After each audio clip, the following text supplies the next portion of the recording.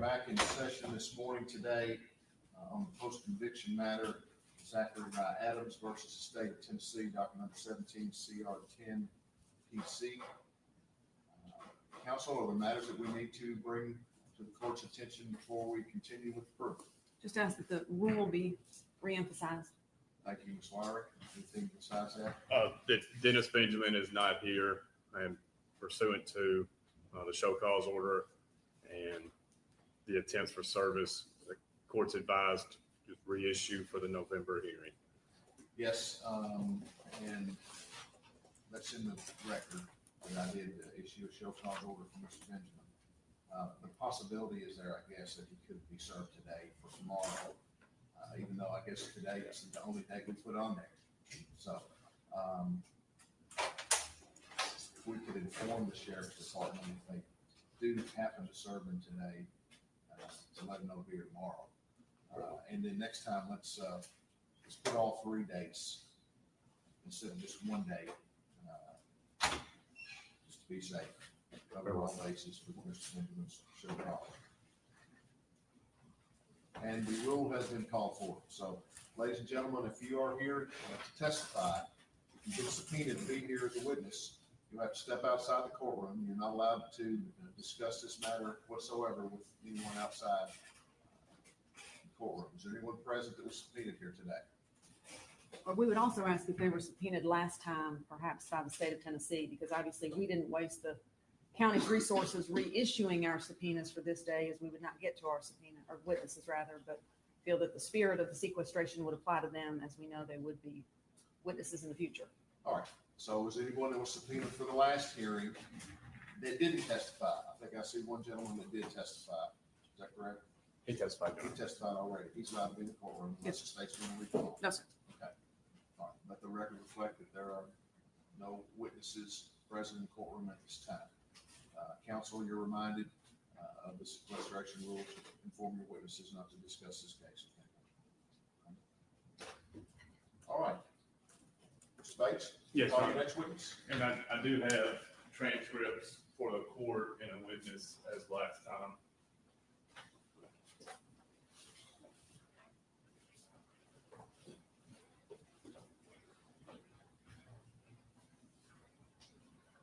I call this Beth Boswell. All right. Are these going to be entered as an exhibit or just for the court to review while she's testifying? Correct. At any time, if we refer to the transcripts are already part of the record in this case. I see. Thank you. Let's get this possible. Yeah.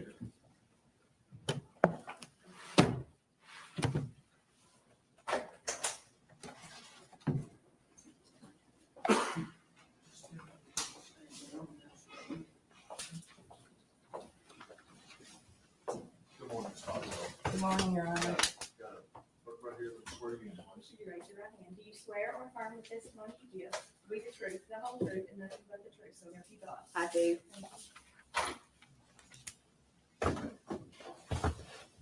State your name, please, ma'am. Beth Boswell. And how do I refer to you? General Assistant U.S. Attorney Boswell, Miss Boswell? Miss Boswell's fine. Okay. And in May, you were under subpoena as well in this case, That's correct. and a TUI letter was issued. That's correct. Okay. And if I may pass to the witness.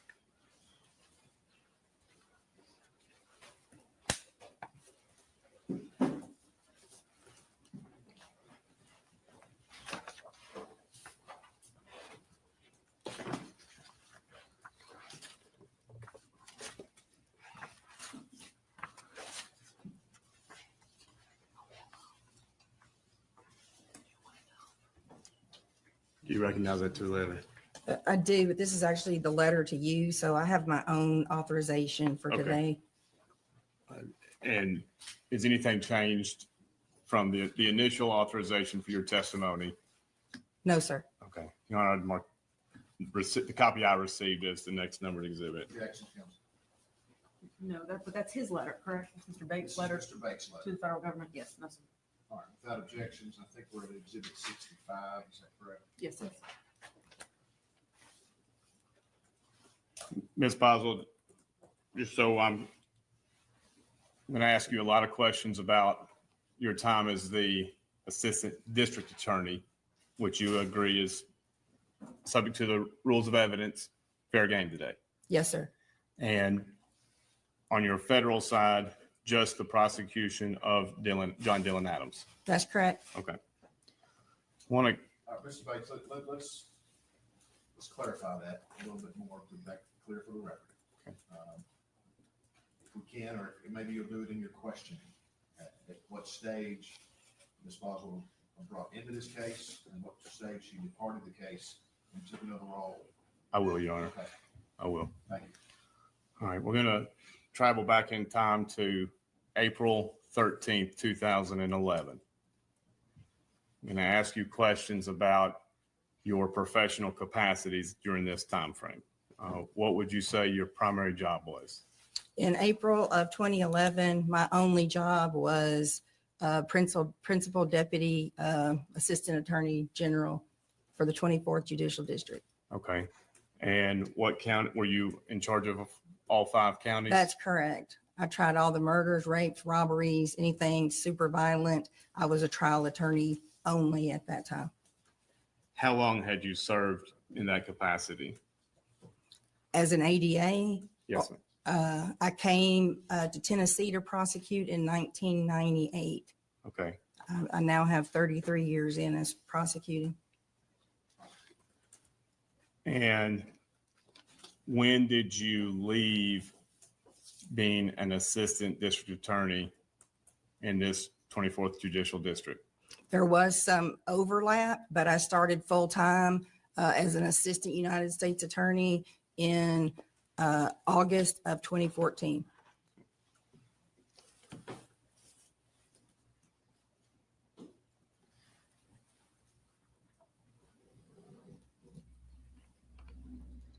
You also were the assistant United States attorney prosecuting John Dylan Adams. That's correct.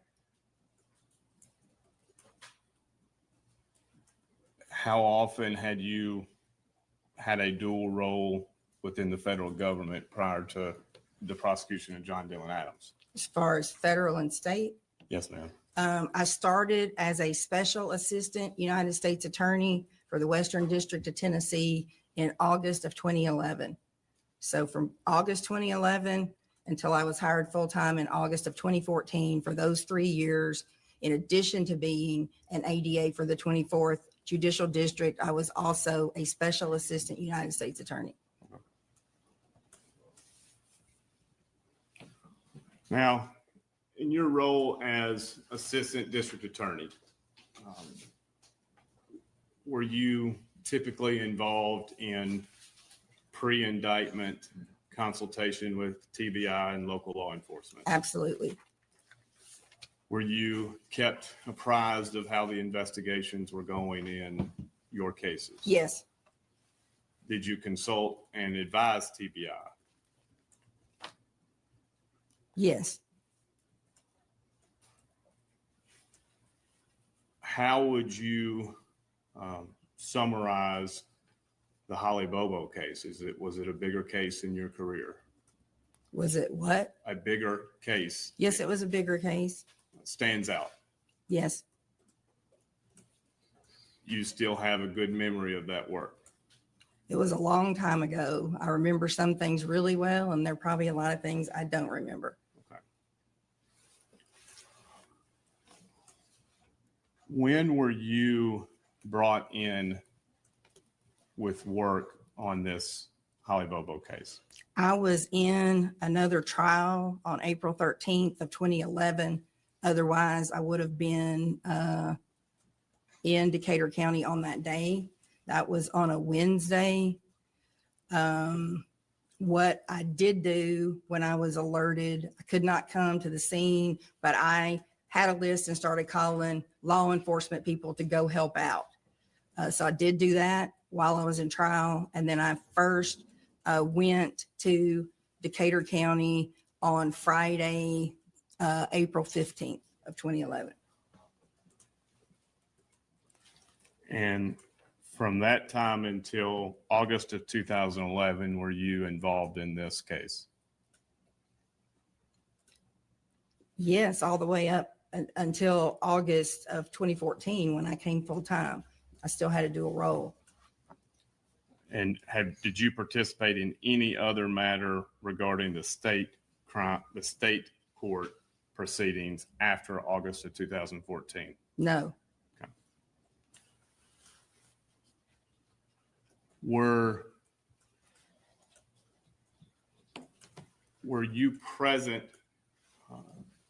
after coming to Decatur County for the attempt to recreate the cell phone journey of Holly Bobo on April 13th, 2011?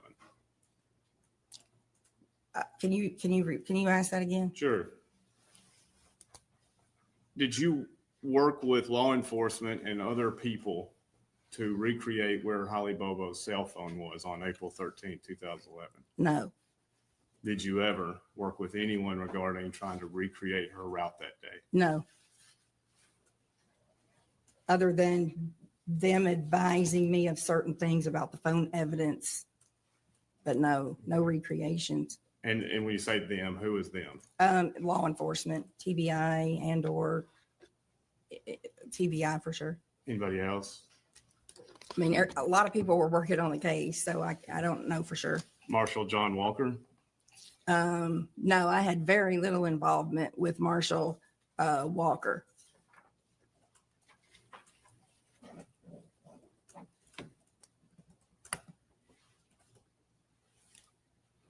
At some point, were you part of a discussion regarding installing a wiretap in the home and on the phone of Terry Britt? Yes, And when did that start? I think the first mention of Terry Britt in the case was somewhere the middle of 2011, maybe July or August, somewhere in there. So there were a lot of things going on. There were numerous suspects. So as to Britt, we did begin working on him. And January of 2012 was when we were doing the wires and search warrants and things like that. Why did it take so long to begin the wiretap? It's hard to get wiretaps. I mean, that's the whole point. There's certain levels of authorization. You can't just swear to something with nothing there. Did you review the application for the wiretap? I did. And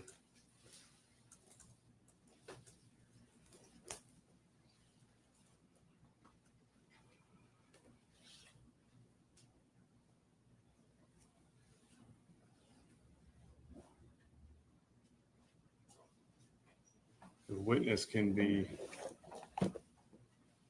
handed Exhibit 56.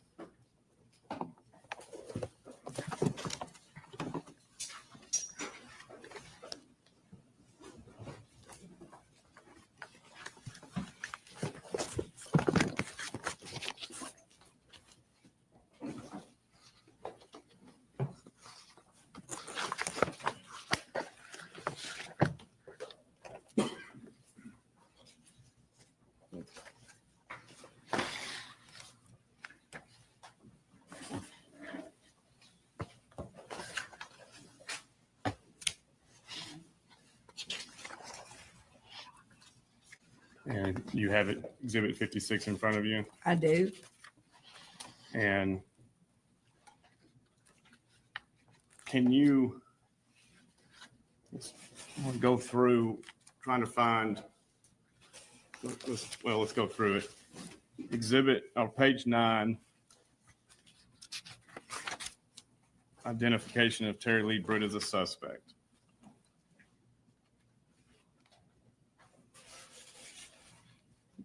You know when it was determined that he was a registered violent sex offender? I'm sure we knew that early on. I believe we had a list of all the sex offenders within so many miles of the crime scene. And his past predatory behavior, how long did it take you to get that? some of that would have been a little longer because we were getting, I think, offense reports and judgments and just accumulating knowledge as to what the past was. Terry Britt's alibi proven false. How long did that take to develop? Page 10.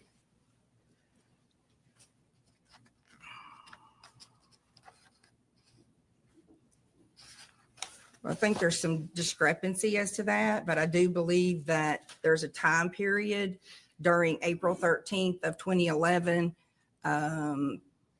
where there were some phone calls between he and his wife, as I remember. And he had indicated he had been with her the whole day. It was a very short time period where there were phone calls. I want, without even looking at this, going off my memory, it was in the middle of the day, like 12 to 1 or 2, something like that. There were some phone calls back and forth between them, which did indicate that he lied, at least as to that time period.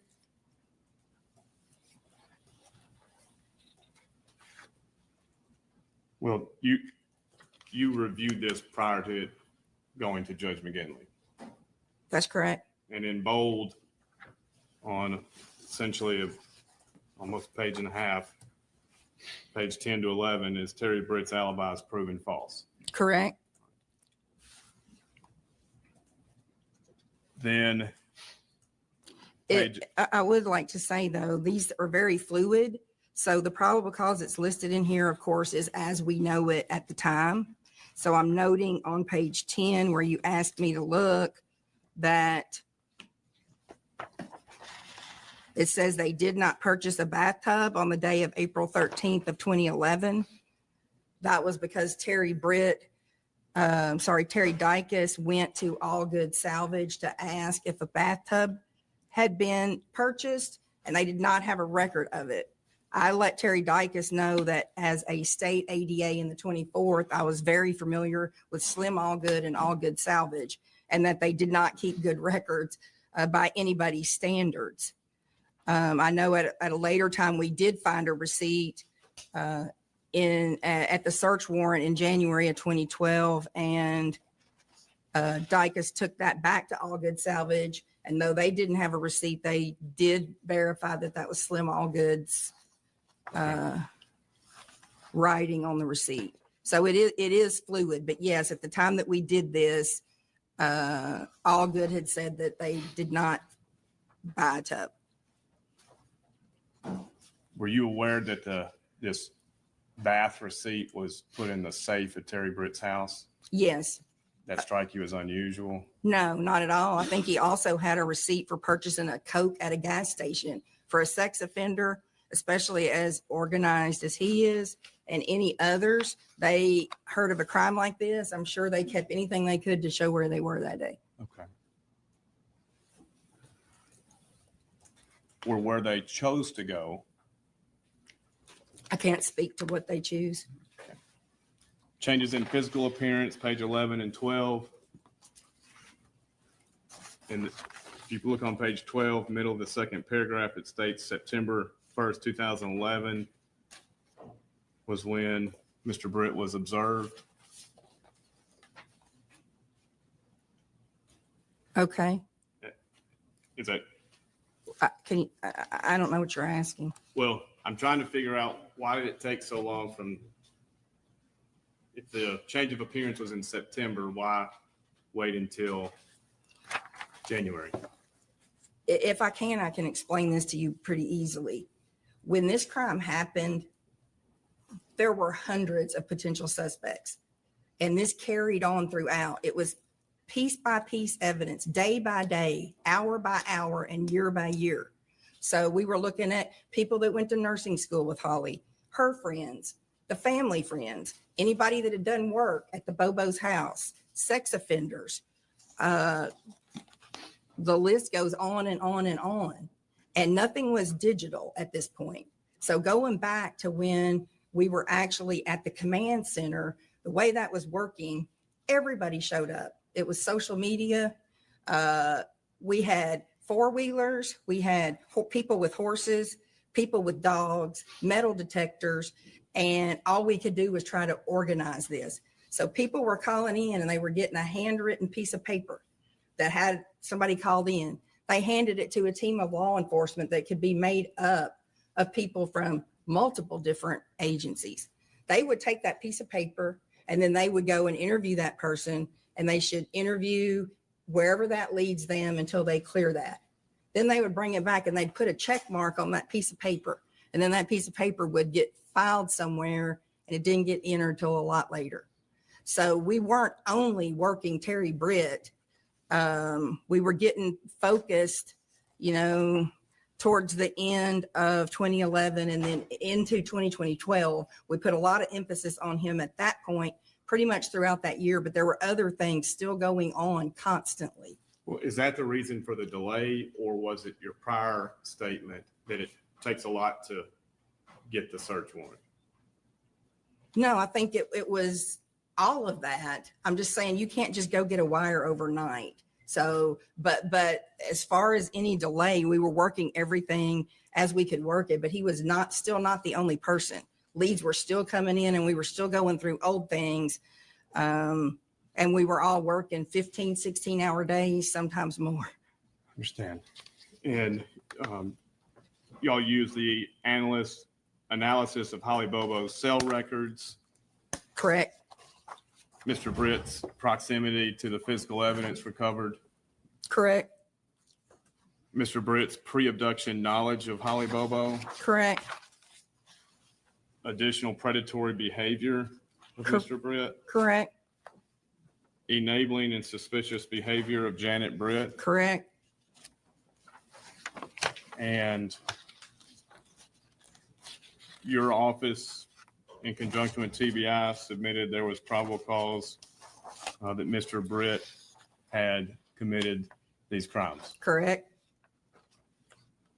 And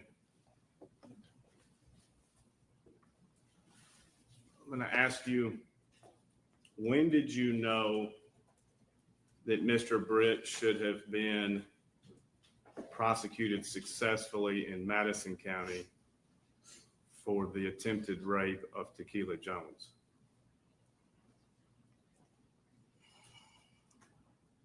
I'm not sure I ignoring, I'm not, understand. I'm gonna object. I don't understand the question. Prosecuted successfully. I don't know what.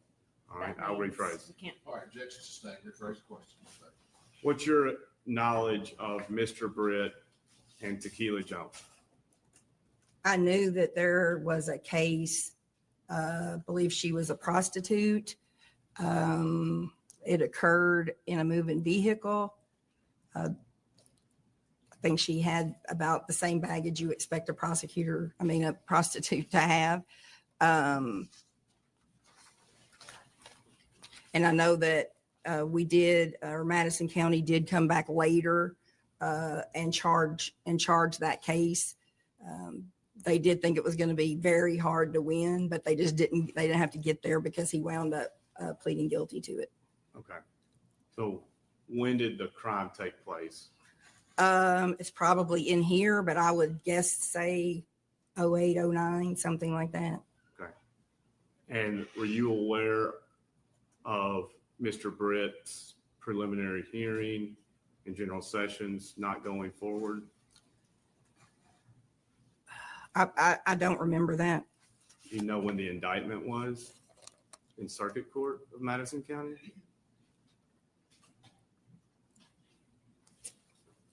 I'm guessing, but I think it was 2012 sometime. Okay. And how soon after that did Mr. Britt plead, to your knowledge? I don't remember that. It would be on the judgment sheet.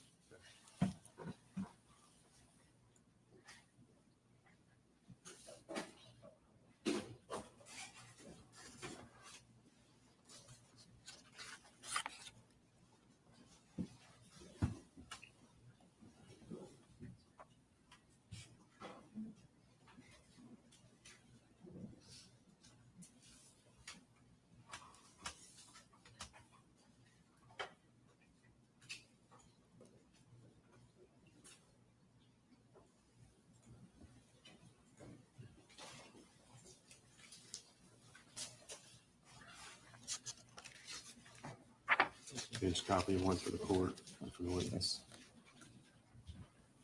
Witness has been handed the document.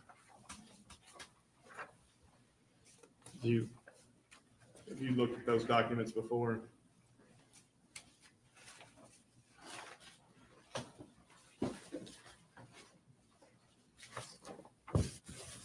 I'm sure that I did, and I'm familiar with what a state judgment looks like. Does that look like the state judgment? Yes, sir. And what's the date of the conviction?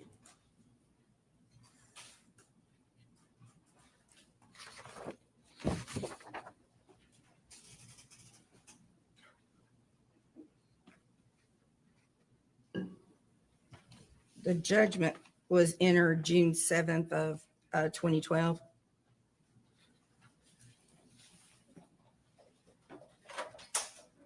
Your Honor, I'd move to mark this as a collective next exhibit. Objections? No, sir. No, sir. Without objections, we'll mark the judgments of Terry Brett on June 7th, 2012. 4 pages, collected exhibit 66.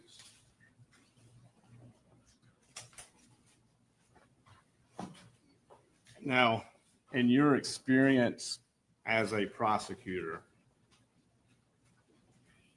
in state court, is it unusual for you for a weak case or a difficult case, a challenging case to prosecute, that's arraigned at the end of January, plea out 5 months later, less than 5 months later? I've prosecuted thousands of cases, so I don't think there's any set thing for anything. I don't know that that's unusual. When I was prosecuting in Houston, people came in and pled to felonies the morning they got arrested. They waived indictment, pled to an information, and went to the Texas Department of Corrections. So I don't know that there's a time period. That doesn't mean much to me, the 5 months in there. All right. To your knowledge, after the arrest of January, or do you know when Mr. Britt was detained based on these charges? I don't. All right. Was it soon after the indictment? I don't know when he went into custody. Well, within a couple of weeks of the indictment, an application to Judge McGinley had went based on probable cause that he committed these crimes, correct? We had probable, it is in this wire about that crime, if that's what you're asking. No. You and General McAdams, let me ask this, General McAdams further corroborated to the Judge McGinley, we feel there's probable cause that Mr. Britt committed these Holly Bobo crimes. I don't know. I don't know what you're referring to. He really didn't handle day-to-day matters, but I'm assuming because under statute in Tennessee, the elected DA has to approve a wiretap, that may be what you're referring to. Okay. I don't know if it is. Were you aware if he did or not? Not verbally, but he would have to do the letter to authorize the wiretap. Okay. So 18 days after the application, an indictment comes in Madison County for this individual, Terry Britt, for charges that took place, I believe, in 2009. If I don't have that paperwork anymore, but if that's what the judgment shows or the indictment shows, then yes. And my question is, did you have any involvement in Mr. Britt's case in this Madison County arrest conviction for attempted rape of Tequila Jones? Your Honor, I'm going to object to the relevance of this lengthy line of questioning as it relates to what happened in, I believe this is Madison County, relative to Terry Britt, a witness that the jury heard from at trial. This is a post-conviction. Yes, Your Honor. I think it's relevance as to the story of how the state changed from believing Terry Britt committed this crime. And the question was, did Ms. Boswell have any involvement Correct. in that. So I'm going to overrule the objection. You can ask the question. Do you mind repeating it? Sure. Did you have any, I'll ask it this way. Do you have any discussions with the prosecuting attorney in Jackson about Terry Britt? I did. Did you tell him that he was your lead suspect in the Holly Bobo case? I don't know that I said that because I wouldn't have discussed what was really going on with this. I could have. I don't remember that, but I definitely made him aware of the older case and wanted to know if there was anything he could do about looking into it. Okay. That's pre-indictment. That's correct. Okay. So after the indictment, what was your involvement? Nothing. There were no communications about this case whatsoever. As far as with Madison County, that's what you're asking me. Right. I mean, he may have called to tell me when he was going to plead guilty or what he had offered, but no, other than maybe him let me know, I had no other conversations. And was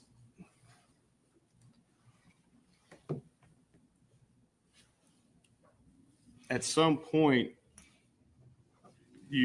did you listen to the wiretaps of Mr. Britt? Usually I would just look at the synopsis or go by what law enforcement provided me. Because had I been the trial attorney on anything where I needed to do that, then I might do that. But I don't recall listening to the wiretap. I would have been involved in the 10 or 15 day report back to Judge McGinley about whatever was going on with it. But I don't recall, at least as to the phone. I remember a few calls at the beginning, but other than that, no. Anything jump out at you as significant on the phone portion of the wiretap? No, I mean, just that he was super controlling of his wife, but other than that, no. Okay.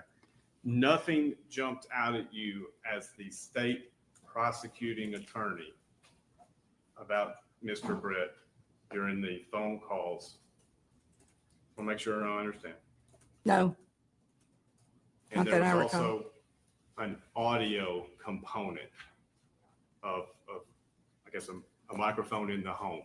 it was an oral communication. There was a separate wire for that. Yes, And were you part of the reviewing the end of progress report of the audio intercept? I'm sure I was. Do you remember what was submitted to the judge as to why the audio intercept did not produce evidence against Mr. Britt? I don't remember that. I mean, I know the whole purpose of the oral communication was to capture one conversation only, and we did capture that conversation.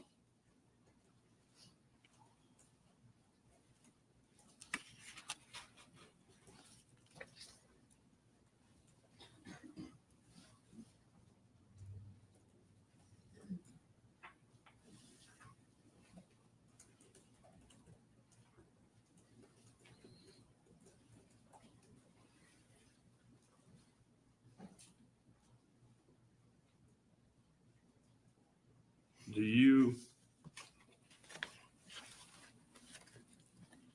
remember reviewing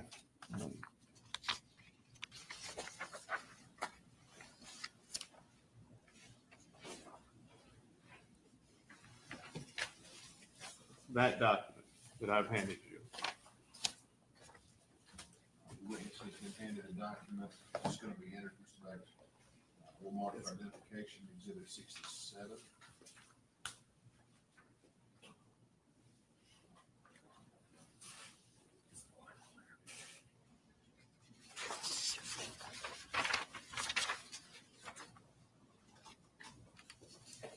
Do you remember reviewing this application on behalf of the state of Tennessee to Judge McGinley? I don't have an independent recollection, but as I said, I'm sure that I did. Okay.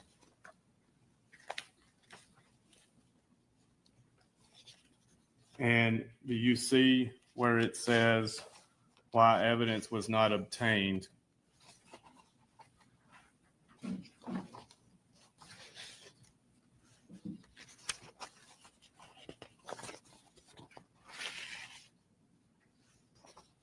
Paragraph, I believe, 6. I'm reading it. The stimulation failed to produce the evidence. As I said, we captured the one conversation that we were trying to capture. Can you read the paragraph? The stimulation failed to produce evidence. And then the failure occurred in large part because the equipment failed to perform as it was intended. It was hard to hear. This says unable to hear or understandable conversation. Correct? And can you, to your knowledge, was this submitted to the judge? He signed it. I recognize his handwriting. All right. Your Honor, I move to mark this in the next number considered. No, sir. Without objection, we'll move it in. It's Exhibit 67. I forgot you. How do you describe this document, Mr. Bates? It's the End final of- report signed by Judge McGinley for It's the, special equipment installed in the home of Terry and Janet Britt. it's the final report. Go ahead. Now, at some point, Terry Britt stopped to be, let me ask this, was Terry Britt the lead suspect for a while in this case? Yes, And at some point, he stopped to be the lead suspect. correct. And is it true that the failure to obtain evidence from the wiretap is the main reason? No, What was? we didn't get anything. We did On what? as evidence against him. We did, the oral communication had never been done in Tennessee before. We had wires on the landline, wires on Janet and Terry's cell phone. We did a search warrant at his house. We had a poll camera where we surveilled the house. We did DNA testing on items. We did fingerprinting. We took all the tools. We searched his cars. We searched his house. He made no statements. There weren't witnesses that had heard him say anything. It was all of those reasons. We focused a large amount on him, mostly based off of his prior criminal history and a propensity to be somebody who could do a crime like this. But when we went through A to Z, including things that had not been done before, and tore everything apart, there was nothing there.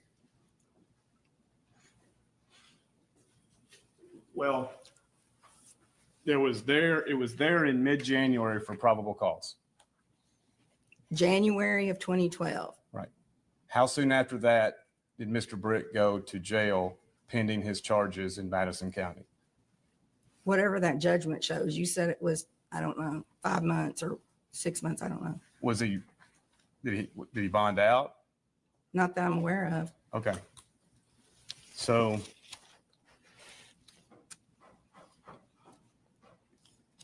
he was in jail for 2012 prior to pleading in June. Correct.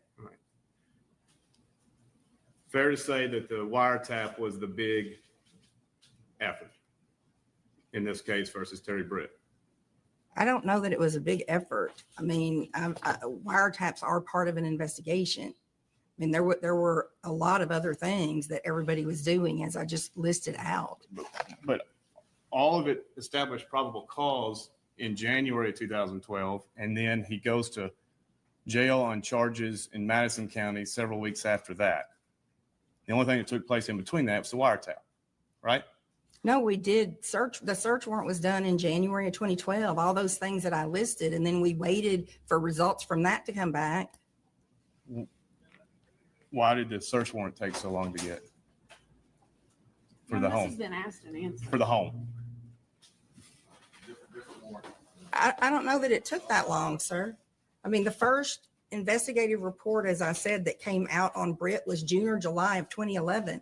That was like one report of somebody calling, in addition to the hundreds of other calls that were coming in and that we were still working. Okay. So this was a process, as I said, piece by piece, day by day, you know, and then we developed, you know, the probable cause to further the investigation, at the end of which he was excluded as a suspect. You can. One for the witness, one for the court. The witness has been handed a document will mark for identification of Exhibit 68. And you remember looking at these documents, this type of document?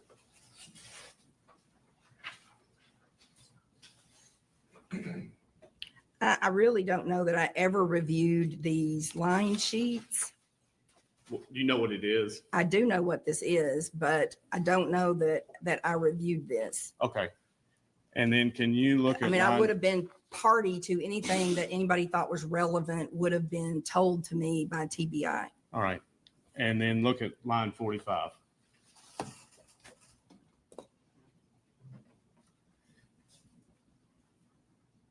And can you read the synopsis? Call from SM to TB talked about damage to house and trailer. SM asked if TB had a black light, said the black light would show blood and show where the law may have sprayed luminol. SM told TB to be careful what he said because they might have phones bugged and they might have the house bugged too. And what date was that? January 18th. All right. You would agree with me that's significant. It's a call that he had where somebody's telling him that he needed to be careful about things.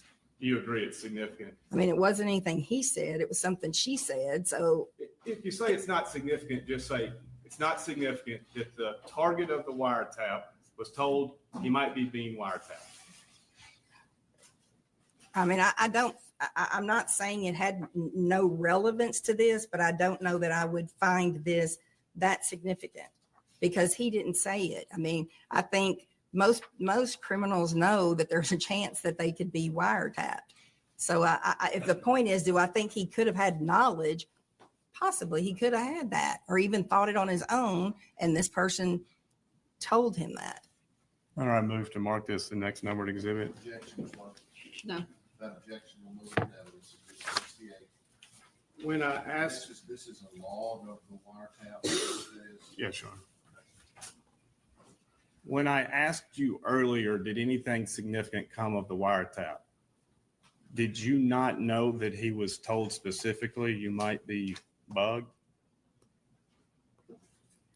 I think I did. I think I was aware of that call. Yeah. Just not significant enough to tell the court. It wasn't that important to you.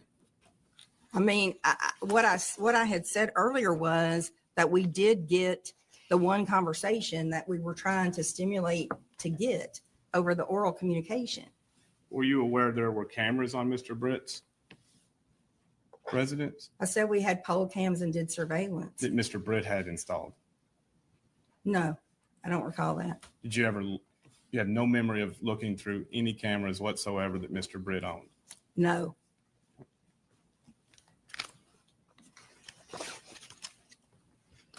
Now, after the wiretap, the final report, was there further applications to the judge about either Terry Britt or Janet Britt? I don't recall.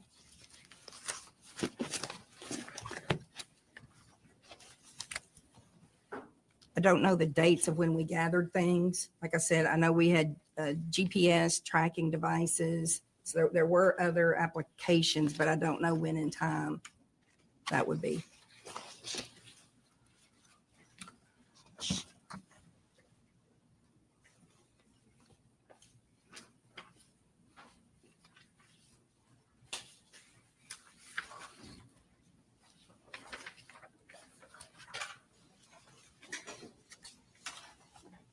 And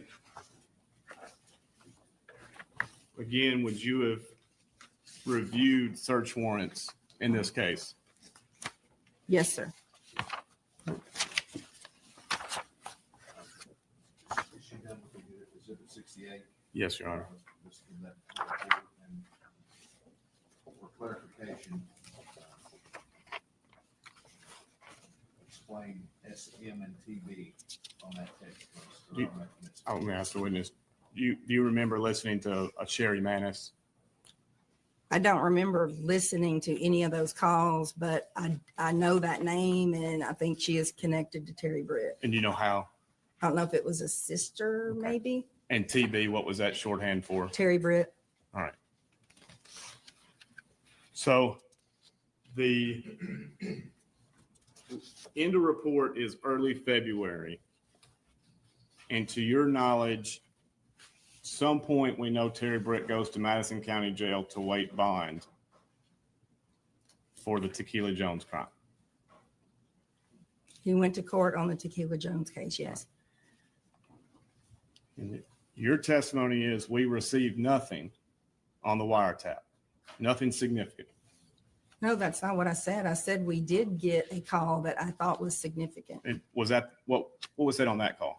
That was the oral communication when we stimulated it so that Janet and Terry would enter the house at the same time together and see the search warrant paperwork. And he said, I've done a lot of paraphrasing. I've done a lot of bad shit, but I didn't touch this Bobo bitch. Okay, and that's the search warrant through his home. Correct. Okay, not the search warrant for the wiretap.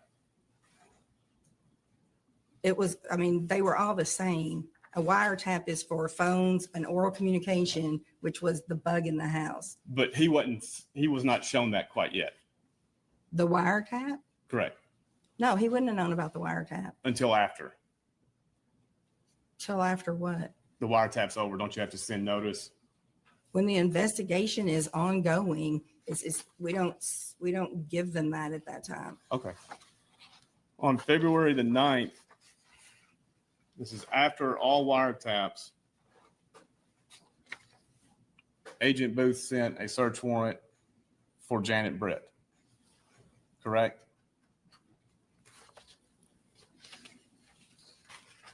The witness has been handed a search warrant with marked up for identification of exhibit 69.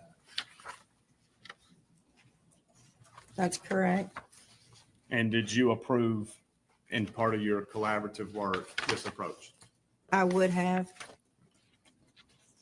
Your Honor, if we mark this the next numbered exhibit. Objections? No, sir. Moving into evidence is exhibit 69.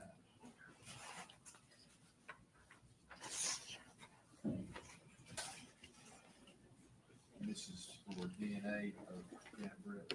Yes, Your Honor.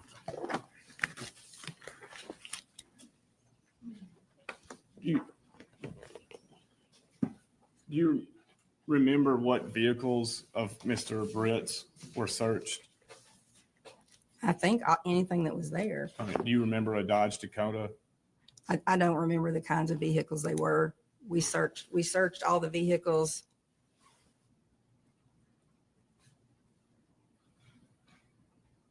In 2012, after the search warrant to Miss Janet Britt, do you remember a meeting with Terry Dykes where he presented a PowerPoint? I do. All right. Do you remember when that was? I do. When was it? February of 2013. Okay. So now let's talk this 12-month period from February 2012 to February 2013. Who was the lead case agent on this case? Terry Dykes. How long had you worked with Terry Dykes? I really don't know the answer to that, but I did work cases with him. I don't know when he came on at TBI or. Okay.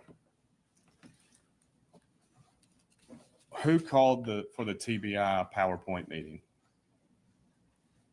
The way the PowerPoint came about was Terry Dykes took a copy of his PowerPoint to Hansel McAdams and handed it to him saying he wanted Hansel to review it and he wanted to come to present charges as to Terry Britt to Hansel, which he had no authority to do. Nobody from TBI authorized it. At the time that he did that, all of the TBI agents were no longer, everyone believed that Terry Britt had been excluded as a suspect. Without the knowledge of anybody with TBI or his superiors, which he should have had to try to present an actual case for charges, he gave it to Hansel McAdams, asking for a meeting between just he and Hansel and nobody else. Hansel McAdams said he was not going to do that, that it was his understanding that he had been excluded, that we would have the meeting, but he wanted me there and all of the agents and supervisors from TBI, Western District of Tennessee. Then I called everybody to set the meeting up. All right. Was Marshal John Walker there? I don't remember that. FBI agent Art Viveros. Art retired in December of 2012. I don't recall him being present. Could he have been there? He could have been. Anybody invite him to your knowledge? I wouldn't have, because he was retired. I would not have invited him. At this meeting, was it discussed? You know, on January 17th, Terry Britt said he might be being bugged. I don't remember that. Did anybody say, you know, the audio failed? And that's the big reason it didn't get evidence. The audio equipment failed.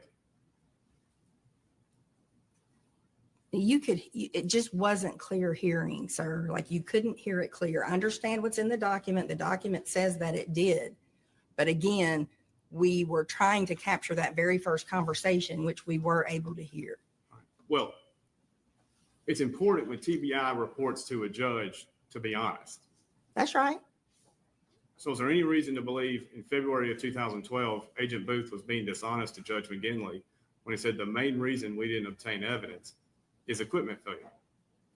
No, and he also said that the stimulation, he referenced as to the stimulation. It didn't work great. It did not work great. You could hear things, but you couldn't hear clear conversations. You had to really listen hard. I mean, it wasn't what we expected to have after getting it in there, for sure. Now, the PowerPoint presentation, do you remember, what do you remember from the meeting? I remember that everybody in the room, I do believe Ricky Inman may have been there, who also still believed that Terry Britt had done the crime. He was with Decatur County Sheriff's Office maybe at the time. But as far as the TBI investigators, the supervisors, and myself, we had excluded Terry Britt.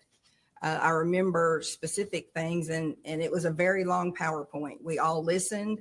We made remarks. We asked him questions. The majority of the PowerPoint were other people that Terry Britt had stalked, which, since we had cleared him, this was not going to be there anyway. But had you gone to trial on Terry Britt, if he had committed this crime and went to trial, all of those other stalkings would have been 404B. If anything, those would have never come in. And also, I don't know that you could have used them for impeachment as well. But as I said earlier, Terry Britt, could have been good for this crime based off that history alone and based off his stalking and the prior rapes. I remember a few specific things that still stick out to me now. One was based off phone evidence. There was a period of time where there was a gap or there was nothing. I don't know how to explain it, but I remember that Terry Dykes said, here's where the rape occurred. The rape occurred right now. And we said, what rape? Do you have a rape kit? Has Terry Britt admitted to rape? Do you have a witness to rape? Like, at the time that we did that, you would assume that a predator, whoever that person is, that might be the motivation for the crime. But he specifically had in there that This is where the rape happened. And you use some words, you got rape kit, and that's a kit you use on a victim if they've been raped. Right, Witnesses to a crime. right. Now, at the time, what was your understanding of where Miss Bobo traveled on April 13th, 2011? Before we come back to that, can I finish the other points of the PowerPoint? Or do Yes, you? ma'am. Okay.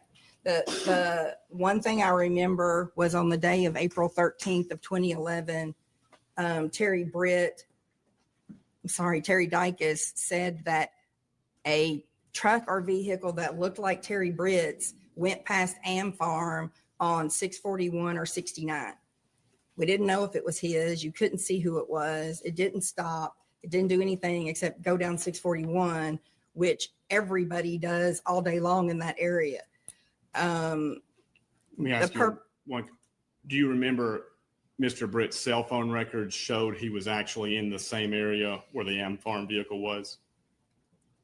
I don't, and I'll answer what you have to on the cell phone stuff and my knowledge of that. But the purpose of the PowerPoint was that he drove by where her phone was found, is the way he presented this.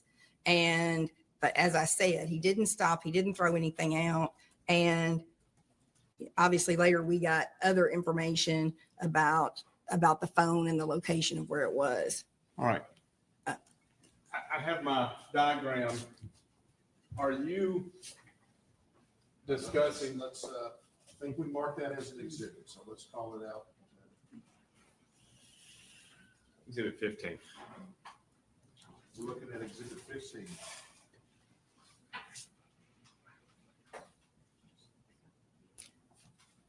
Go ahead. Are you aware, or were you referring to the travel of the victim's cell phone that I have in these purple cards, where there was no activity between 8:26 a.m. and 8:56 a.m.? I think that's correct. And did anybody say at the time her remains might be found in this area as well? I don't recall that. Have you learned after you left the case that her remains were found in the same area? There was no activity for 30 minutes. I don't know that. Were you aware there was a .380 spent round found next to her remains? I do not know anything that happened with the investigation once I came off the case. Okay. Did you have a theory at the PowerPoint meeting as to where Miss Bobo traveled that day? No, and what I can tell you is I'm not very mathematical at all. Phone evidence in that area, if I recall right, was 2G at the time. On any of my cases that I had worked in the 24th, particularly in the more wooded or rural areas, mostly what we were looking for was who talked to who to be able to corroborate if people were together or not. And it got very dicey with the cell towers and the sectors and what you could actually prove about any kind of location And to a certainty. And I recall that there were pings or things with his phone as well as with Zach's and Autry's. So, I mean, there were things going on with the phone evidence, but what was most important to most of our cases was more who was talking to who and when were they talking, because I think it was mile radiuses at that time. I mean, it was a very wide radius. You could not say somebody was right here at this spot. And I'm sorry, you just said Zach and Autry were pinging. That wasn't at the PowerPoint meeting, was it? No, but I'm saying later Okay. as well. I mean, I just don't know how the science at that time was not very good. Okay. All right. At what point did you participate in an investigation of without warning? No, Do you have any memory of who that was? I don't know what you're asking me. No.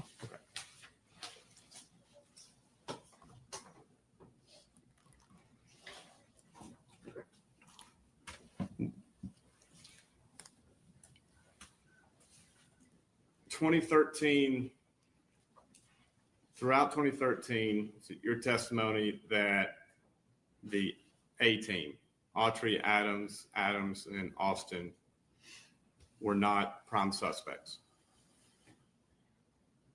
During 2013? Yes, ma'am. No, I think they were. When did they become prime suspects? I know that shortly after the PowerPoint presentation in February of 2013, some point in early 2013, Agent Ferguson took over trying to organize everything that had not been entered due to everything not being electronic at that time. We all became aware at that time that there were a lot of leads that had not been run down as to other people, including Zach Adams, Shane Austin, and Jason Autry. We made a list on some flip charts of all the people that we needed to go back and interview that had not been done with Terry Dykes or Art Viveros or the group. People had not been excluded that we thought had been excluded. And so we were making a list of people and we were working on that. Meanwhile, we were continuing to get tips regarding Jason Autry, Zach Adams, and Shane Austin from all law enforcement, people that had informants, defendants that were getting arrested on cases, victims or witnesses from other cases were continuing to come back to these guys, and that was getting reported to us. So I believe Terry Dykes left TBI, as I said, I think it was the middle of 2013, I would say June or July. Sometime before he left, I went to him, as I had done numerous times during the investigation, to say, how did these guys, how are, what about these guys? Everybody is talking about Autry, Adams, and Austin. And he would say, they're alibied. We got alibis for them, that there's nothing else to do. So before he left, I went to him because we're getting kind of just this influx of information at this point in mid 2013. And I said, how are these alibis? How are you excluding them? He said, well, two of them were together, which he was saying was Shane and Zach, and the other one was at work.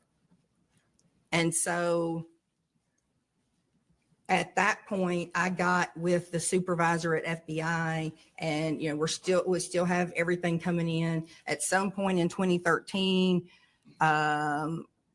he went through their stuff, and TBI was trying to go through their stuff, both paper and electronic, to pull all the statements that any of those three made to witnesses out in the community about each other during law enforcement interrogations, as well as anybody that mentioned them in a statement, to pull all of that.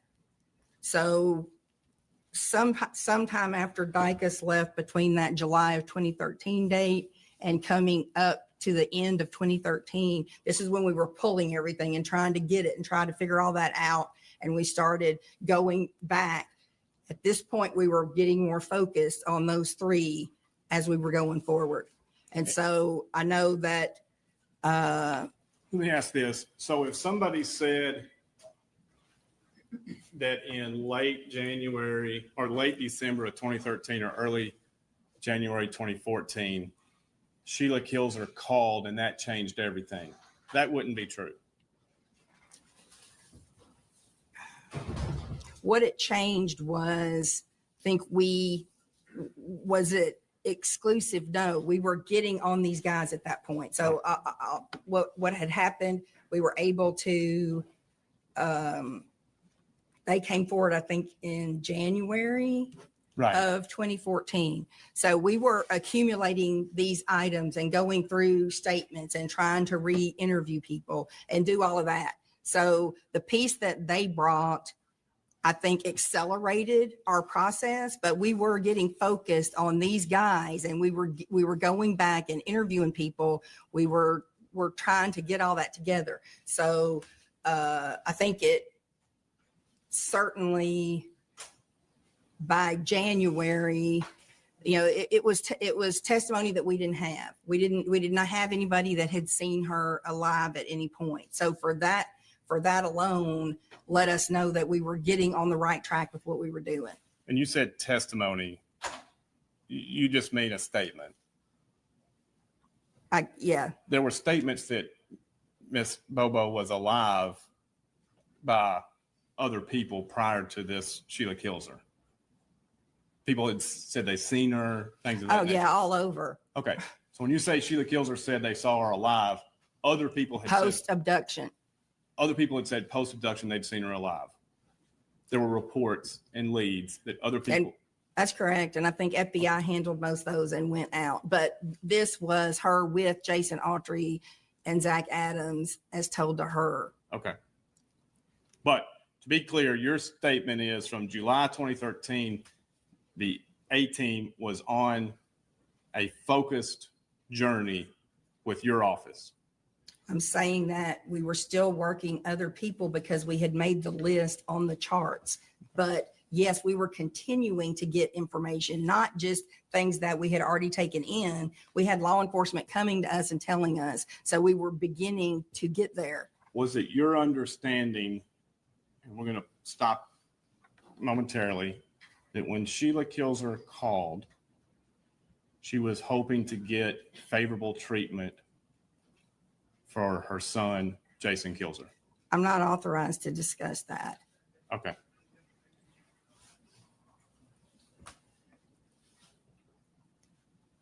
As in your capacity as the state prosecutor,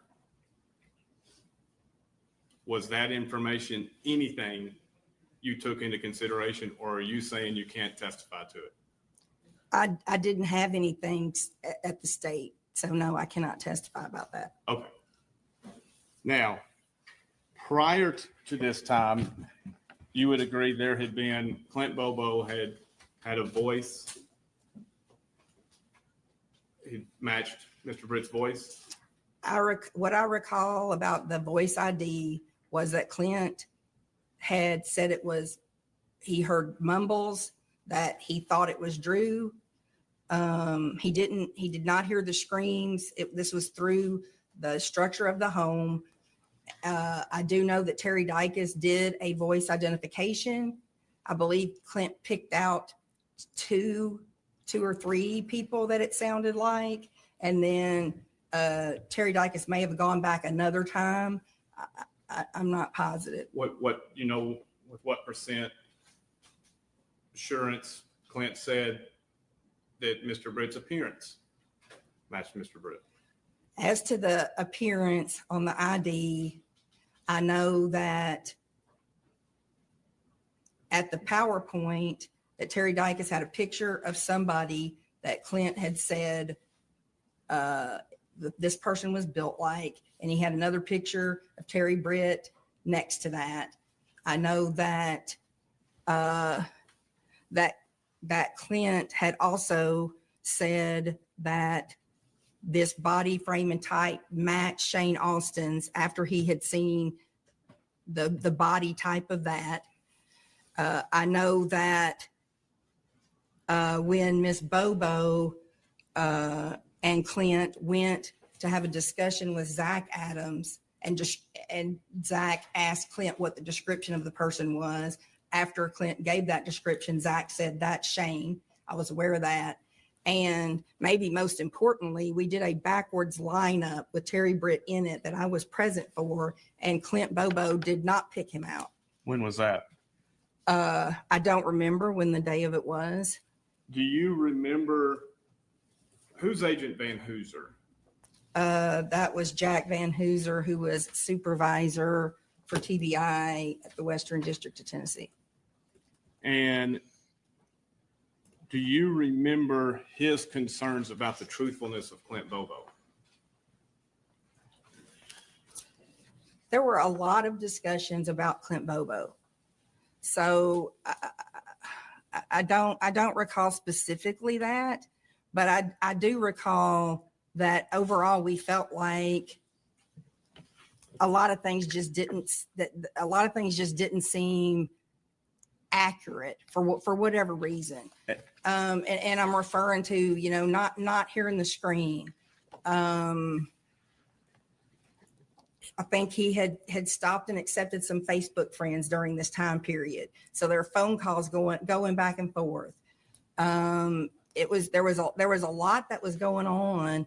I think one thing that we had discussed was that the person that walked Holly into the woods, he didn't describe that they had all of her things. And of course, we knew that there was blood in the carport, which would be consistent with some kind of blunt trauma to Holly, which would make you drop your items. But walking in the woods, he saw an item in the person in camouflage's hand, but they didn't have her purse, her lunchbox, any of these things, which would indicate that the person driving the car would have left with those things. And so he didn't hear a car or see a car. So there were some things that we didn't feel like fit in, but we also realized that he had been asleep and woke up, was confused, was trying to take this in with phone calls with his mom. So there was a lot going on. I think it was super overwhelming. So I can't say I specifically remember Jack saying that, but we had conversations about just the situation and what fit. Can you, witness be handed what's been marked for identification 21? It's in your binder, ma'am. Oh, 21. Yes. Oh, what is it? Oh.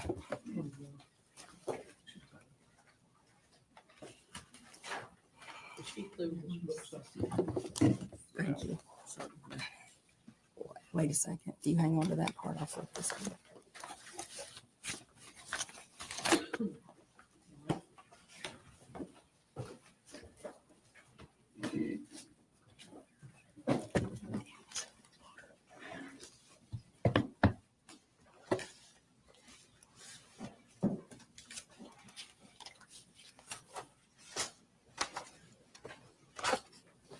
and if you can take a minute to review this document.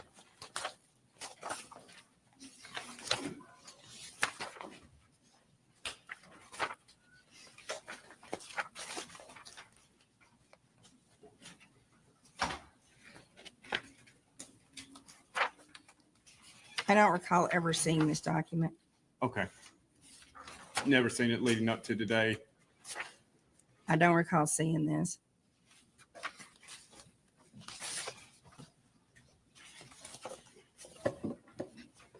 Do you remember Agent Van Hooser's frustration with Clint Bobo?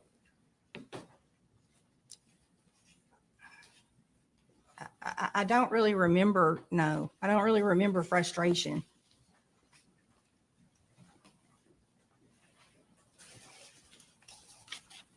I really didn't deal with Jack very much, honestly.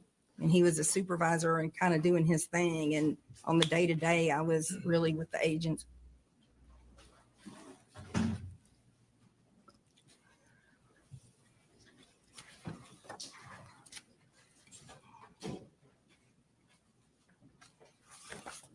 All right. You then were a part of the Sheila Kilzer at the time of Sheila Kilzer's report. Were you aware that Jason had made statements denying any knowledge of the rape, killing, abduction of Holly Bobo? Jason Autry? Jason Kilzer. I can't discuss what Jason Kilzer said. In the state. I didn't.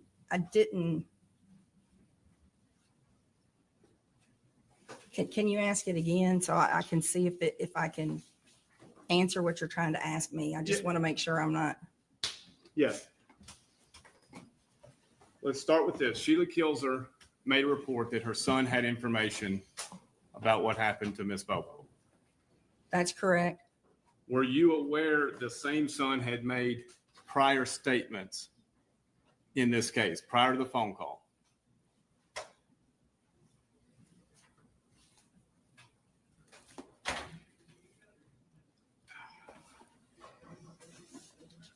Prior to what phone call? Prior to the end of the 2013, January 2014, Sheila Kilzer phone call. Okay. You mean when she reported something? Yes, ma'am. Okay, so what's the question? Had you had any awareness of prior statements of Jason Kilzer? I don't think I can answer that. I don't know how I can separate. I didn't have a state case on him at all. And so if you have something you want me to look at, I'll gladly do that. This is an IR. Yes, Your Honor. 1490. 1490 is exhibit 70 for identification.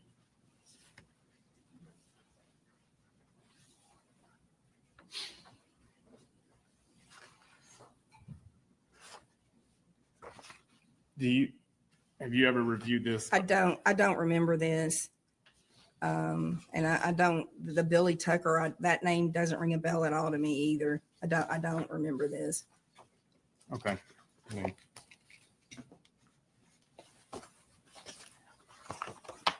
leave it for identification then. That's fine, Your Honor. 70. And ask that this be identified as the next identification. Mark for identification, the next document is exhibit 71. And Ms. Boswell, this document, did you ever look through this document? If you'll let me read it, I'll let you know.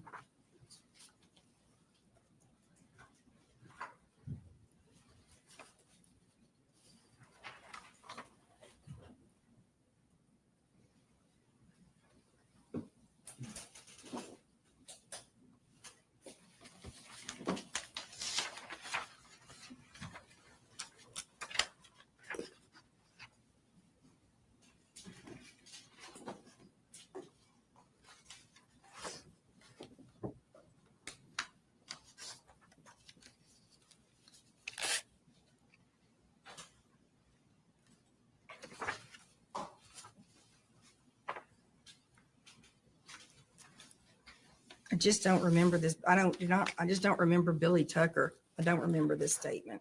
Okay. I see that it's on the IR and I don't doubt whatever was said, but I don't recall this document.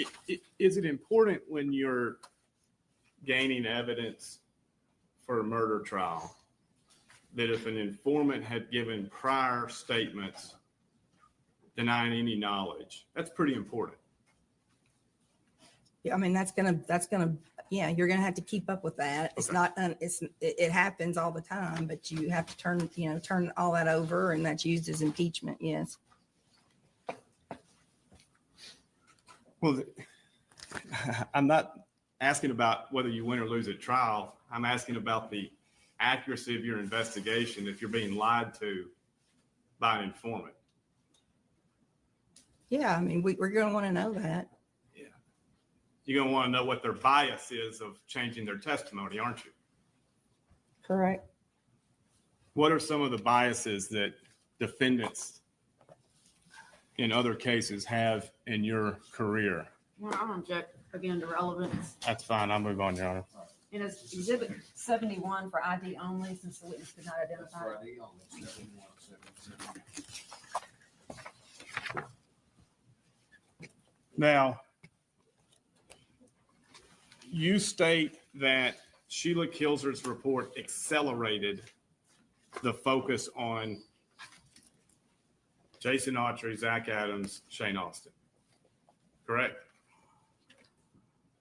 Yeah, I think I did use that. I think I did say that word. Now, at this time, I believe the Sheila Kilzer, do you remember when Ms. Kilzer met with TBI?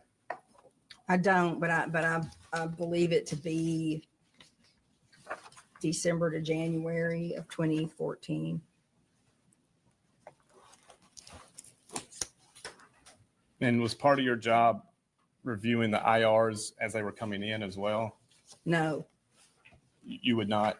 like these didn't exist. Like things were coming in on handwritten pieces of paper, and they were still going back to the beginning over years worth of things to enter these. So other than when I really saw, I would know this information because they were telling me and I was discussing it, which is why some of it I may or may not remember. But until I got ready to try to turn over Discovery to get this out, like I didn't have all these printed out. I didn't have this where I could read all of these, if that makes sense. Did you ever participate in compiling this document, not compiling, but reviewing it as part of the discovery process after the arraignment of Zach Adams?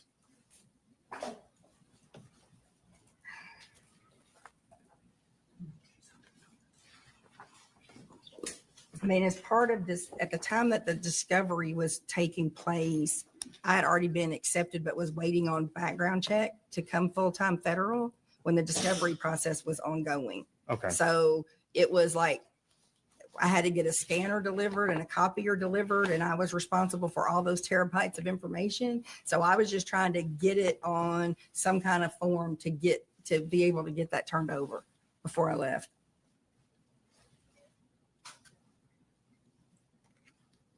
Do you remember ever seeing this document, IR 1883? Our witness has been handed the document for identification exhibit 72.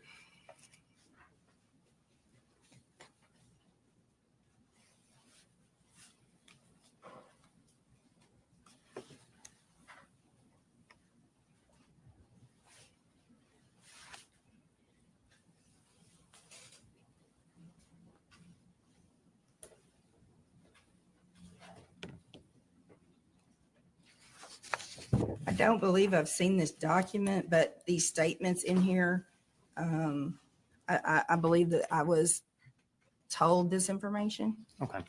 Now, at this time, January of 2014, did you know who Dennis Benjamin was? No, Did you have any idea that the Bobos had a quote unquote investigator? yes, Who did you know who it was? I did not, and I didn't have any dealings with that, but I just recall that Jack Van Hooser had been dealing somehow with this investigator. I don't want to jump ahead, but if you notice at Dylan's sentencing, when I called him to the stand, I didn't even know his last name. We'll talk about that. Real briefly on Jack Van Hooser. Was he always in? The next one, are there objections to the IR 1883? I would ask it to be marked ID only. Okay. She didn't identify. At this stage, it will be for identification only. Exhibit 72.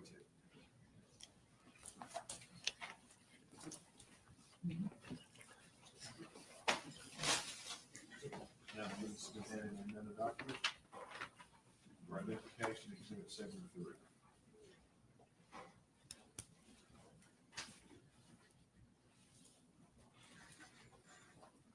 Do you remember looking at this document? No, sir. Do you remember Agent Van Hooser telling the Bobo family Clint was giving the defendant a get out of jail free card? No, sir. That you just have no. I just didn't deal with Jack that much. So Okay. no, I do not remember All right, this. we'll just mark that for identification only, Your Honor.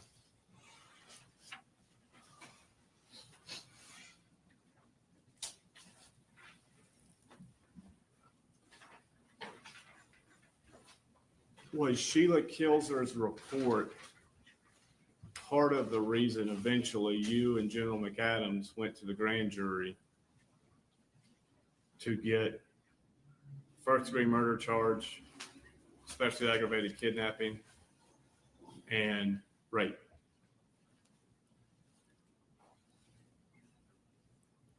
I can't discuss what was said in grand jury, but I was aware of that. But there, as I was talking about kind of the acceleration. So a lot of things were happening in January and February before Zach's indictment in March of 2014. To your knowledge, was Dennis Benjamin working this case at that time? I don't know.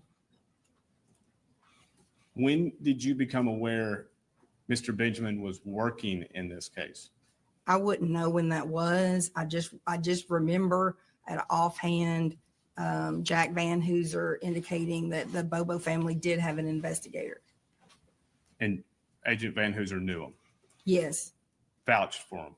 I don't know about that, but he knew him. Yes.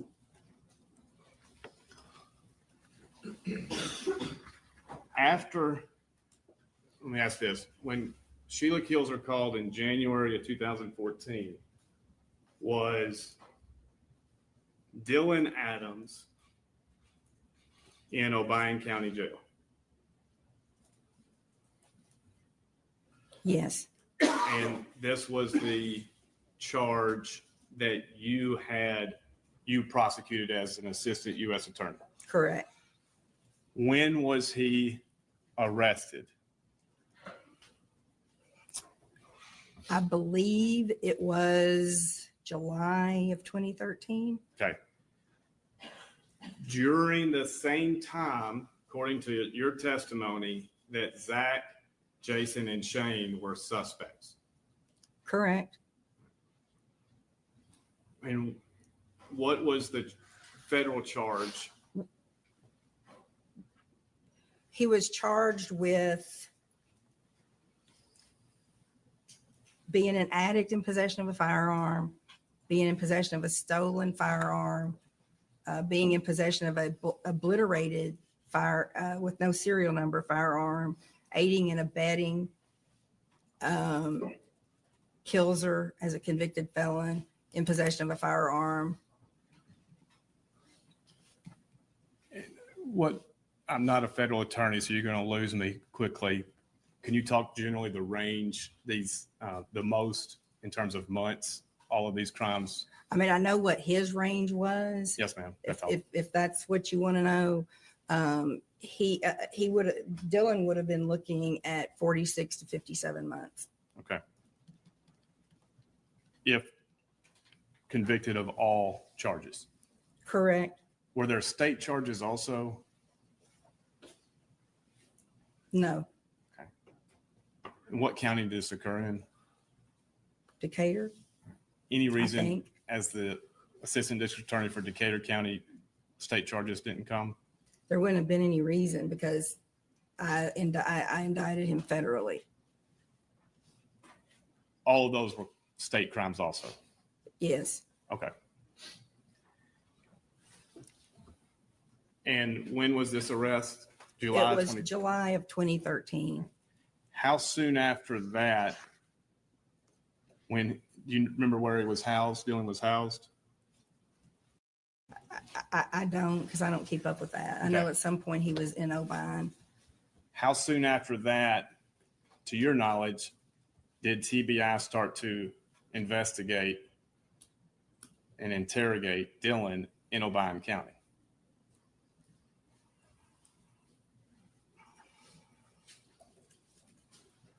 It was, I think, in 2014. Okay. After the Sheila Kilser. Right. I think she was more around like January 2014. And then if I recall correctly, Dylan would have been somewhere around in February of 2014. Okay. A lot of stuff was happening at that point. To your knowledge, was a lot of stuff, including Dennis Benjamin talking to witnesses? I don't know about that. Okay. You were. I mean, I can tell you what I did mean by a lot of things. If you want to know, I can tell you that. We'll come back to it. You were, fair to say, coordinating the interrogation of Dylan to obtain evidence to prosecute in state court. Can you ask that again? You were coordinating the interrogation of Dylan Adams to prosecute defendants for the Holly Bobo crimes. I mean, we did interview him. Yes. And your opinion, did that interview create the breakthrough necessary? What it did at that time, based off me talking about January and February with so many things happening, we were going back and interviewing people. So we had busted Autry's alibi, which had never been done. And Terry Dykes had said that Autry was at work that day. So we found out that he was not working for the Douglas guy or the Taylor guy, that Douglas had last paid him, I think, like a month earlier.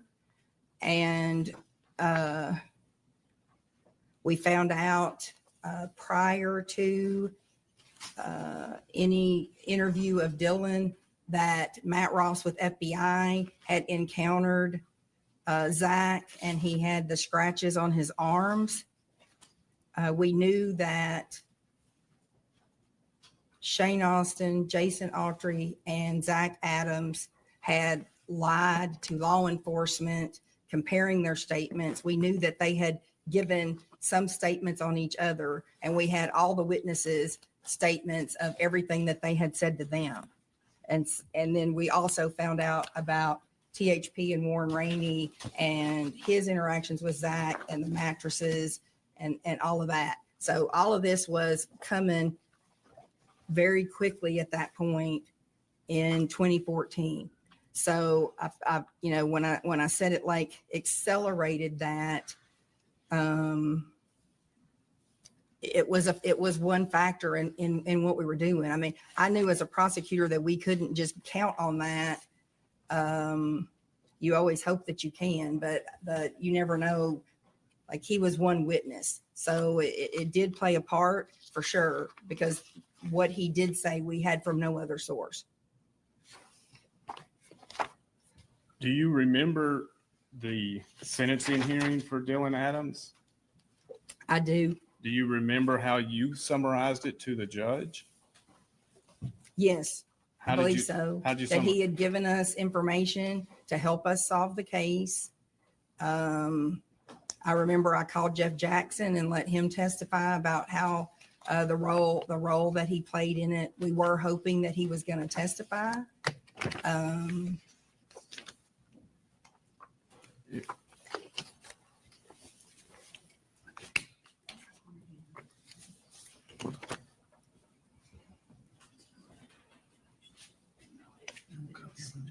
I don't have a copy for the judge. Well, I'm not sure what this is. Well, Your Honor, I think we probably need to talk logistics of this. This is a sealed exhibit, but the witnesses just talked about it. I understand, she talked about it, if you were sealed by the judge, though, in federal court, correct? Yes, sir. It's not already been entered and that kept it Yes. sealed? Yes, sir. So let's just refer to that exhibit, Okay. and then you can. I will. I'm not sure what she can testify to about it, since it is sealed. As far as in the public arena, certainly the court can review it. I do plan to cross-examine her with this, and if this needs to be sealed, I have no objection to this proceeding, this part of the proceeding. I don't know how we can talk about what's contained within these pages that are sealed without an order from Judge Breen giving us permission to do that here today with the public watching. The state filed it as an exhibit to their motion. Sealed. See, If it's sealed, I still have the ability to use this in the proceeding. If we need to seal this part of the proceeding, I'm perfectly fine with that, Your Honor. well, at a minimum, that's what we're going to do. And I'm going to give them an opportunity to cross cross-examine her about it. Yes, sir. That's the state's only objection, is the fact that it was sealed by Judge Brady, federal court. Yes, sir. Okay.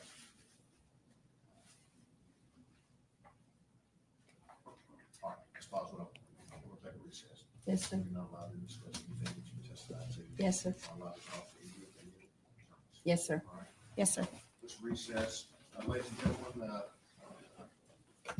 the next part of this testimony was sealed by federal courts. So this court has no authority to unseal that.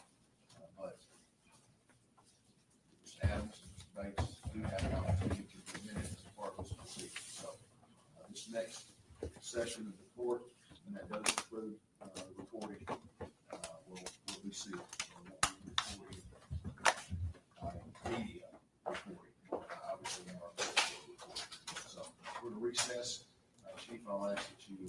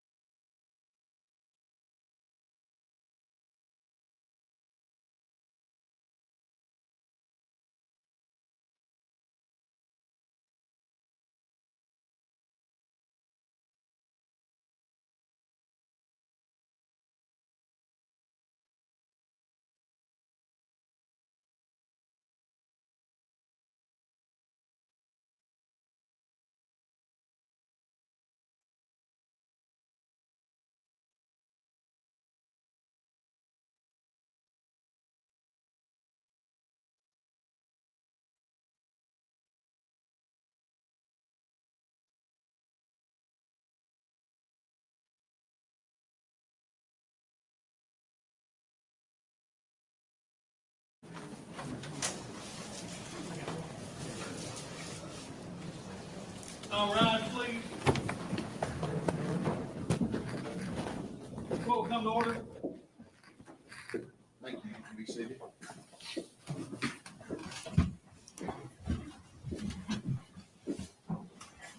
Thank you for your patience, ladies and gentlemen. Mr. Bates, you may continue your examination. Ms. Boswell, prior to leaving your office as Assistant District Attorney, did you have occasion to ever review video surveillance from the ATM machine in Parsons? No, Did you ever discuss it with any TBI officer? no, Did you review the cell phone information from Zach Adams? think as I stated earlier, what I knew about the phone evidence was when calls were made between back and forth between people to basically show when people were or were not together. And as I stated, it was just very sketchy as far as the location. Okay. You ever answered this question to yourself? At 925, Miss Holly Bobo's, it's the last known location of her phone being active around Gooch Creek Road. You familiar with that at all? I'm sorry, did I ever ask myself? Did you ever answer this question? Where was the victim's body? We did not have the body at that time. So So no, I mean, I remember pings of Zach and Jason Autry being towards the river. I remember where we found her phone after Rebecca Earp said he pulled over in that area in the rain. Zach did and threw something small. And I remember that they took her to show TBI where that was and they found Holly's phone. who did? TBI. That's how you think it was found? Yes. Okay.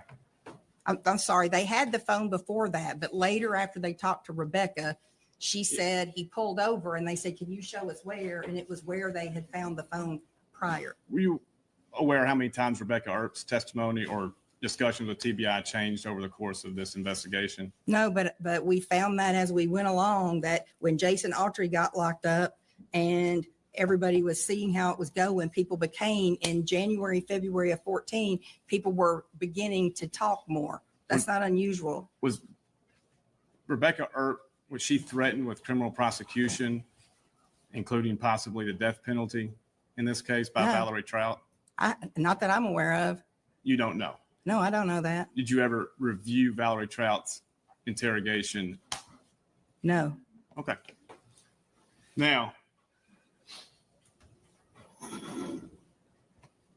you acknowledge that the information received from Dylan that Sheila Kilser's statement kicked off, that information turned out to be not true. The information of Dylan's statement And Sheila Kilser's. I mean, I didn't handle that later and I didn't watch the trial. Okay. Well, how do you account for taking this information for indictments on information that turns out to be false? Sir, I'm not going to discuss what went into the grand jury room. However, as I've already stated, investigations do change. I mean, we went in with the information that we had at the time that we present that case. And when you say information changes, you mean Dylan Adams' possible testimony? I mean, in any case, That includes Dylan's. it could happen with Dylan or anybody. So your version of the truth is only as good as what people are telling you, right? I don't think I have a version of the truth. I just do my job the best way that I know how. To go in for an indictment, I make sure that I have probable cause that is plus sufficient evidence to prosecute beyond a reasonable doubt. I mean, that is based on what I know from agents and investigators. Yes. One for the judge, one for the witness. SweetPGang document for identification of Martin Luther 74. You have a flash drive for the 73. We will, Your Honor. Okay. Make sure you give that to the court reporter. Ms. Boswell, is this letter you identify? Yes, I can. This is a letter that I emailed to Luke Evans. It was representing Shane Austin. And this was after the Shane Austin interview in Murfreesboro, correct? Correct. And an immunity agreement was worked out. We had one drafted. It did Okay. not go. Did not go through.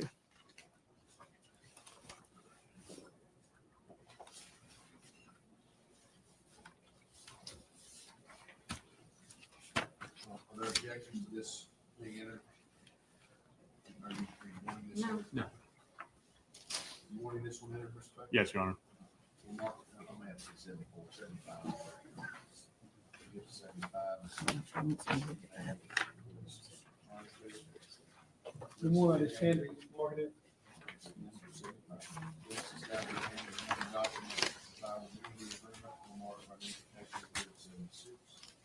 All right.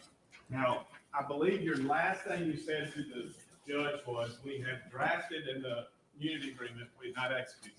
I didn't say we didn't execute it. I think I said it didn't go into effect. Maybe we did sign it. Okay. Well, you said draft. You signed it. I drafted it and we all signed it. Yes. All right. That was based on whether Shane was going to corroborate what Dylan had said. No, that's not true. That was based on Shane giving us Holly Bobo's body.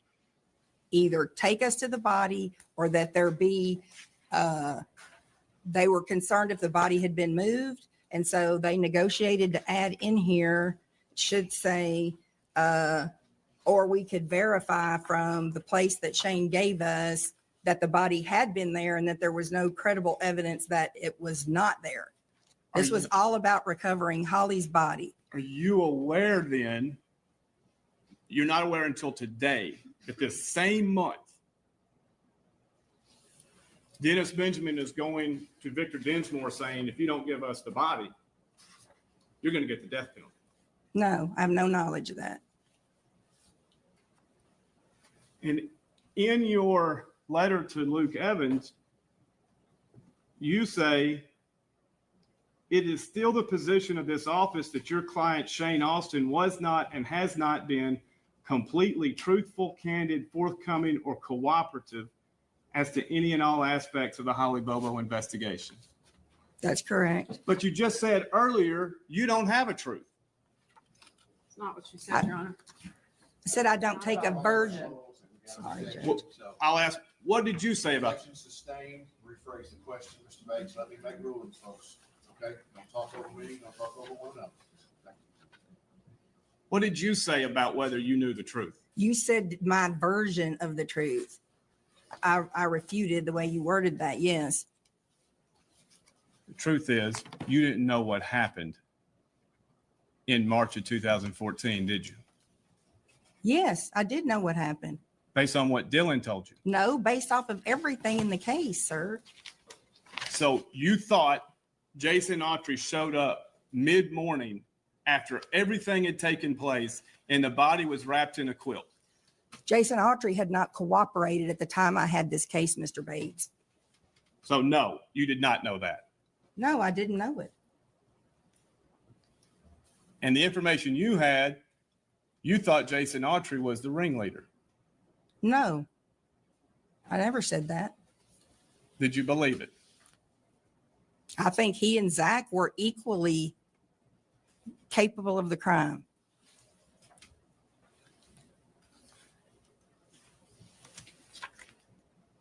You revoked the immunity agreement, correct? With Shane Austin. Because he did not follow through with the agreement of what the wording was on here. I sent the email. I don't have it. You guys took that away from me, but I told him that he had not been completely truthful, forthcoming, or cooperative.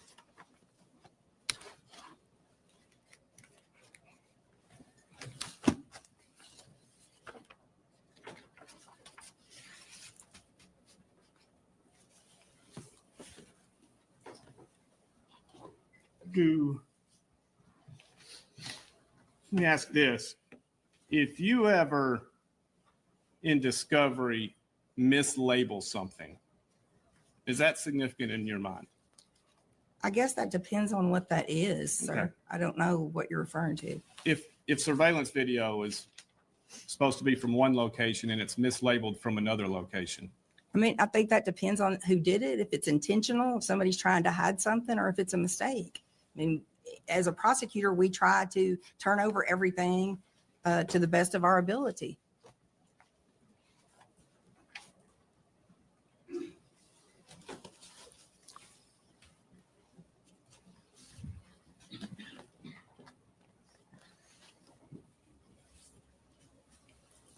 you admit multiple witnesses said the same things that turned out to later be false.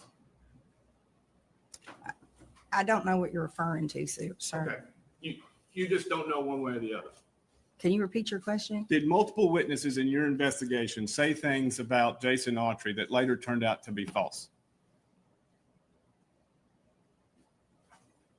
And if you don't know, that's fine. Not to my knowledge. Multiple witnesses say the same thing about Victor Dinsmore that turned out to be false. I'm not aware of that. You're not aware that people implicated Victor Dinsmore. No, I think he was on our list. I don't remember what the proof on that was. Again, there were hundreds of people on our list. I do remember that he came up. Were you a part of discussions where prior to leaving as the assistant U.S. attorney, where information from Dennis Benjamin was exchanged and discussed by both TBI and your office? I'm sorry. I'm a very bad askee. Can you repeat the question? I'm probably the bad asker. Let me ask this. Were you a part of conversations that discussed what is Dennis Benjamin doing? just through what I had previously said about Jack Van Hooser had indicated that Mr. Benjamin was doing investigations for the Bobo family. And I know that the two of them were in contact. Okay. There was no formal case file ever turned over you from Dennis Benjamin. No, There was no subpoena issued for his work. not while I was on the case. You were on the case when Without Warning had a subpoena. I don't know what you're referring to, but if you tell me Okay. what that is, I'll try to answer your question. Were you aware that Without Warning was working with the Bobo family? I don't even know what Without Warning is. Fair enough. And Dennis Benjamin was not bound by the same rules of TBI or your office in how it conducted his investigation. I don't think any investigator would be bound by the rules that we are. It's not in law enforcement. And you never once asked for any of his recordings. I didn't. Correct. I didn't even know that he was making recordings. I've never heard any recording.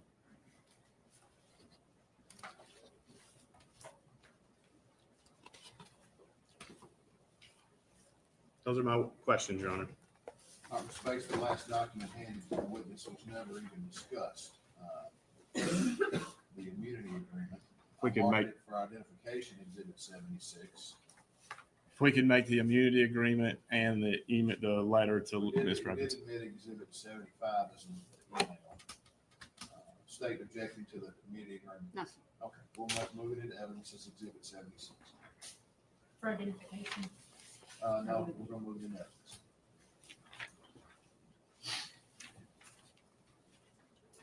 Cross-examination. Thank you, Your Honor. Ms. Boswell, I'm just going to ask you a few questions. First of all, let's start with, what is a salsa? How long did you perform duties as what we in the business call a salsa? It's a special assistant United States attorney. And I did that from August of 2011 till I left to come full-time to the federal government on August 10th of 2014. Is it fair to say in the time that you worked as a salsa, there were, I don't know, hundreds of salsas across the country? Correct. It was a program started with the Department of Justice and local elected district attorneys to get the biggest, longest sentence we could for the most violent offenders in the communities. Correct. Is that fair enough? That's correct. It was placed into being to fill the gaps in state law, correct? Correct. So when Mr. Bates characterizes this as you doing something, I don't know, shady, or I don't know what the implication is that he's trying to paint. Explain to the court again why that role existed and what you did in that role, what your job was. So the job of any person that is what we call a salsa, which is SAUSA, it's very beneficial to both the elected DA from that district or that jurisdiction, whatever it may be, and the federal government. The elected DA, through the DA's conference, continues to pay the salary of this attorney. This attorney then works, we have part-time ones and full-time ones, and then they are focusing on serious offenders from that community that, based off of federal resources, we may not be able to take. So you're able to kind of streamline cases on the worst of the worst from those particular jurisdictions for the state. Cases are reviewed and decisions are made, whether the federal government's going to prosecute it or whether the state government is going to prosecute it. And very rarely, if ever, do both jurisdictions prosecute one offender because resources are limited. Is that a fair assessment? That's fair. Let's go back to the beginning. You were in trial the day that you learned that Holly Bobo had been kidnapped. You arrived on the scene on that Friday, 2 days later, and is it safe to say that there were countless people involved in this investigation, both those that carried guns and badges and those that were neighbors and people that loved the Bobos and people that loved this community and just wanted to help, That's correct. and everybody in between? Correct.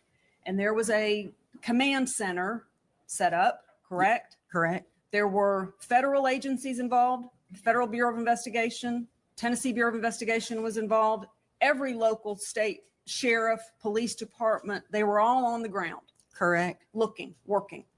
And they would gather information and they would bring it back to the command center. Correct. Was it your job to decide what leads got followed? No. As a prosecutor, is it your job to follow up on a lead? No. Is it your job to, as a prosecutor, to advise law enforcement if they ask you questions? Correct. Is it your job as a prosecutor when a law enforcement officer comes back and says, you know, I just took this statement and here's what this guy's telling me. And I mean, yeah, he says he was at work. I think that seems believable. As a prosecutor, are there follow-up questions perhaps to that? Correct. What would some of those follow-up questions be? Like, did you talk to the boss? Did you get their timesheet? How did you verify that this person was at work? And a good investigator is going to say, you know what, Ms. Boswell, that's a great idea. I'm going to go do that tomorrow. I'm going to get on it. Correct. Right? And you rely on that officer to do that work for you. Correct. The IRs that have occupied the evidence in this case, or in this hearing rather, those weren't being generated in real time, correct? No. Officers weren't coming in out of the field and sitting down at a computer and ginning out an IR that you then got to read. No. In fact, if you look at some of these, the activity, the time span between the activity date and the actual creation of the IR could be days, could be weeks. It's just a matter of when the officer could get around to it. Is that Correct. fair? That's correct. Was it your job to make sure the IRs were getting done? No. That's an internal TBI function, correct? Correct. Everything was on paper in this case, right? Correct. Today we have computers that have the entire universe and then some on them. But this back in 2011 was legal pads, pens, scraps of paper. Social media was just new. Is that fair enough? Yes. And the cell phone technology was much different than it is today. Correct. Every morning there was a briefing and every afternoon there was a briefing. Is that correct? That's correct.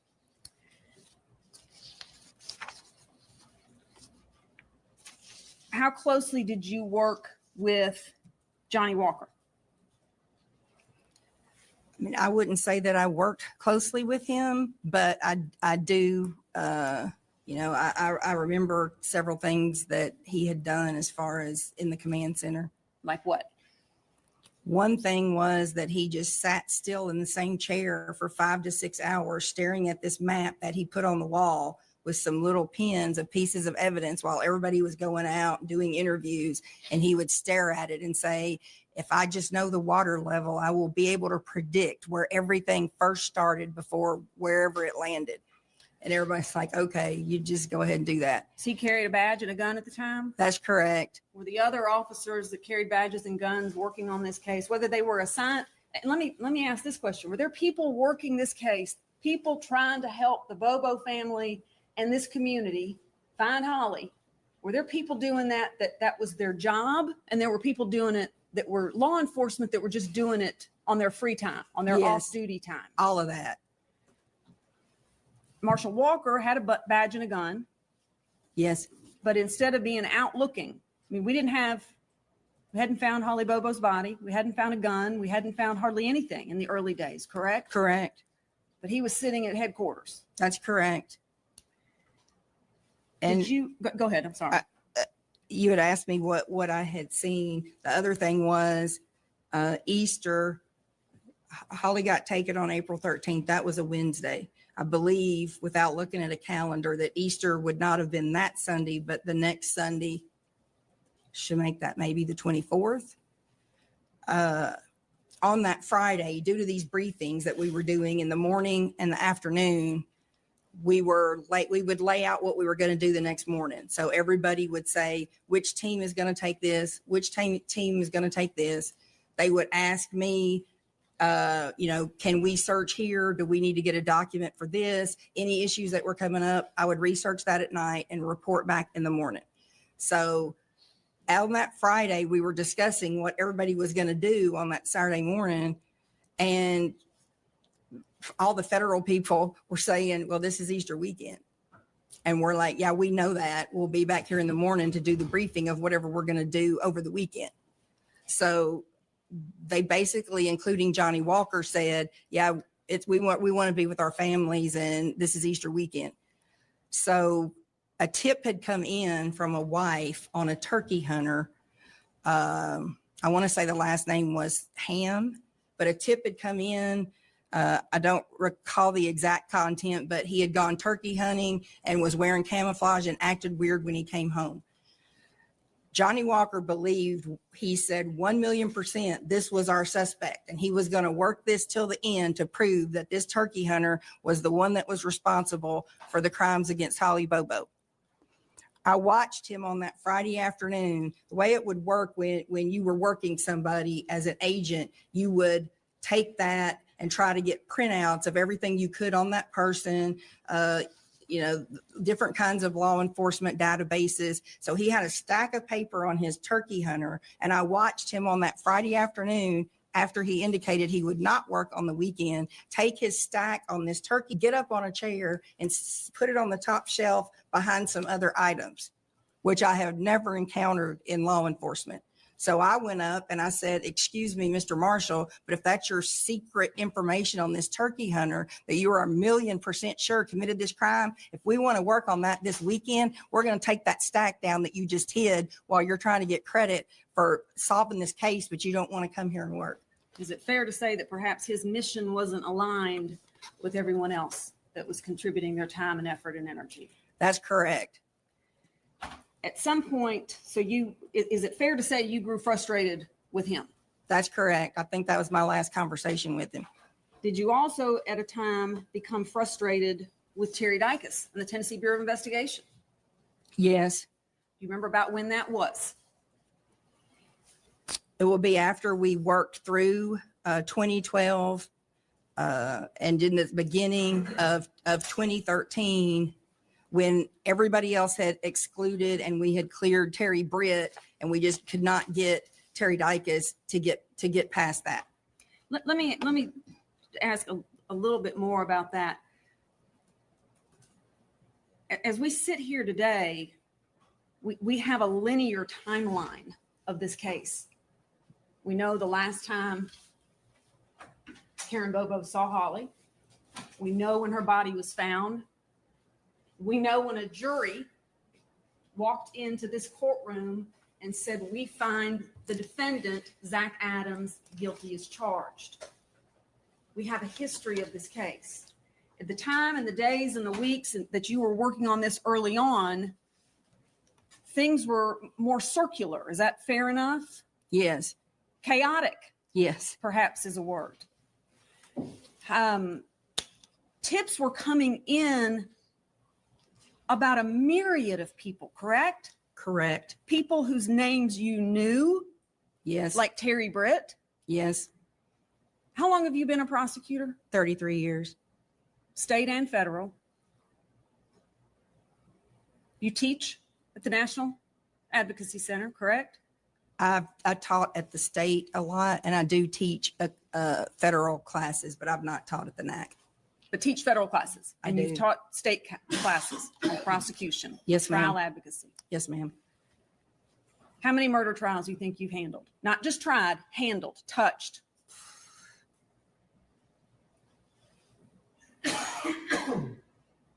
At least 100, All right. How many rape? maybe more than that. All right. Can you think of a case in your career as a prosecutor in which the defense team was handed the gift that they were handed in this case in the form of Terry Britt? No. I mean, seriously, like in the history of criminal jurisprudence in the state of Tennessee and perhaps across the country, what better suspect is there than the sex offender down the road? That's Right? correct. And not only is he a sex offender on paper, but you just look at him and you get creeped out. Is that fair enough? Yes. Some of the most bizarre fact patterns that you've probably ever read as a prosecutor at the hands of Terry Britt and his wife. Yes. Tell the court, what evidence could you present to a jury sitting here today in 2025, after all that Mr. Bates has just shared with you that you didn't know before? What evidence could you present to a jury of 12 people as to Terry Britt's guilt in the kidnapping, rape, and murder of Holly Bobo? None. Zero. Zero. After working him for over a year. He looks the role. He looks the part. On paper, he looks the part, correct? Yes, ma'am. Zero today. Correct. And zero in 2011 and 2012 and 2013 and 2014. Correct? Yes, ma'am. Correct. Are you familiar with our standards as prosecutors that we must meet before we can ethically present a case for prosecution? Yes. What proof do we have beyond a reasonable doubt, given any and all possible defenses? Any and all possible defenses. That's the standard we have to meet before we can go into a grand jury, correct? That's correct. It's not the same standard for getting a wiretap order, correct? Correct.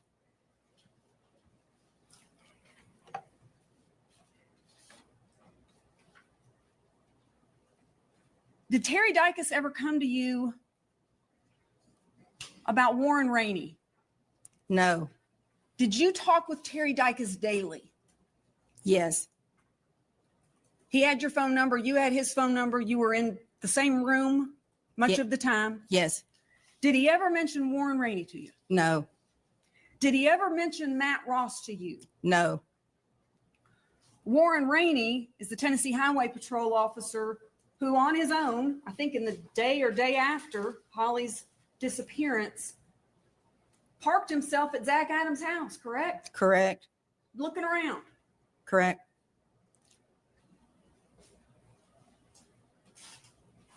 What did he find? Or what did he see?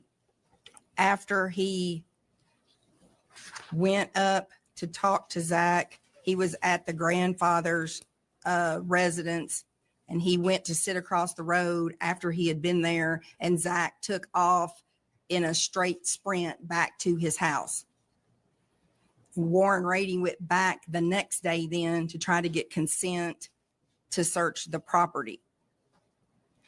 And he got that consent, and they didn't find anything as part of that. But what he noticed was there was mattress laid up against Zach Adams' residence that was not there. And after he talked to them and he pulled away, he had people I don't know, I can't remember if they were reserves or EMTs. One of these people that were working, he put them in the woods to see what would happen after he left. They posted up in the woods. They hid in the woods, right? That's right. And what did they see? after he left, Zach Adams came out and vacuumed the mattress, vacuumed his car, which was in a shed, vacuumed in the shed. And Warren Rainey told Terry Dicus about it. And we found out about it in 2014 when Agent Ferguson and I were going through bags of evidence, and we found some gloves that we did not know what they were, and it had Warren Rainey's name on the outside of it. So I called him and said, do you have any idea where these pair of gloves came from? He said, oh yeah, that's the day that everything happened with the mattress. We're like, what do you mean mattress? We have no idea what you're talking about. Warren Rainey's telling you that. That's correct. He said, I told Terry Dicus all about it. And so we went back and looked, and Agent Ferguson tried to search for an IR, and there was nothing. No IR. This is in 2014. You're learning about bizarre behavior of the defendant relative to a mattress, running from law enforcement and washing a mattress in a car out for an hour and a half. Yes. Would you have liked to have had that information in 2011 as a prosecutor? Yes. Happens in 2011. It wasn't Matt Ross's job to do the IR, correct? Or Warren Rainey. I mean, no. Warren Rainey, I'm sorry. It was was- not Warren Rainey's responsibility to do the IR. Who does IRs? TBI, Okay. And only TBI. correct? You pick that piece up back in 2014 when Agent Ferguson came on the case. Correct. Is it safe to say that when Agent Ferguson came on the case, it was a new day, Correct. new energy, new focus? So Correct. that piece gets investigated, checked off. During the course of you all literally going through every name that had been phoned in, and let me ask you this. So Terry Britt's name was getting called into you all. I mean, who else are you going to suspect, right? Except the sex offender that lives up the road. He's suspect number one, great. But the names of Zach Adams and Dylan Adams and Jason Autry and Shane Austin, those were coming in too. Correct. I mean, I believe one of the first IRs mentioning the defendant's name was in early weeks after Holly's abduction in Correct. 2011. Correct. But they weren't the names that were on the tip of the tongue of Terry Dicus. Correct. And the information that you were getting was coming through the funnel of Terry Dicus. Correct. If he didn't want you to know about Warren Rainey, he wasn't going to tell you about Warren Rainey. And if he doesn't tell you about it, it's a tree that falls in the woods that nobody hears. Is that correct? That's correct. Did he ever come to you and say, Beth, oh my gosh, I just got off the phone with Matt Ross. You don't know who he is, but let me tell you what he saw. He saw the defendant a few days after Holly's disappearance. He saw Zach Adams a few days after Holly's disappearance with scratches. Did he ever share that information with you? No. Tell the judge about Matt Ross and what he witnessed. As we were going back through to try to determine everything that Terry Dicus had not concluded and what Kathy Ferguson was trying to get everything, we were going back and redoing a lot of steps to try to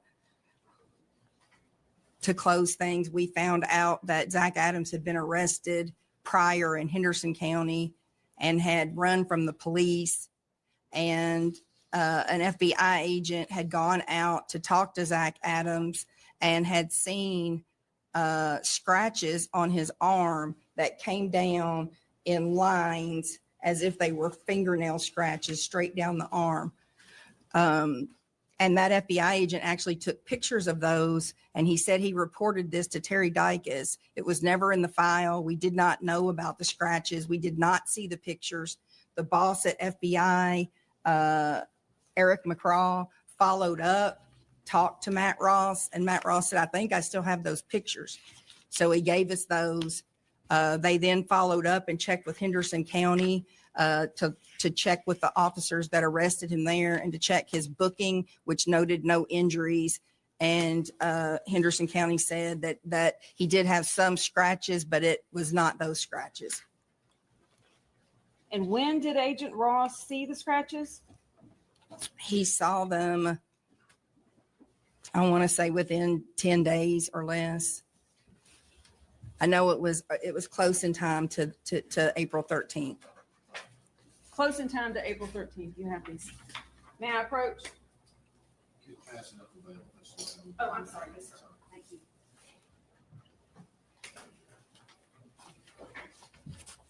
You recognize what I've just had handed to you? I do. What is it? It's pictures that Matt Ross took of Zach Adams' scratch marks. And there's exhibit stickers on there. It appears these were exhibits at the trial. Is that fair to say? Looks like it. Yes, All ma'am. right. I'd ask that be marked as the next collective exhibit. Yes, sir.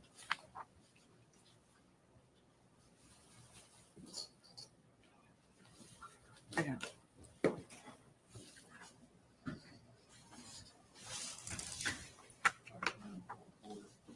Stand up and one of those markings. I should say that trial exhibits 57, 58, 59.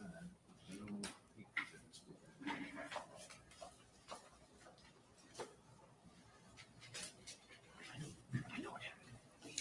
This is from The trial, it was up to them. This was the copy. So she crossed out the trial. this one up here. See our number of things. So there's two things. There's two exhibit numbers. Just that. Does the court Just need that one? one. No, it's Says three. three photographs. There it is. All right, these are already at 2:14. Yes. Oh, that's what Mr. Beyond was telling me. Sorry, thank goodness for him. Thank Do you. still need those? No, sir, no, sir. They're already entered, so these are not going to- All right, sorry for the confusion. May was a long time ago. I'm gonna pass you IR 1919. Mr. Bates has copies of all these.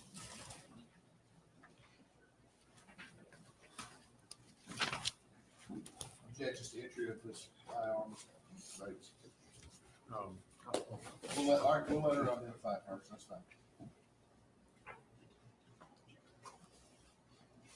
You recognize that? I do. What is it?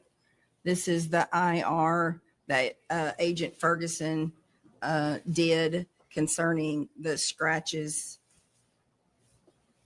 She did this report on February 13th of 2014. When were the scratches seen by Agent Ross? When was the activity date? April 23rd of 2011. April 23rd, 2011. Scratches seen, but it's a tree that falls in the woods that nobody hears because there's no IR done on it until 3 years later when Agent Ferguson gets on the case to replace Agent Dykus. Is that correct? Correct. Right. I would ask that that be marked as the next numbered exhibit. the witness said she was familiar with that She document. did. Okay, great. Mark it as exhibit 7, IR 19. This is the one where they called the sheet. It says, at the house. That makes it clear. She just said,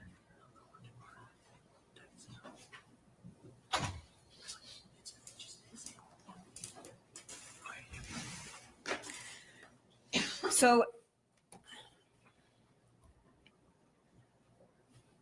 fresh eyes on the file, light being shown on things that you'd never seen before.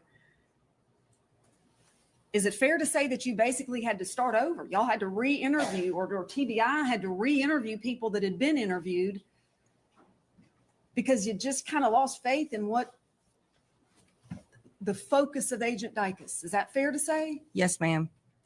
Was his focus too narrow? Yes, ma'am.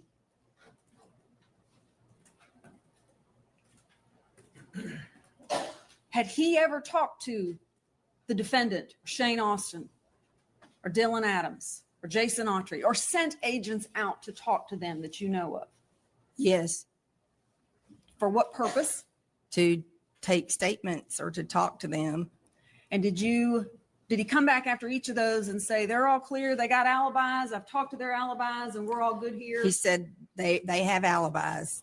All of them are alibied. We don't need to look at them. Nothing to see here, keep moving, Ms. Boswell. That's right. Did you follow up and ask about the alibis? Who are the alibis? What are the alibis? I did not at that time because I trusted that he had alibied them. I mean, but people kept, in addition to going back and redoing, at the point that we pulled all the statements that Jason Autry, Zach Adams, or Shane Austin, any statements that they gave to anybody or any witnesses that said anything about them, when we started pulling all of those is when we were looking at everything that everybody said.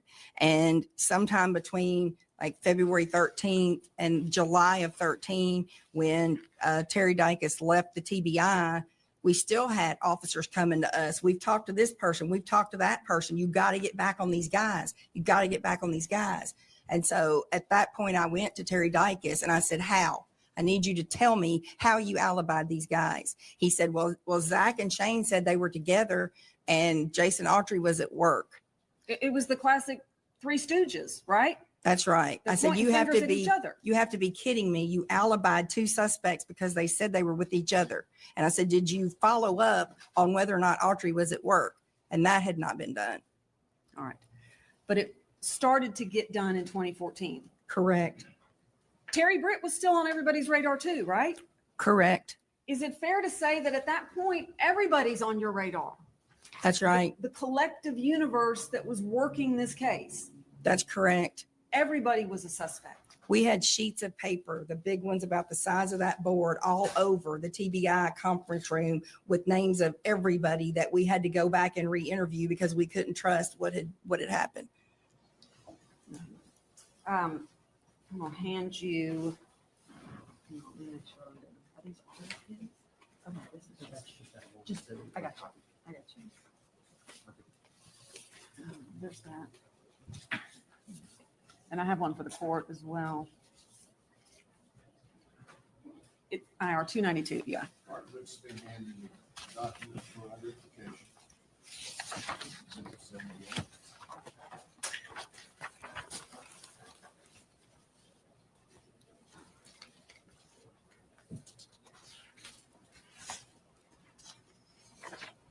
You recognize this? I can just look Oh, at yes, it I'm for sorry. another minute here.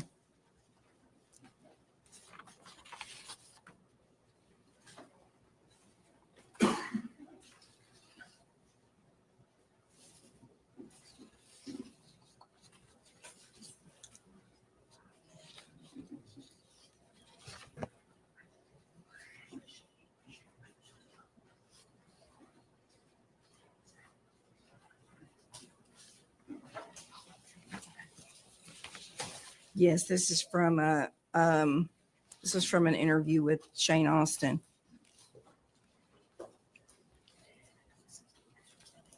And this is an example of, well, you tell me, what is this an example of? I mean, this was an FBI interview that he did with Shane Austin concerning what had happened. The date of this was April 21st of 2011. All right. And is it safe to say that contained in this statement that the court is looking at in exhibit, what are we up to? 79? 78. 78. If we could have this marked as exhibit 78.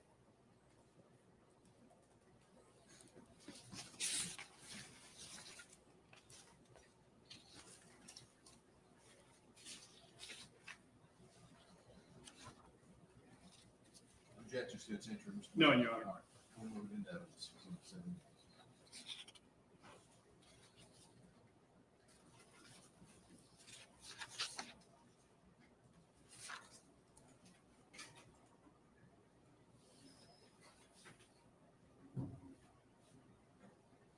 Is the court reporter ready? I'm sorry. Okay, thank you. The piece in here about the black eye, the abrasion beneath the eye. Was that Correct. important? Yes, Did anybody ever come to you, Terry Dykes or anybody else, and say, we've gotten this intel about a fight between some of these guys at Miss Dottie's? no,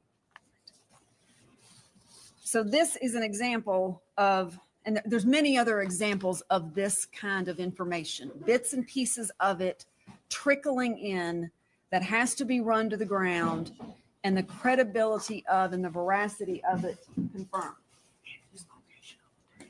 that's correct.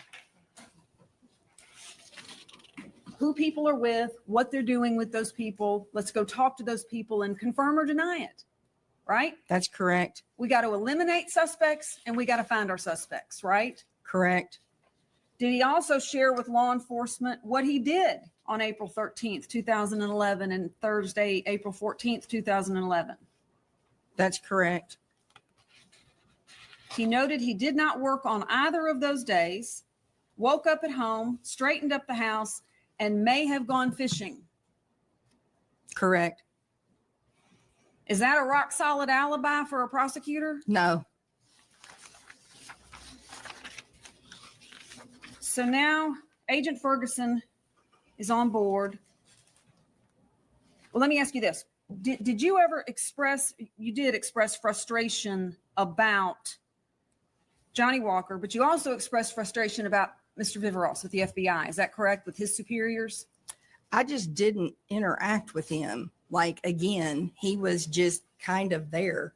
What do you mean, just there? I mean, he didn't seem to be involved in very much. He was around the command center quite a bit, So he wasn't out with everybody searching and on his hands and knees and gun toting and talking to people and gathering stuff. And I didn't see that and I didn't interact with him. But once Eric McGraw got here and he was on the case, I interacted with him daily.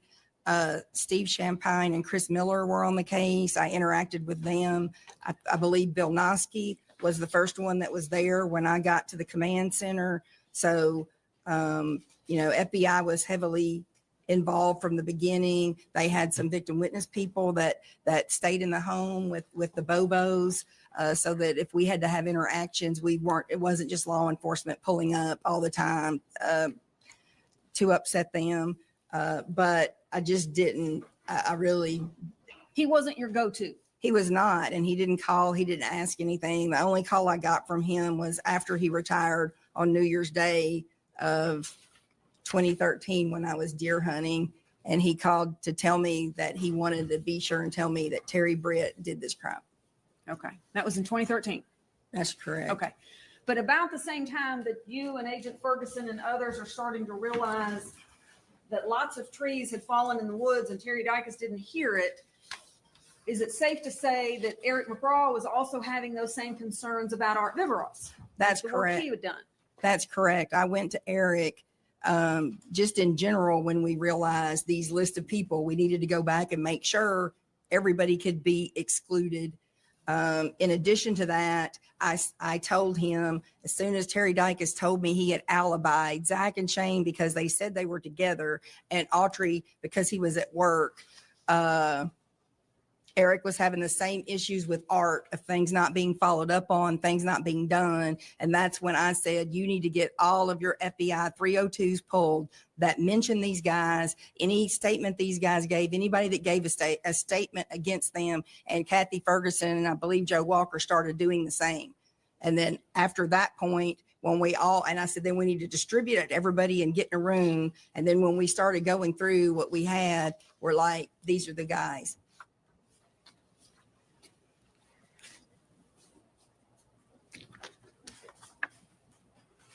When Terry Dykes called the meeting with General McAdams and he presents his PowerPoint, is it a fair characterization that it kind of landed with a thud? That's correct. Who besides Ricky Inman backed up what Agent Dykes said? Nobody. What proof did Agent Dykes have that you as a prosecutor, with the standards that we have of beyond a reasonable doubt, given any and all possible potential defenses, what proof did he present at that PowerPoint meeting that you could bring to a jury? None. He talked about him being a sex offender, right? Correct. Talked about him being creepy looking. Correct. He and his wife into weird stuff. Correct. He lives in the county. Correct. He's a sex offender. Yes, ma'am. Lives in the county. He's a sex offender. Propensity, right? That's right.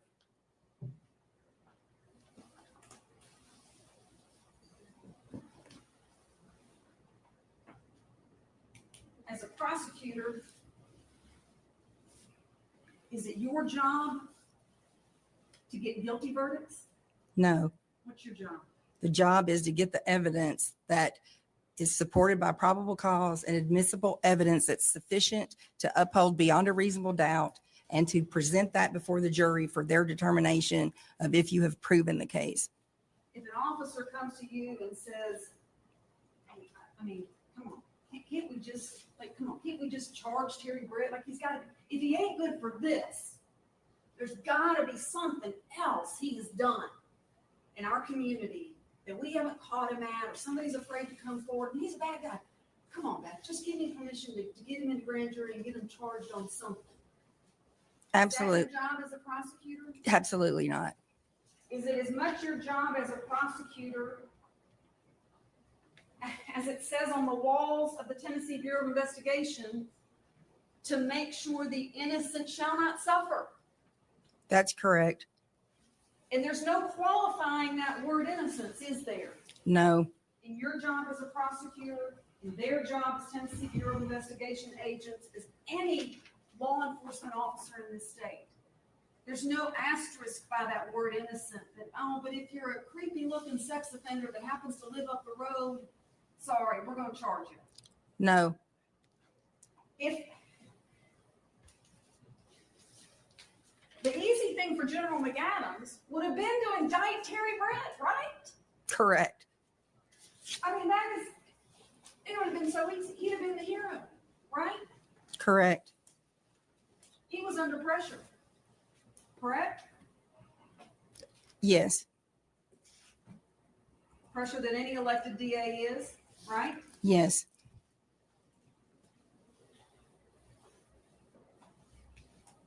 But it never, ever, ever passed the smell test, right? No, it didn't. I mean, we worked him really hard and we did everything from A to Z and we didn't have anything. We, Tennessee Bureau of Investigation, criminal justice community of the state of Tennessee, did things to Terry Britt and Janet Britt that had never been done in state history. Is that correct? Correct. It was like something out of a movie, right? Correct. We tell jurors and victims all the time as prosecutors and people in the community all the time, it's not like TV. It's not like TV. We can't just set it. And we did, right? We did. Yes, ma'am. You were listening. The government was listening to everything they were saying. Yes. And you got nowhere. Yes. Do you feel any different about that result today? No.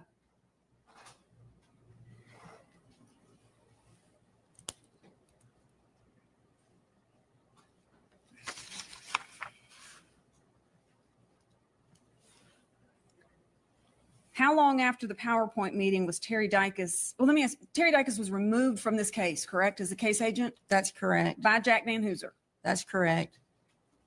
and was Art Viveros taken off the case as well by Eric McGraw He was. and the powers that be at the FBI. He was. And after that happens, there's no more communication. I mean, you're taken off of that case. You ain't helping on the case, right? That's correct. You've been moved on to different assignments. That's correct. Before you left General McAdams' employment, the state of Tennessee employment, and went to work full-time for the federal government, General McAdams asked you to shepherd the discovery, correct? Yes, ma'am. And that was an arduous process, correct? Yes, ma'am. And in 2014, there was a lot of discovery. There's even more today, but it was voluminous even back then. Yes, ma'am. You had to acquire extra equipment. You had to put aside every other job you had that was on your desk that you were trying to clear and do nothing but this discovery. Yes, ma'am. Were you interacting with Jennifer Thompson? Yes. When did you first begin interacting with her? Do you remember?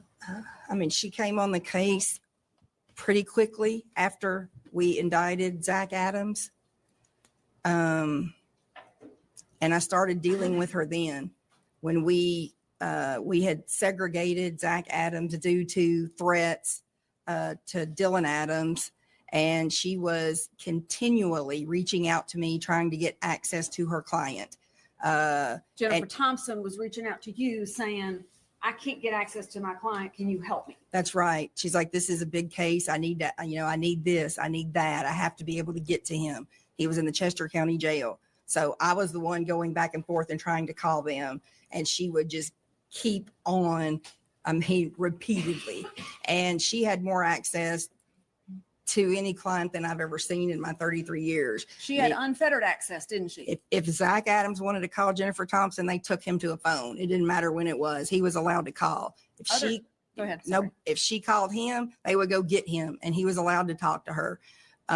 Usually there's hours or certain times, places when you can do that, but they would just take him to another phone and allow him to make that phone call. So if he wanted to call, that was granted. If she called and needed to talk to him multiple times a day, That's right. people dropped what they were doing and made sure that happened. At Chester County, they were communicating sometimes 4 times a day. 4 times a day, early on. Yes. Did she let me ask you this. Was she also given the ability to meet with him without screen in front of you and without wall separation, just whatever she wanted in terms of access to her client, it was given to her? That was correct, but she kept calling back to get it. I mean, she was very persistent about it. So she was getting the phone calls. Then she said through the glass or whatever it was, she couldn't really show him, materials, and she didn't feel like she could really represent him appropriately. And so I actually asked them to please let her go into her room with nothing between them to meet with him. Were the other attorneys that represented his co-defendants also given that persistent with you? Were they blowing your phone up trying to get to their clients? No, Any of them? no, Did she also insist on meeting with you and She Hansel did, McAdams, General McAdams? and back to like the visits, she could also go whenever she wanted. Like usually attorneys have to call ahead of time and schedule when they're going to meet. She could just show up randomly and they would allow her to meet with him in that regard. Did you ever get word at any point, did she call you and say, I'm here, they told me I could come and they're not letting me see him? No, and she would have told me. She was persistent, Yes, zealous. yes, Did you and General McAdams meet with her and Mr. Simmons? we did. It was on a Sunday, correct? Yes, it was. At a restaurant off the interstate? It was at a hotel. She had gotten a conference room. This was in March. It was after Zach Adams was indicted and before we turned over any discovery. So she didn't even have discovery, but he's been indicted, she's representing him, and she's working. That's correct. And she wanted to meet to go over proof. And if we could tell her as much as we could about what we had, she didn't want to wait to get the terabytes of information so that she could go ahead and be working on his case and discussing with him. And she had recently brought on Jim Simmons, and he came as well. And Hansel and I met them somewhere in Dixon, which was halfway, them coming from Middle Tennessee and us coming from the 24th to meet there. And we met with them for a lengthy amount of time on that day. It's what we would call a reverse proffer, correct? She wanted to know what you knew, what the government had or the state had against her client, That's correct. as compared with her coming to you saying, here's how my client can help. That's right. How long was that meeting? You remember? It was hours. Did you bring the terabytes of information with you and go through it with them? No, because there wouldn't have been any way. No, I can't remember if we brought some things that we had. We may have done that, but basically we just had the discussion with her going through what we did have. Was she engaged? Yes, she was. Asking questions? Yes, What about Mr. Simmons? same. Had you ever dealt with either of them before? I had not. Yeah, if I could have one moment.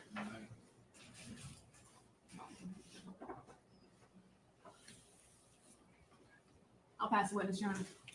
Follow-up questions? Yes, sir. Why is it that you remember the IRs that the state provided you, but you just have no memory of any IRs I provided you? Probably because the ones that they handed me are statements given by these particular defendants. You don't remember looking at the Jason or Sheila Kilser statements? No, I don't. Let me read to you from the transcript of the trial and tell me if this was true. Page 1598.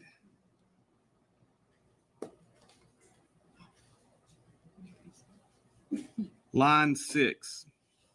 General Hagerman's asking Agent Booth, was there a day that you remember when this investigation changed? Answer, yes, sir. Did it come in the form of a phone call?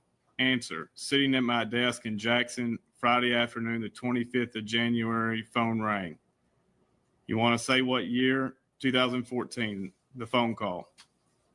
Did it refocus things? It refocused this investigation. After that phone call, were there people that you were interested in talking to? Answer, yes, sir. Question, who were those people? Answer, the focus of the investigation changed to Zach Adams, Jason Autry, Shane Austin, and Dylan Adams. So tell me, which is it?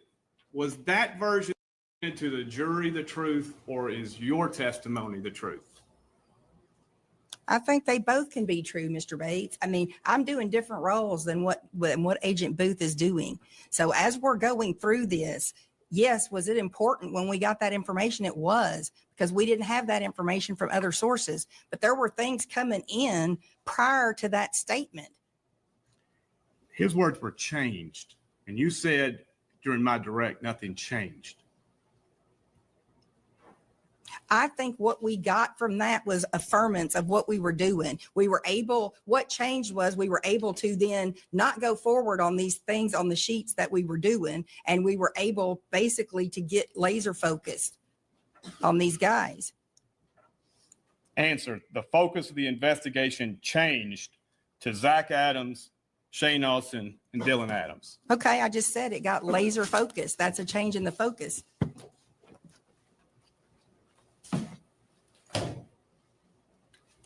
Are you familiar with Rule of Professional Conduct 3.8, Special Responsibilities of a Prosecutor?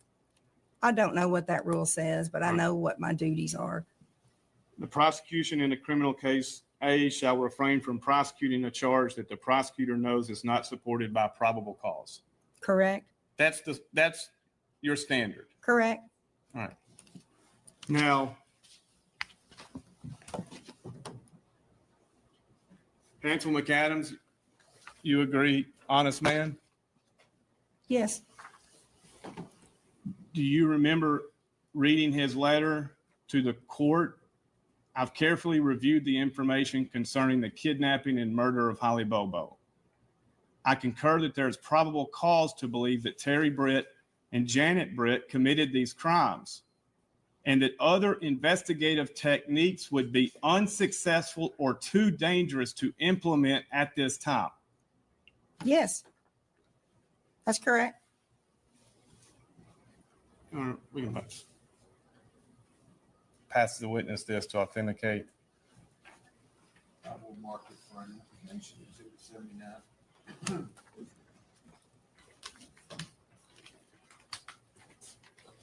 Yes, this is the letter that the elected DA is required to do to go up on wires. Yes, sir. And he wouldn't have signed that if he'd not believed it. That's correct. And I moved to mark it into evidence. Objections? No, sir. Without objections, we'll move it into evidence. 79.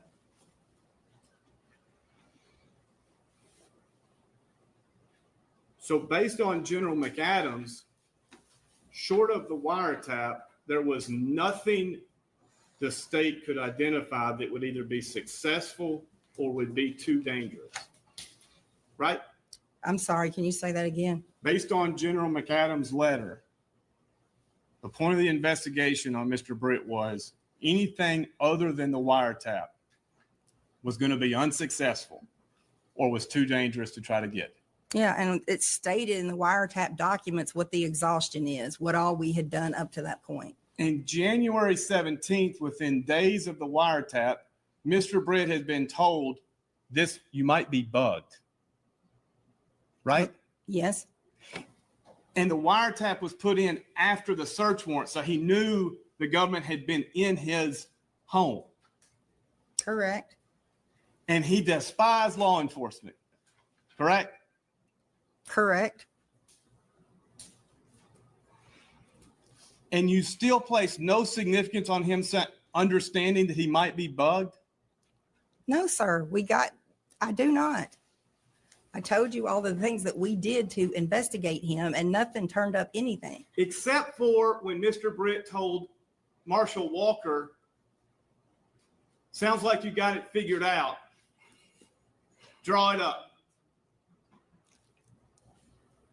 I know what you're referring to, and that was after Terry Dykes had been taken off the case from TBI because he lost his objectivity and was not working the case as he should. So he asked Johnny Walker in March of 2013, after he had gotten off the case, to please go and interview Terry Britt, who is a sarcastic, raping, stalking person who, as you stated, hates law enforcement. What he said after Johnny Walker went on and on and on, we know this and this and this and this and this and this. It was no question and answer. He went through, we have all of this on you. And what he said, to my recollection, was, well, it sounds like you have this all together. Get me a plea and I'll sign it right now.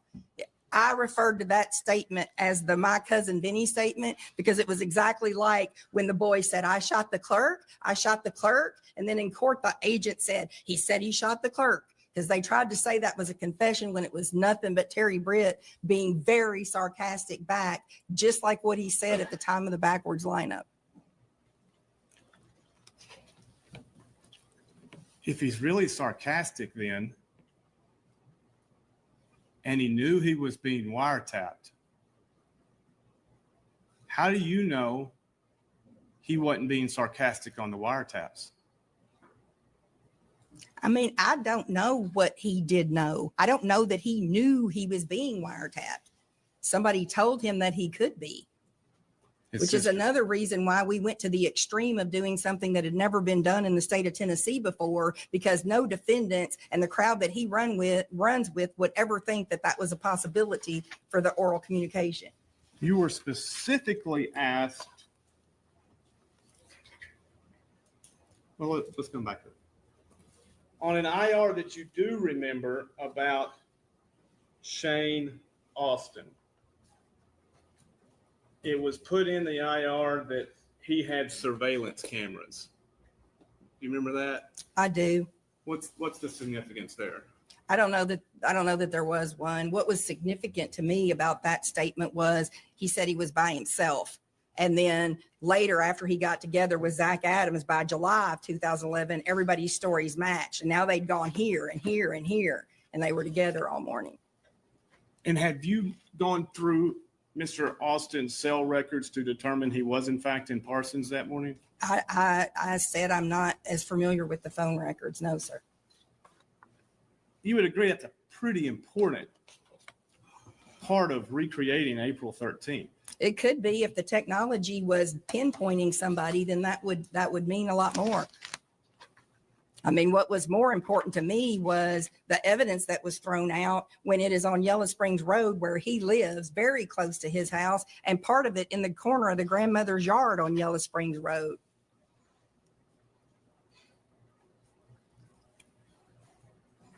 To be clear, that's along the journey the cell phone is traveling from 902 to 925 where it ended. If you say so, sir. I don't know that. Okay.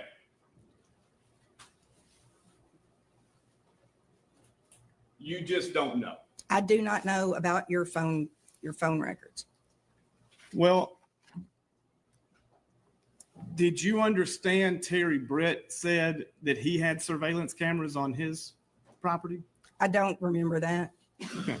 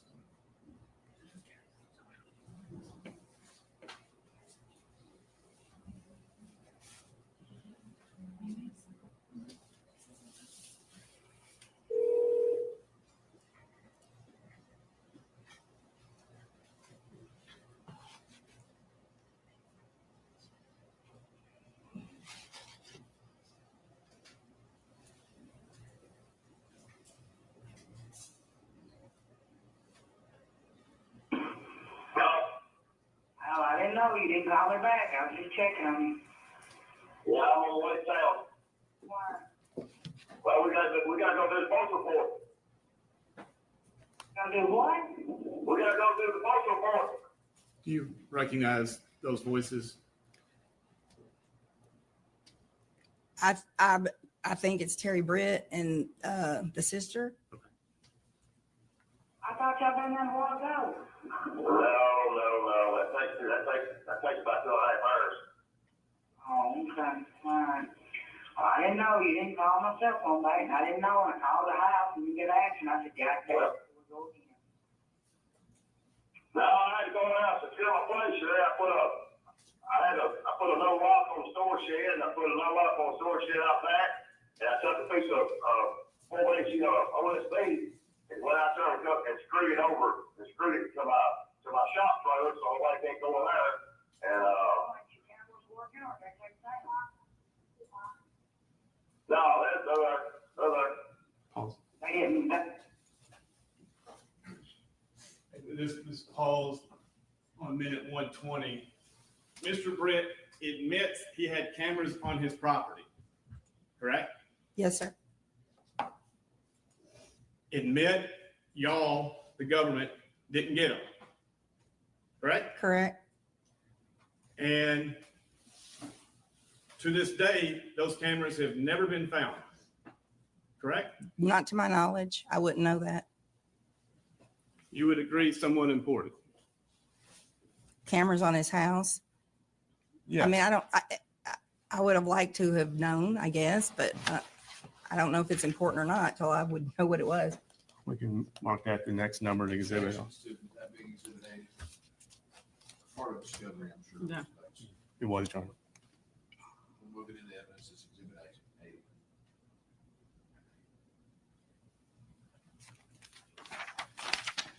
Y'all, do you remember Mr. Austin's phone or bank records being subpoenaed? I don't. What, do you remember General Wyrick asked you were in charge of marshaling the discovery? Yeah, copying it, scanning it, and getting in a form to turn it over. Okay. Yes.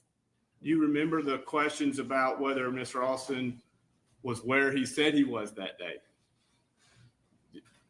What, I don't know, what questions? Yes. Which The questions? law enforcement wasn't sure if he was really where he said he was. I remember in the statement that you showed me, he said he was by himself. And I know by July, he then said exactly what Zach said, the places where they had gone. And that the bank records verified that? No, I don't remember anything at all about a bank. I remember a gas station. I remember buying Not a bank. pills. Get the bank records. No, I don't remember anything about bank records. Okay. And you agree, bank records don't lie. In other words, you can't indict a bank record in federal court, plead a bank record out to go live with Dennis Benjamin in hopes that the bank record's testimony stays. Sir, I object if I can. That is that to that characterization. I'm not sure what the question means, but, I'll rephrase, Your Honor. What about Shane Austin saying that I had my satellite installed that afternoon Okay. and that was verified? Okay. You- That was in the afternoon time, sir. Okay. I do remember confessions that he made to people. And at the PowerPoint meeting, did anybody stand up and say, wait a minute, we actually told Judge McGinley in February, the reason we didn't get any evidence from the audio was because of equipment failure? Everybody knew that. I mean, we would have known that, sir. We was going through all kinds of things.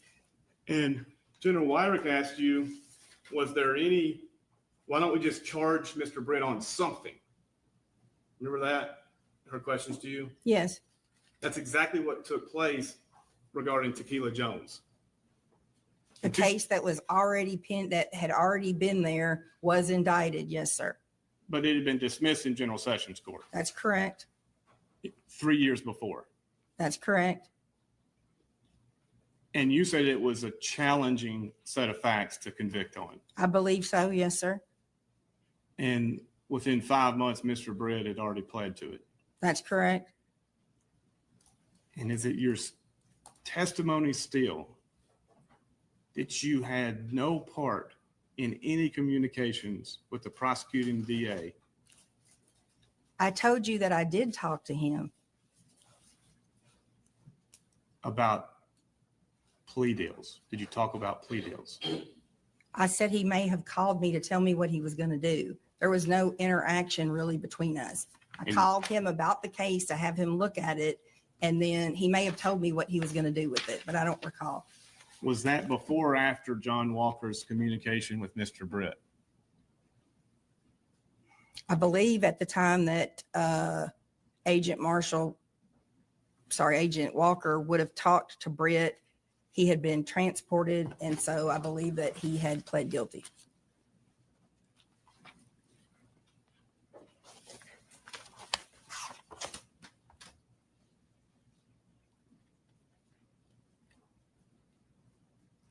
Did anybody go back and follow up with Mr. Britt after that conversation with Mr. Walker? Not that I'm aware of, no, sir. Why not? Why? There was no reason to.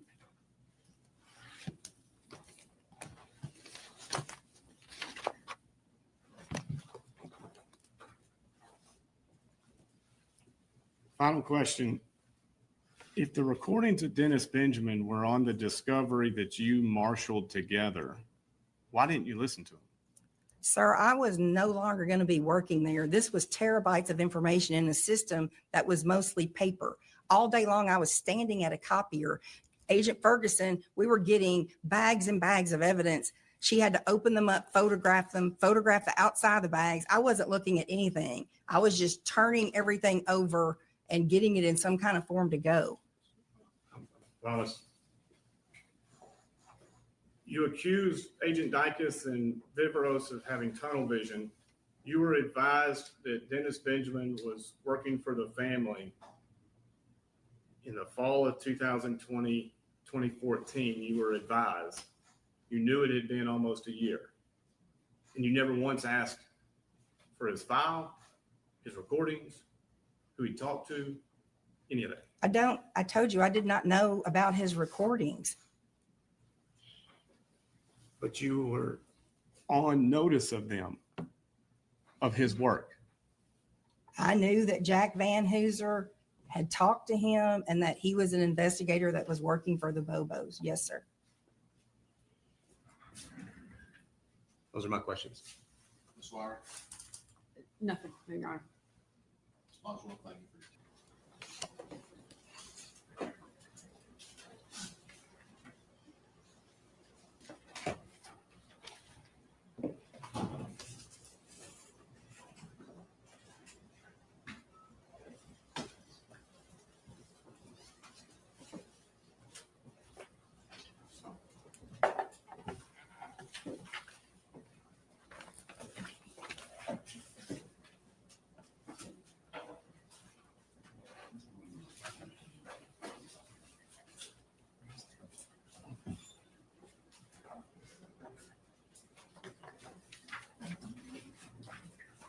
I don't think anybody got back and watched it. Anyone else in line, Mr. Bates? Mr. Viveros has not returned. Jerry Gonzalez there. I think I don't think he's back either. Neither one of the witnesses right there in the hallway. When I asked the officer, he said nobody got back to lunch yet. Can I step out? You may.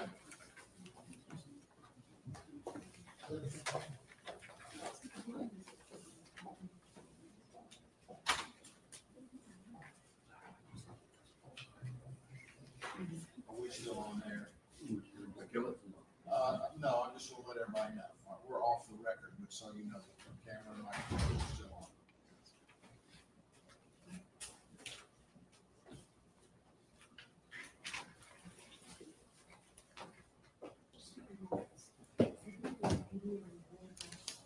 Great.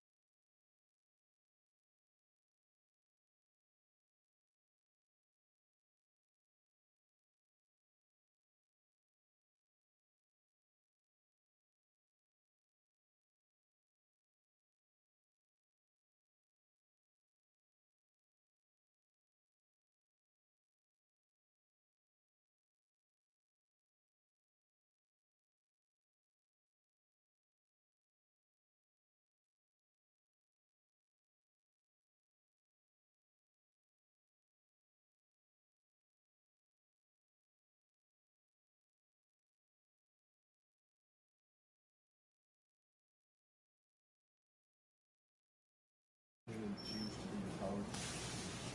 I have not made a decision as to Mr. Scholl. Mr. Gonzalez is here, and he said he would, he was well enough to attend and be here in person, and so he's ready to go after this witness. All right, thank you. All right, let's get back on the record now.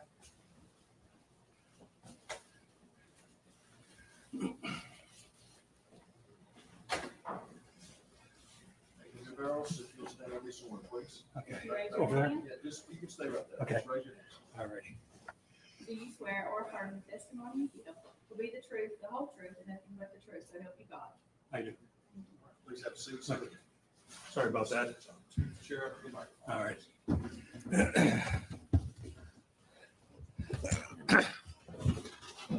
State your name, please. Arthur Gregory Viveros, Viveros. And Mr. Vibros, you are here under subpoena as a formal federal agent with the FBI. Yes, I am.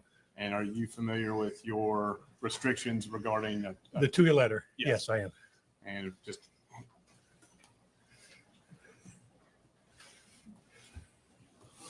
Being handed, I'm guessing that's his two letter. I believe so, yes, Your Honor. Do you want to enter it? Mr. Baker? Yes, Your Honor. Objections? No, Your Honor. I've got objections, we'll mark. Barrows, Exhibit 81, two letter. and Agent Vivros, you were here in May of this year, Yes, I was. and that was a Thursday, I believe, the May 22nd. Yes, I believe that's correct. And where had you been that day? I just flew in from California. My oldest brother had died. Okay. I was there for the funeral, and I Alright. just flew in into Memphis, And then you came right here. straight over here in the And- morning. And then we started with your testimony, and then you left. Yes. Did you understand that you were still a sequestered witness? Yes. All right, what's your understanding of a sequestered witness? I'm not supposed to discuss the case or with anybody, not do any research or look for any kind of thing on the internet or on TV, anything like that. To understand what witnesses testified before you, Correct. and by the end of that weekend, did you contact me? Yes, I did. And had you obtained information about what took place prior to you taking the stand in May of 2025?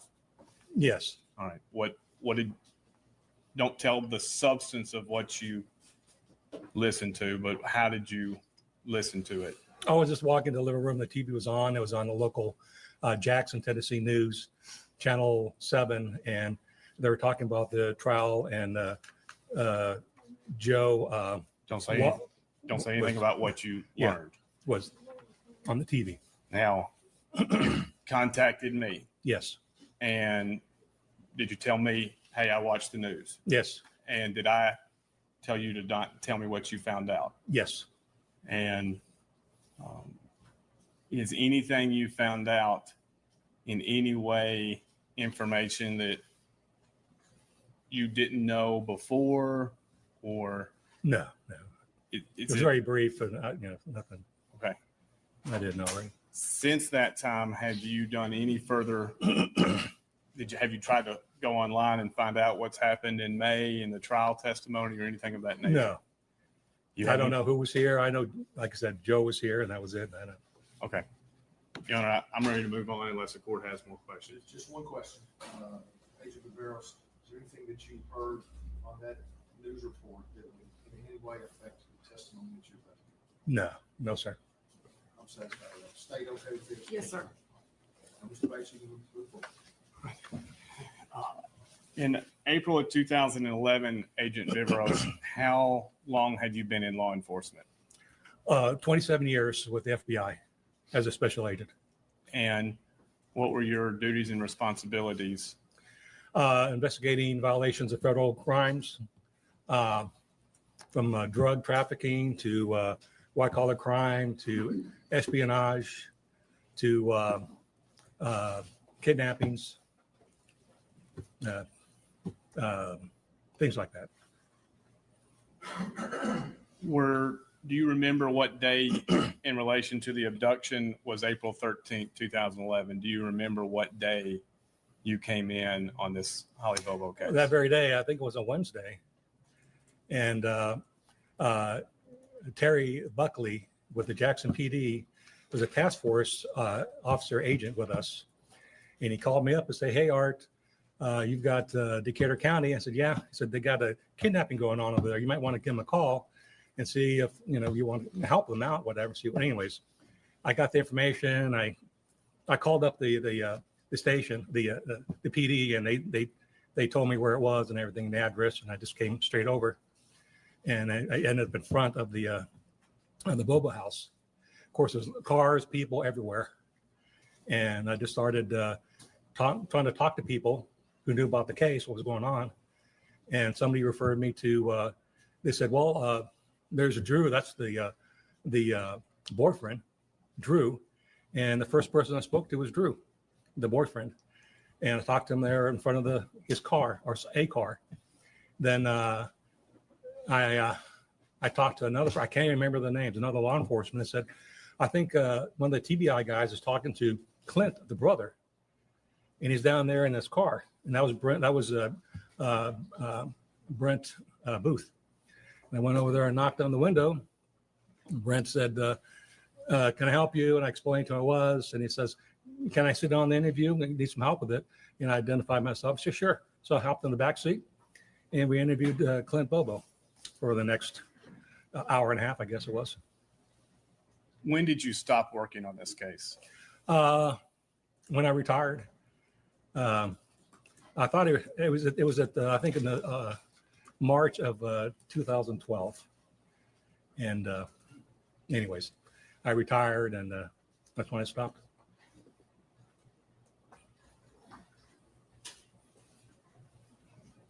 Who did you report to?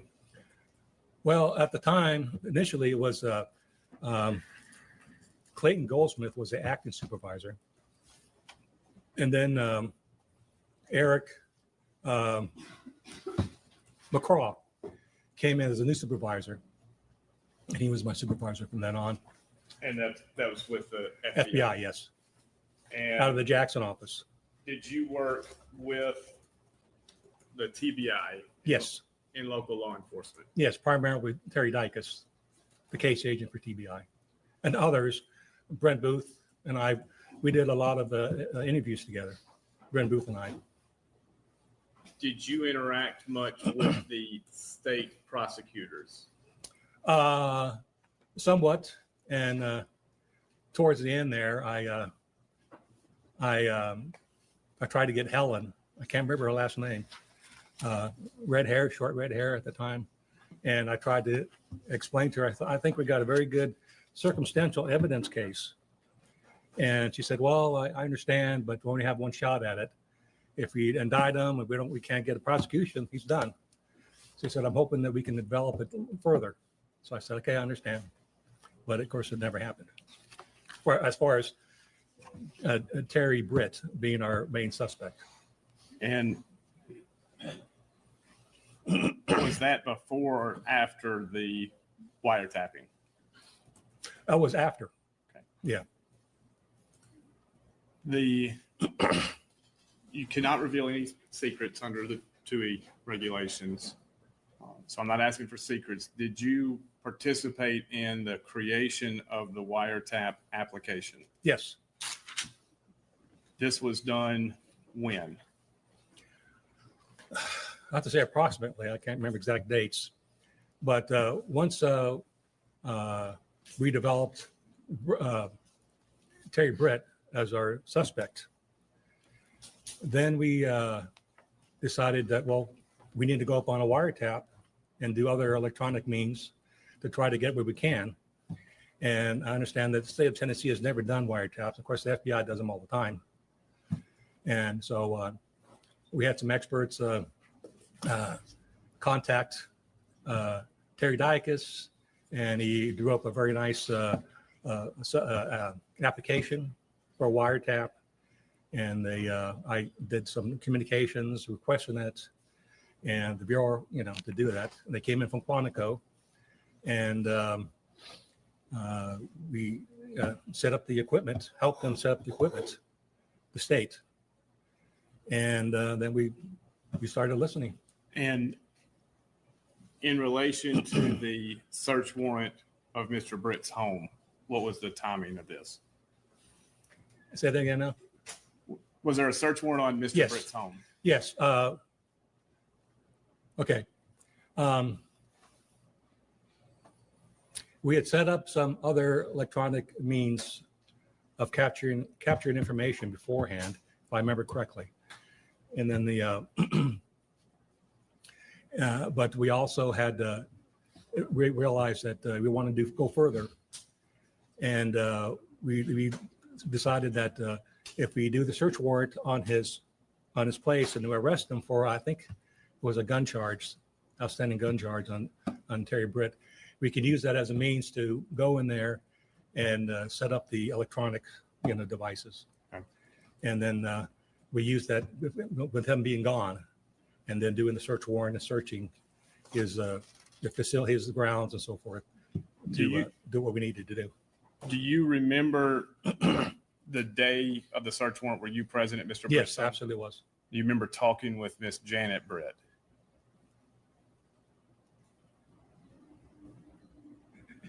I don't remember talking to her directly, no.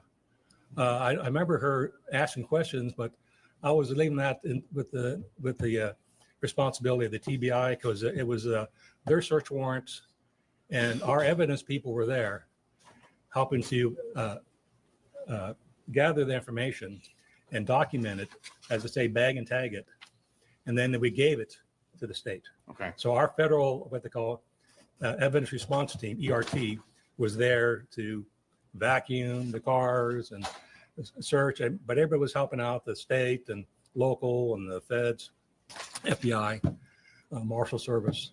And then once we got it all done, then we gave it to the states for them to process, unless they wanted us to process some things. I'm gonna hand you a documents front and back. The front is it's an IR 449, and the back is an FD 302. One.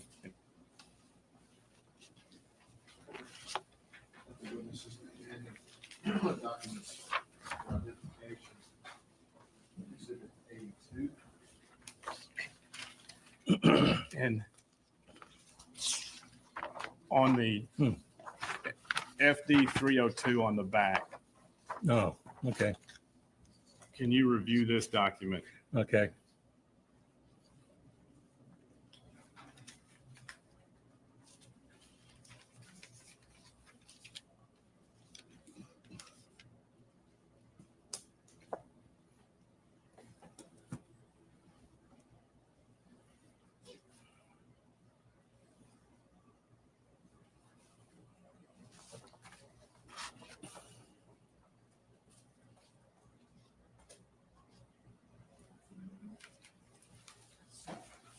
Oh, yes, I remember this now.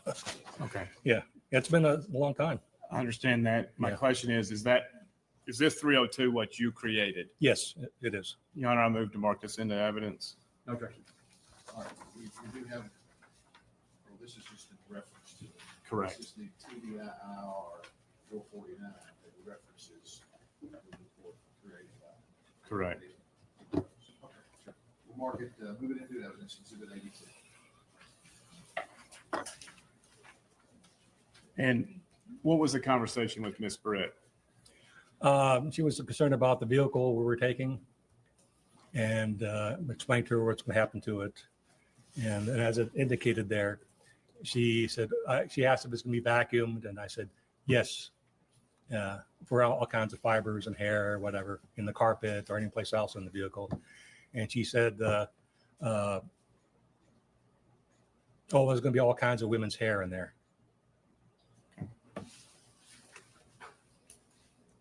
The equipment was installed in the Britt household, and it was, can you just briefly, there's a phone component?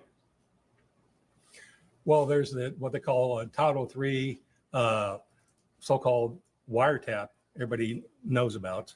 You pick up the phone, and or their cell phone when activated, and there's a microphone. That picks up non-telephone communication. Yes, just like as if they put an open mic, just like that, so to speak. And who's listening? Whoever's assigned for that particular device. And at that time, I was assigned to his hardline. I think it was his hardline phone. I think he had cell phones and he had a hardline phone. And I just think it was his hardline phone and the microphone. So I was listening to the both, Were there times where the audio equipment did not record Yes, that it should have? yes. And I didn't know that until later on. And Your Honor, I have two recordings that we're going to play, just fast forward on the 30-second loop. The first one is labeled 0119142.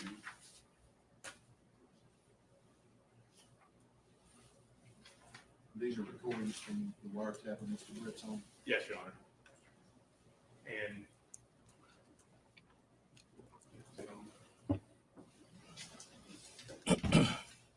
They're two separate recordings, yes, Your Honor. exhibits 83 and 84.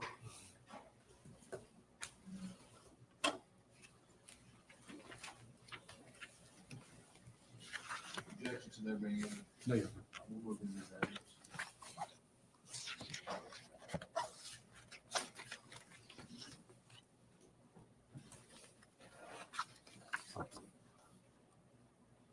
You can play when you're ready, Mr. Bates.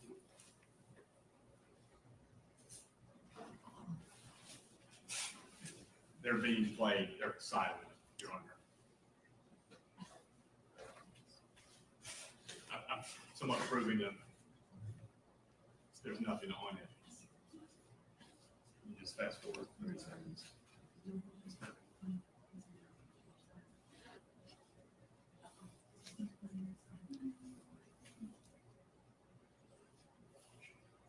Second, Your Honor, she just got kicked off. If they're silent, does that matter? In stipulations of these two recordings are silent. I'm not sure. I'm not sure where we are. Yeah, that I don't know the recordings that he was talking about, but I guess if we can make the absence of something an exhibit, yeah. we would object. Well, he's playing. What it's worth. They're just silent. Right, but I don't know how you authenticate that they are what they claim they. They're provided in discovery. They were, Your Honor. Yes, I'm gonna let him, And I'm happy to provide the pathway, but they unaware.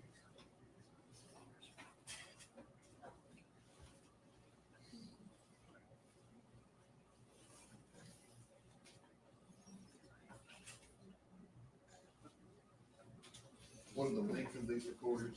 Right.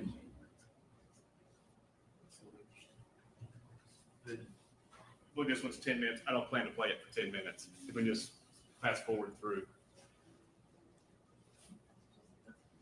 So the first one is 10 minutes. Yes, Your Honor. And the second?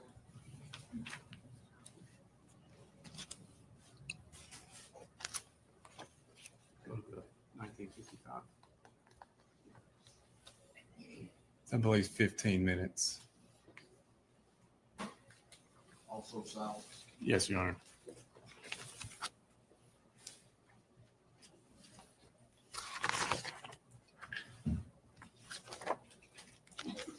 Do you remember when you were listening, writing down notes or some form or fashion regarding what was on a recording? Yes. Whenever you hear something on a phone call or a microphone, if you hear something that's pertinent, meaning something that's criminal could be used as evidence for the crime you're got the equipment set up for, you need to annotate, summarize what you're listening to. And so the case agent can look for it and find it, listen for it himself, and then, see what I thought was pertinent and see if he agrees and see if we're going to use it as evidence or not in the case. So I'm going to summarize what I heard, which I think is criminal activity. Go for it. And I'm going to make it there for the case agent to, use it, read it himself or herself for the case. And did you hear things that you believe was important in investigating Terry Britt? Yes, I did. What were they? Well, first I heard a phone call. Of course, with a phone call, as soon as they pick up the receiver, the recorder starts, and you're notified that somebody's got the line. So now you're listening for the phone call, and you're listening to what they're saying, and if it's something, and you're trying to identify who these people are on both ends, and you're trying to again identify things that are criminal in nature for the case you're working on. In this case, I can't remember at the time, it was sometime in the evening. His sister, and I can't remember her name, might be Peggy, I can't remember. Anyways, she calls him up, and I recognize Terry Britt's voice because I had interviewed him with Brent Booth like 2 months prior. So I knew that was Terry Britt. Of course, the other end was at that trailer, so so I knew that was him. And the conversation was such where she said, "Well, you need to be careful what you say on these phones because they're gonna wiretap these phones." She said, "Remember when Mom and I burglarized those Natchez Trace cabins?" She said they tapped our phones, and they came in and arrested us, and they must have tapped our phones. So I said, yeah. Well, he says, why is that important? Well, it's just that she's conscious of, to me, that there could be some criminal activity, and I need to be careful what you say. It's going to get you in trouble. He said, he says, those whores are going to try to pin this case on me. The whores are the law enforcement. He says, yeah, those whores are going to try to pin this case on me. He says, I didn't even know the bitch. And I believe I'm referring to Holly. So I didn't even know the bitch. And he says, okay, well, yeah, just be careful. Anyways, they hung up the phone and there was some silence. Now I'm listening to the microphone. So there's some silence. And then he says to somebody there in the trailer, he says, yeah, those whores are going to try to pin this case on me. And the person that he's talking to doesn't say anything. And he says, again, I didn't even know the bitch. And he says, I wouldn't do something like that. And he says, I can't remember what we did that day.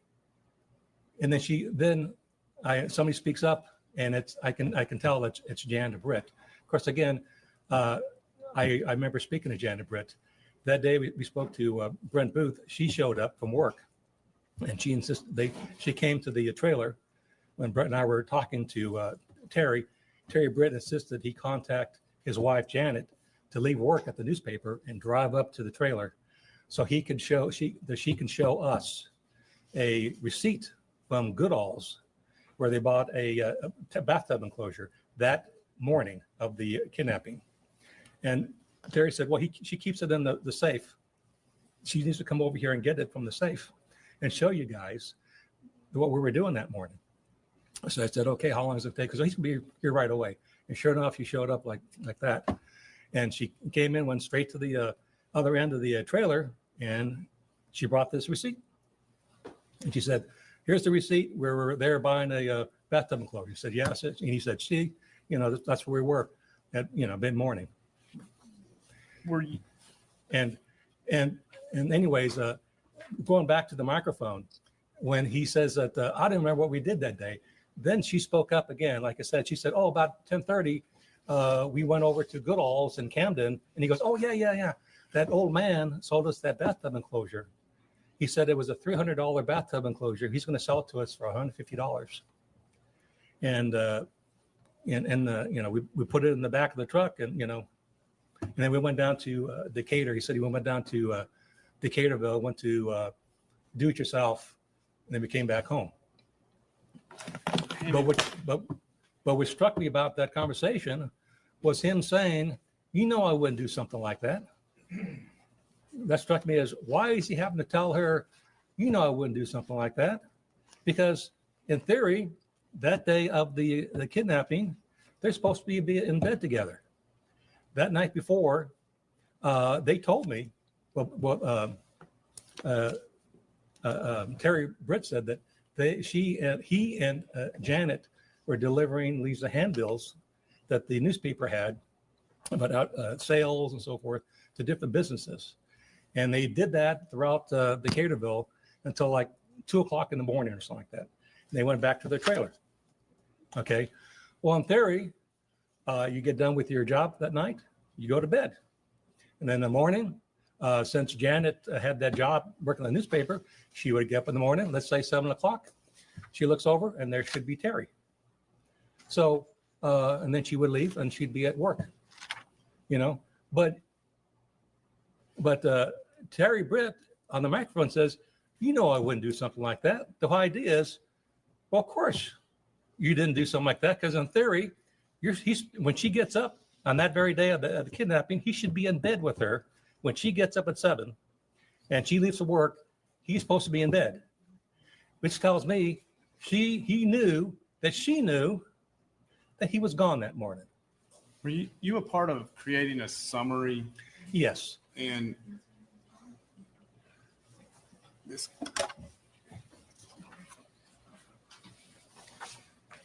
have you seen this document? It's front and back.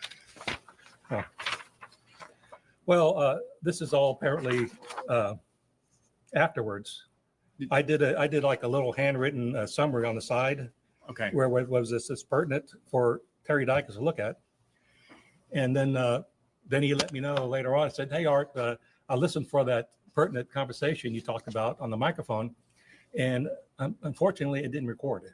Somebody kicked or whatever, one of the microphone cords, and didn't record it. And I said, okay, well, listen, I'm going to do an FT302. It's in the summary when that happened, that night. And I'm going to do an FT302 about what I remember the conversation being on the microphone.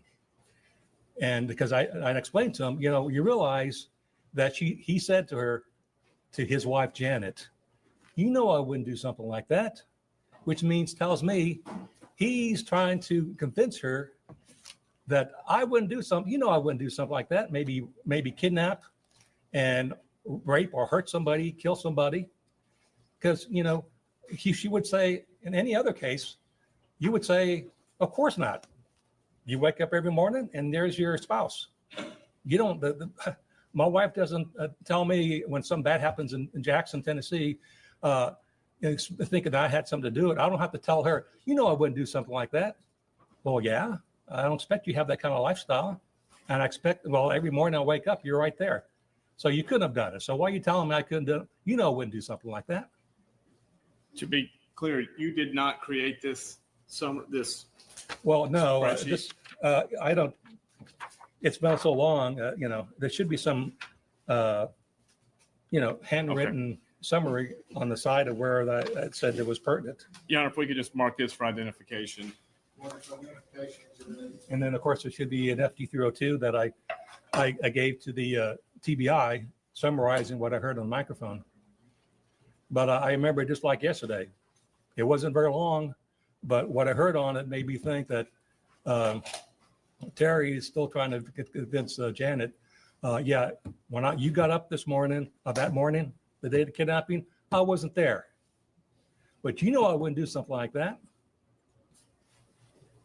What does the term flatline mean? Means there's no activity. Which what I'm guessing it's like anything else. No signature, no recording, no activity.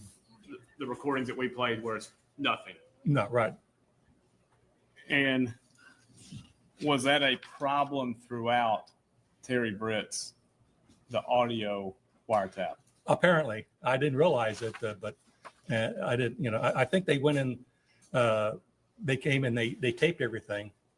And I just talked it up that, the state wasn't used to having to deal with something like that. The first time I ever done a wiretap, but you have to, we would call it Murphy proof it. I don't know where the term came from, but you wherever you got cords plugged into the outlet or into a recording device, you got to tape it down so nobody doesn't kick it out or pull it out inadvertently and say, what do I do with this thing? I don't know where I went to, and just stick it someplace.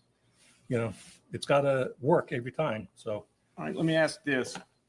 After this time, did you continue to work on this case? yes. And at what point were you aware of a Tequila Jones? We, of course, one of the first things that everybody, TBI, ourselves, whatever, we, that very day when Brent Booth and I went and talked to Terry Britt, he was acting very nervous. And of course, we already knew, we already had interviewed Clint. So we already knew what kind of guy we were supposed to be looking for that Clint described. So we first look at the Terry Britt. That guy matches exactly what Clint was talking about. The size and so forth.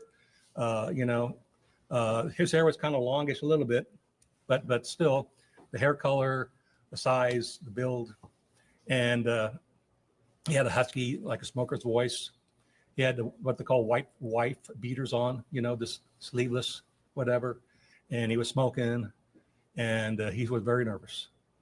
We identified ourselves and we asked him, why we told him why we were there, and he said, right away, wait, I'm not going to talk to you guys. My wife Janet, she can explain everything. I need to call her. She should sit down there in Parsons. I'll just call her. She'll come up here. She'll explain everything. And so we can just talk to you right now. We can talk to her later. No. We're going to do it. I'm going to call you. And he starts calling her. She shows up because he said, of course, she's got the receipt of where we were. And she said, it's in the safe. And we're thinking, she got this receipt of where they were that morning, locked up in a safe. How soon after April 13th was this? We talked to him. This is Terry Dykes, the TBI case agent, had asked us to go talk to registered sex offenders. And Terry Britt was one of those sex offenders. Was it weeks, days? I would say about within a week. Okay. Yeah, within a week. So we went there, and like I said, right away, he was nervous. And he didn't want to talk to us without Janet being there. And for her to go to the safe and get that receipt. Then just kind of fast forwarding the Tequila Jones, did you? Oh, yes. And then we did a checked his criminal background, and I saw there that Terry Britt had been arrested by Jackson Police Department like a year beforehand, before Holly's kidnapping. And we had a case number, but it wasn't adjudicated. So I went to the district attorney's office in Jackson. I spoke to Jody Pickens, and he explained that Terry Britt was charged with kid and his wife Janet were both together when they picked up a lady by the name of Tequila Jones. And they believe that she was picked up to have sex with her. They're kidnapping her, and they're going to charge him with kidnapping of Tequila Jones. But the case couldn't be completed because Tequila Jones. Yeah, are we talking about information that General Pickens shared with this witness? If so, Yes. the state's objection is hearsay. If we're talking about information, Objection is hearsay. It's valid, Your Honor. But Yeah. sure. Let me, if I can amend a question. The objection is sustained to the last part of the testimony that you can change your questions. Did you find out why there was an arrest? Yes, we went, Brent Booth and I went and found Tequila Jones there in Jackson, south part of Jackson. And of course, we identified ourselves and we asked about what happened. All right, don't get into what people told you. Okay. Let me ask this. Did you figure out why Mr. Britt was not incarcerated? Because they couldn't get the Tequila Jones to show for a court case. All right. And when did you talk with the DA in Jackson in relation to the wiretap? If the wiretap is in the middle to end of January 2012. It was after the wiretap, I believe. Okay. I'm pretty sure that was the case. It's been a while. How soon after that, to your knowledge, was Mr. Britt arrested on the Tequila Jones charges? Within a couple weeks, we found out that the event started in Jackson and then carried over to Lexington, Tennessee. And there was a patrol officer that went to a grocery store, gas station there on Main Street in Lexington, where Tequila Jones was waiting for him. She had alleged that the Brits. Don't Okay. worry about the facts. Anyways, and he interviewed Tequila Jones about what had happened to her. Okay. Did you have any more communication with Mr. Britt after he went to jail, pre-trial and after trial in 2012?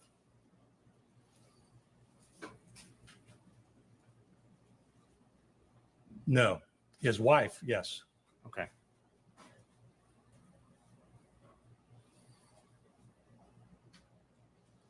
Were you invited to the Terry Dicus PowerPoint presentation about your work in this case to General Hansel McAdams? And what was the date on that? Were you invited to a PowerPoint meeting? No, I retired. I believe I'm pretty sure it was the end of March 2012. Okay. Yeah, And that ended your work in. yes. Now, fast forward the trial of Zach Adams. Do you remember that? Yes. And do you remember working or meeting, let's just say meeting with Jennifer Thompson, Zach's attorney? Well, briefly, actually, no. I spoke to her only on the phone. It's kind of funny, I'd gotten a subpoena from her to testify, and then when it came to trial, I never got a call saying, be here such day, this is what we're going to talk to you about, and so forth. So I said, well, okay, I got a subpoena, and I hear on the news it's going to be a such date, but nobody's called me. I got a subpoena, but nobody's called me about anything. So I called up, and the lawyer, Gonzalez, answered the phone, and I said, I got a subpoena. I'm not sure this is asserted for the truth of the matter, Your Honor. Well, anyways, they told me that Hold I'm on. not needed. His response was it's not being asserted for the truth of the matter. Okay. Objection overruled. I'll let him answer the question. Well, they told me I wasn't needed. I said, okay, well, I got a subpoena. Now they don't need me. But, I was watching the trial on TV, like everybody else was. I was like, well, I thought I had interviewed a lot of people, and I thought there'd be somebody they want to talk to me. So I called them again. This time I talked to Jennifer Thompson, and I said, I got the subpoena. I was told by Gonzalez there that I wasn't needed, and he didn't explain anything. I just, are you sure you don't need me? He goes, oh. She says, oh, okay. Your Honor, I object again. I think this is being asserted for the truth of the matter. Hearsay. Hearsay is the objection, Mr. Bates.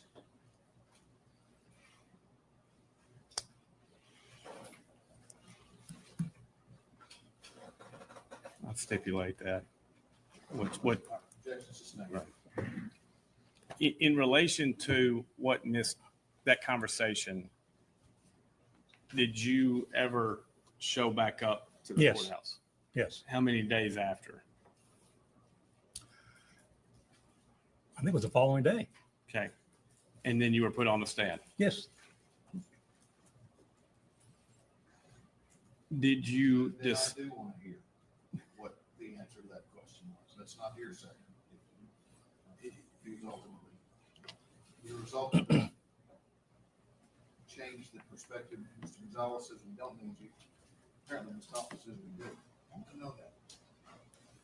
what did Ms. Thompson say to you?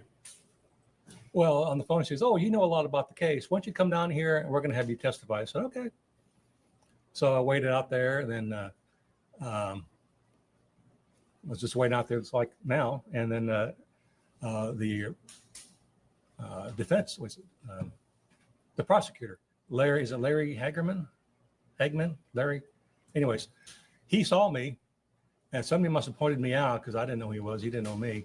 He asked me, "Hey, are you Agent Viveros?" And I said, "Yeah." "Why don't you come in here? I want to talk to you." So I went back in that little room over there, and he started asking me some questions And this was with the state. with the state. Prior to this time, had you met in person with Jennifer Thompson? No, but she had walked. The door was open, and apparently she was looking for me. She walked right by and looked at me, and she saw me with Larry, and she kind of kept on going. Like I guess she didn't want to interrupt this conversation.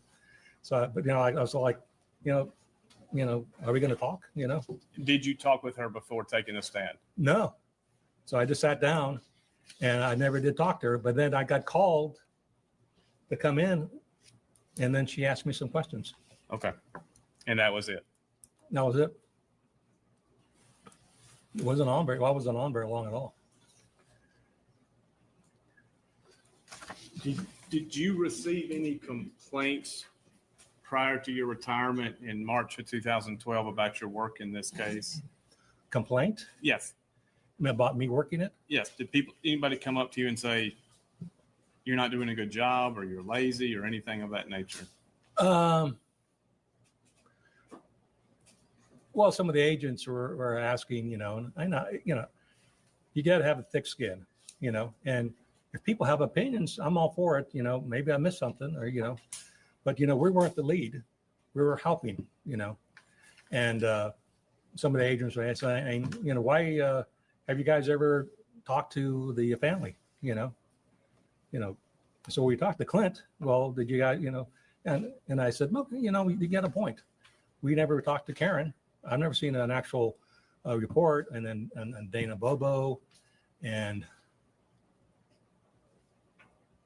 anyways, so I made a point, and Terry Buckley and I, the task force agent, Terry Buckley, we went and went to the Bobo house, and we interviewed Karen Bobo and Dana Bobo. And I thought that was a good point, because I don't remember seeing a report. So I just tried to be comprehensive and ask them general questions, and, kind of set a record, of what happened that day. But I spoke to the neighbor, James Barnes, his girlfriend, his mother lived right next door, Kathy Wise. And of course, I spoke to Drew, the boyfriend. I spoke to Victor Dinsmore with Brent Booth again. And I spoke to another family member. Can't remember his name right now. That was familiar with Drew. And no,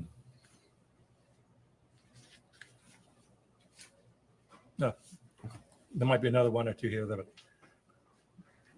Those are my questions. Thank you. Before cross-examination, just want some clarification.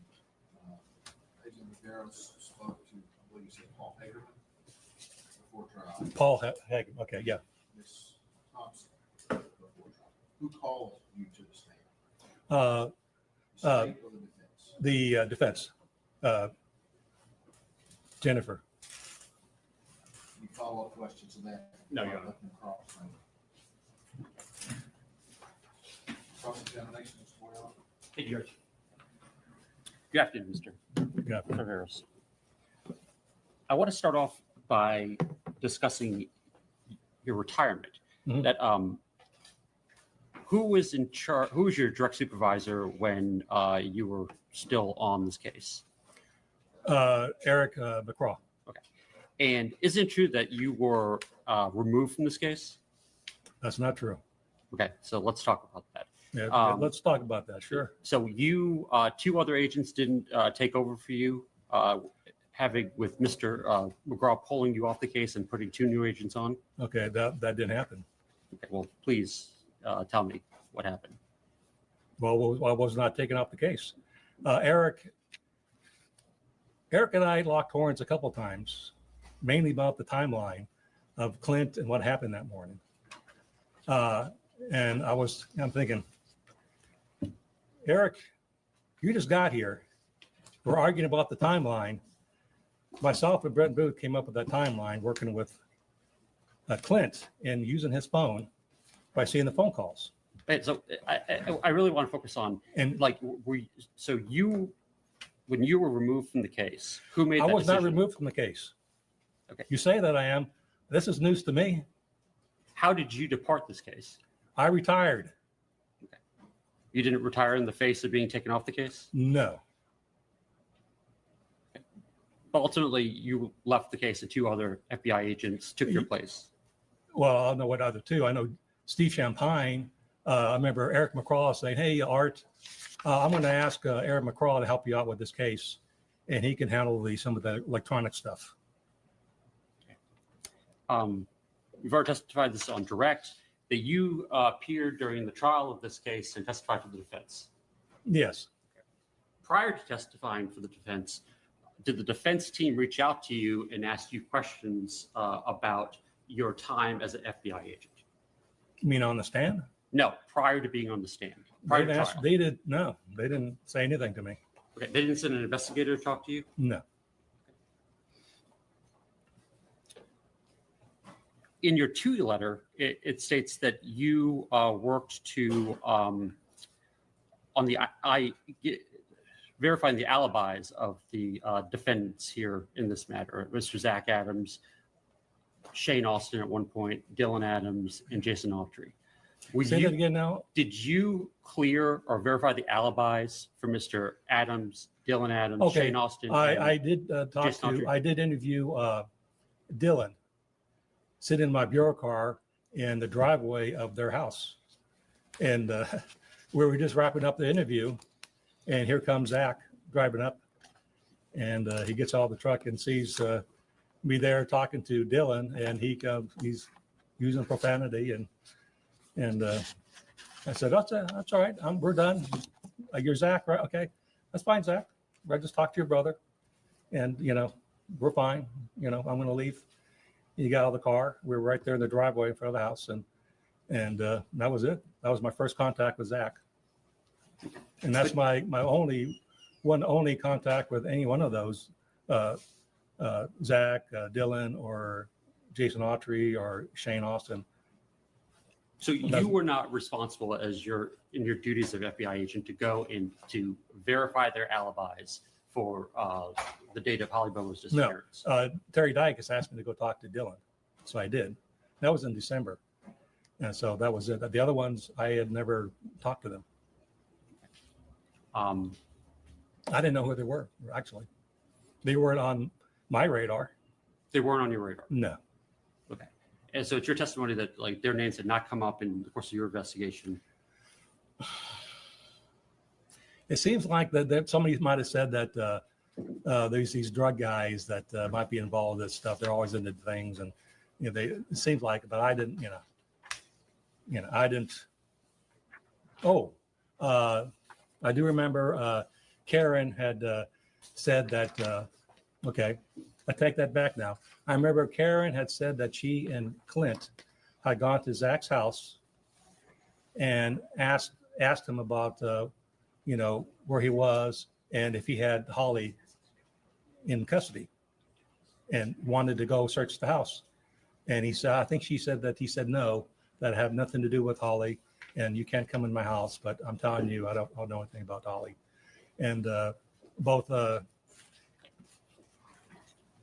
Terry Dykes and I had asked her not to do that because it could be very dangerous.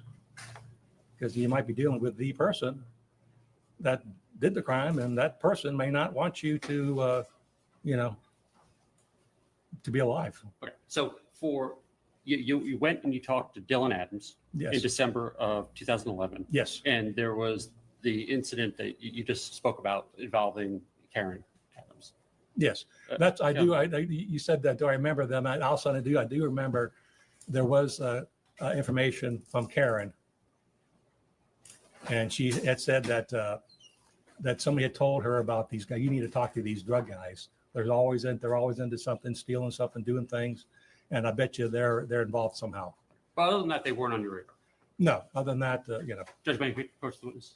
Can I hand something to the witness? Yeah, you can pass something to the witness.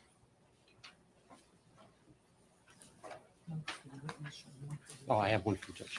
Thank you. One for the judge. You can have a document on mark for identification, 386. Mr. Riveros, could you take a look at that document and tell me if you're familiar with it? Okay.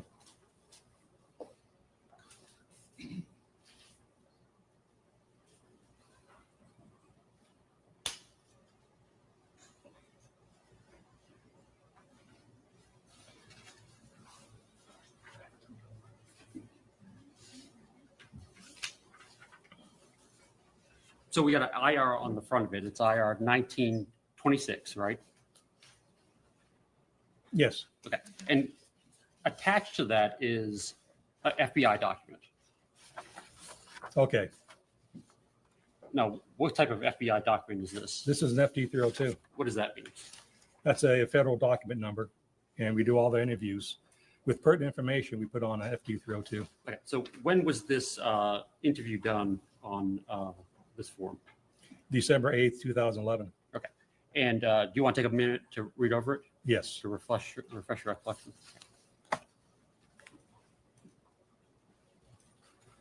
While he's doing that, is there going to be any objections? None. We'll move it in there. Let's see what it says.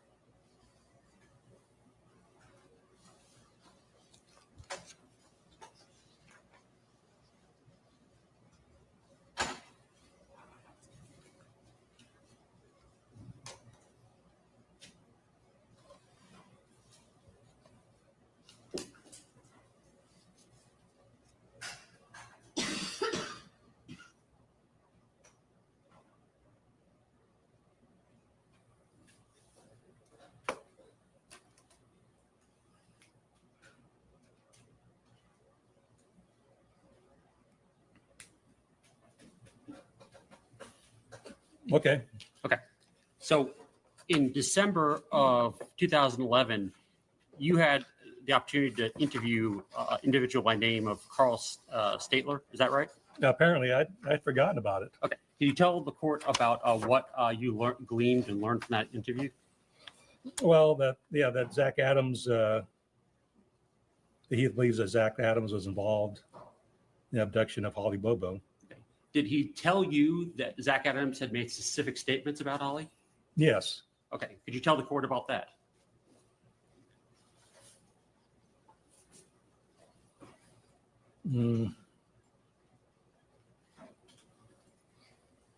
Yeah, Adams said he blurted out, Adams blurted out, I let Shane Austin hit it. Adams did not explain what he meant by that. Did he also tell you about a conversation that happened at a bar with a Misty Tubbs?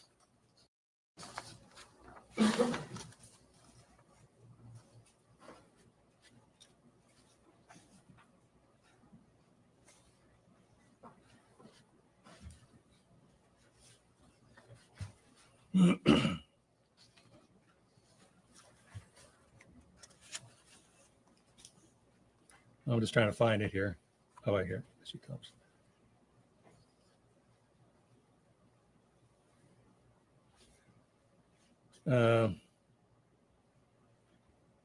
Statler was interviewed by the TBI by telephone.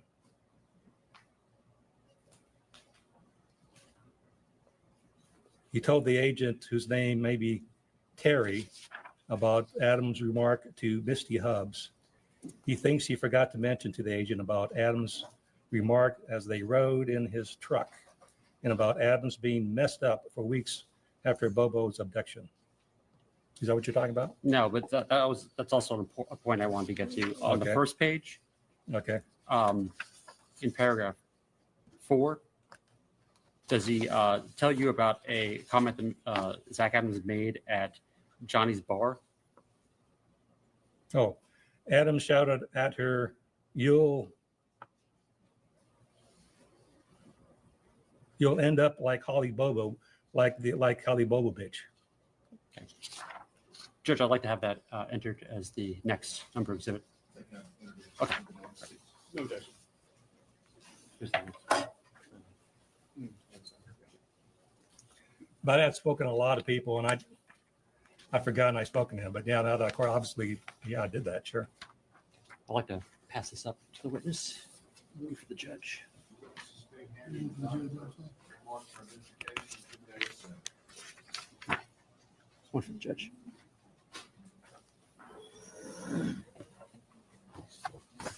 By the way, Exhibit 86 was IR 1926. This is identification Exhibit 87, IR 1926.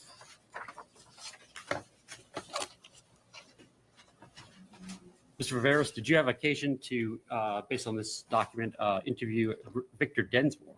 Yes, Brent Booth and I went to his house and interviewed Victor Densmore. Okay.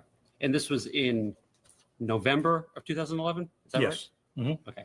And do you want to, and the IR has attached to it another FBI document, which memorializes that interview, right? Say that again? Which sets out the interview and what Yes. you learned? Yeah, November 22nd in Holiday, Tennessee. I would like to draw your attention to the 6th paragraph, the last sentence on the first page. Densmore did personally hear. Could you read that for the court? Tell his girlfriend, Rebecca, last name unknown, over the telephone that he was going to put her in the ground like Holly Bobo. This occurred not long ago when Adams was at Densmore's home visiting. Zach Adams is presently being held in Decatur County Sheriff's Department jail on drug charges. Okay. So based on at least those two IRs, Mr. Zach Adams had come up during your investigation Yes. Into this matter. Yes. And we're talking about year 1 here, Yes. 2011. Yes. And I would like to have that mark. No, Your next Honor. number. So But like I said, he had come up later in the investigation before I retired. But I was always, it was always my belief that there was Terry Britt was the most logical suspect by far. And I was starting to hear about these guys, like you just said there, later on in the investigation. So yeah, they came up, but it sounded like somebody mouthing off I was on drugs. But you And didn't just follow up mouthing off. on these statements. What's that? You didn't follow up on these statements. No, because it was up to Terry Dicus. I wasn't leading the investigation.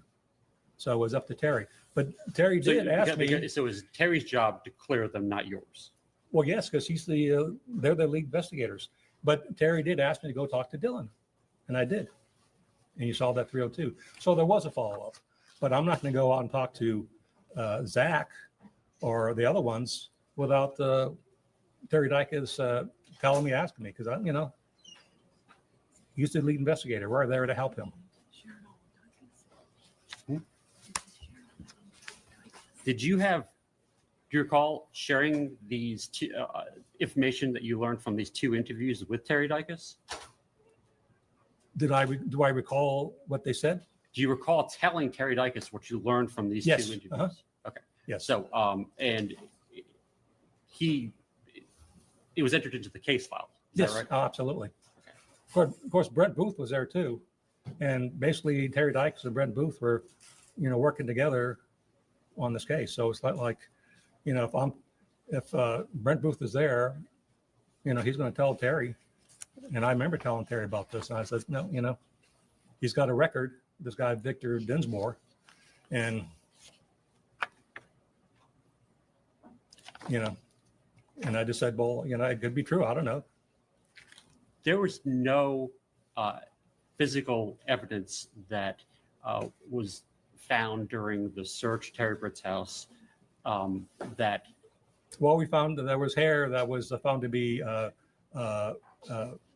microscopically matched with her hair. But isn't it true, and you testified at a trial about this, that was also tested for her DNA, right? I think the state did that. Yep. And it came back, it wasn't her DNA? See, I don't even know. I don't know. Okay. Because your knowledge ends at a certain point in this case. Say it again. Because your knowledge ends at a certain point in this case. Yes. Okay. Did you have a chance to watch the trial after you testified? Yes. Okay. It's on YouTube. I made lots of notes.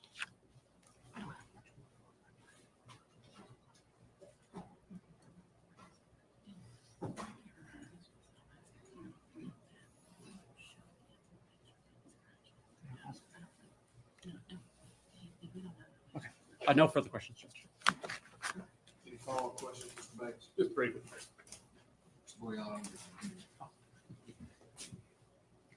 Were you a part of receiving anonymous tips? Yes. Did you receive statements people made against other people? I got some calls and said, hey, I think you need to maybe look at this person, or I got this person I know about who thinks they could help you. Yes. Okay. And did people make allegations against other people? Yes. Mm-hmm.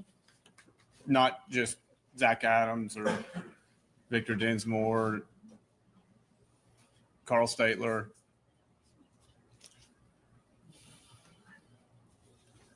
I can't remember how the Carl Statler thing came up.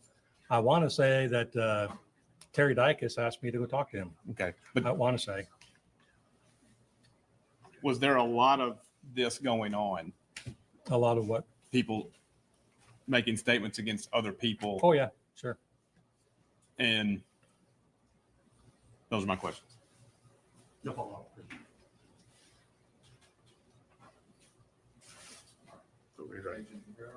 Yes, sir. All right. Thank you. Counsel, we good? Release him. Okay. So nothing tomorrow whatsoever? Okay.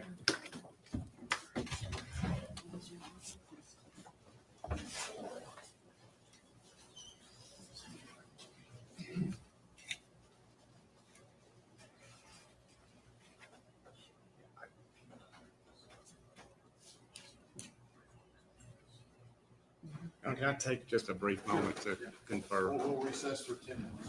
All rise, please.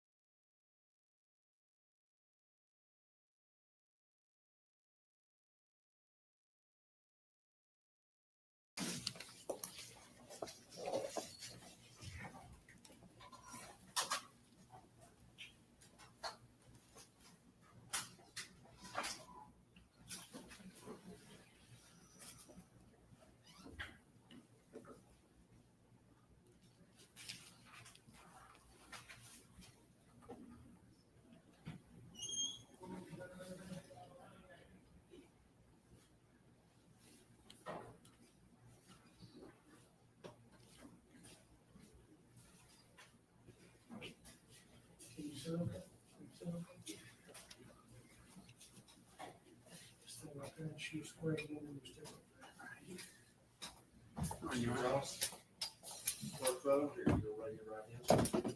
Do you swear or affirm the testimony you give will be the truth, the whole truth, and nothing but the truth, so help you God? I do.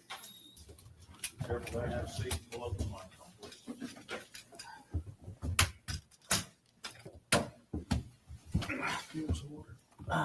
Sure. Thank you. How's this? Take your seats. Thank you. Good afternoon, Mr. Gonzalez. Good afternoon. Can you just please, real quickly, state your full name for the record? My legal name is Gerardo Alejandro Gonzalez, but I go by Jerry for obvious reasons. Thank you for being here today. Can you just real quickly tell the court what you do for a living? I'm an attorney. Okay. And how are you involved with the Zach Adams case? I was asked by Jennifer Thompson to join the team. I can't remember at what time, but it was fairly close to when the trial was scheduled to begin. So I was not involved at all in a lot of the pretrial litigation stuff. Okay. Would it be a correct assessment around maybe June of 2017 that you became involved? Does that sound about right? That sounds about right. And did you know Ms. Thompson prior to becoming involved in this case? Oh, yes. I've known Jennifer Thompson for decades. And had you had cases with her before? Yes. And when she asked you to become involved in the case, what was your understanding about what your role would be? I didn't really have a clear understanding at the time she asked me to join. As I recall, at the time she asked me to join, her reason was because she needed somebody on her side. It was obviously I didn't know anything about the case. And at that point in time, as I understand it, her and Jim Simmons were no longer speaking to each other. And she needed somebody sort of on her side, is the way I understood it, between her and Jim Simmons.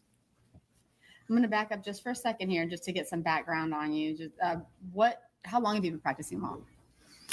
I first got licensed in Michigan in 1996, and then in Tennessee in a particular size hole, because it depends on range. It depends on whether the bullet is fully metal jacketed. If not, does it expand? Does it have time to expand into a mushroom shape and cause a bigger hole than the caliber of the bullet? So when I was talking to forensic anthropologists on the phone, they were telling me you can't really tell the size of the bullet.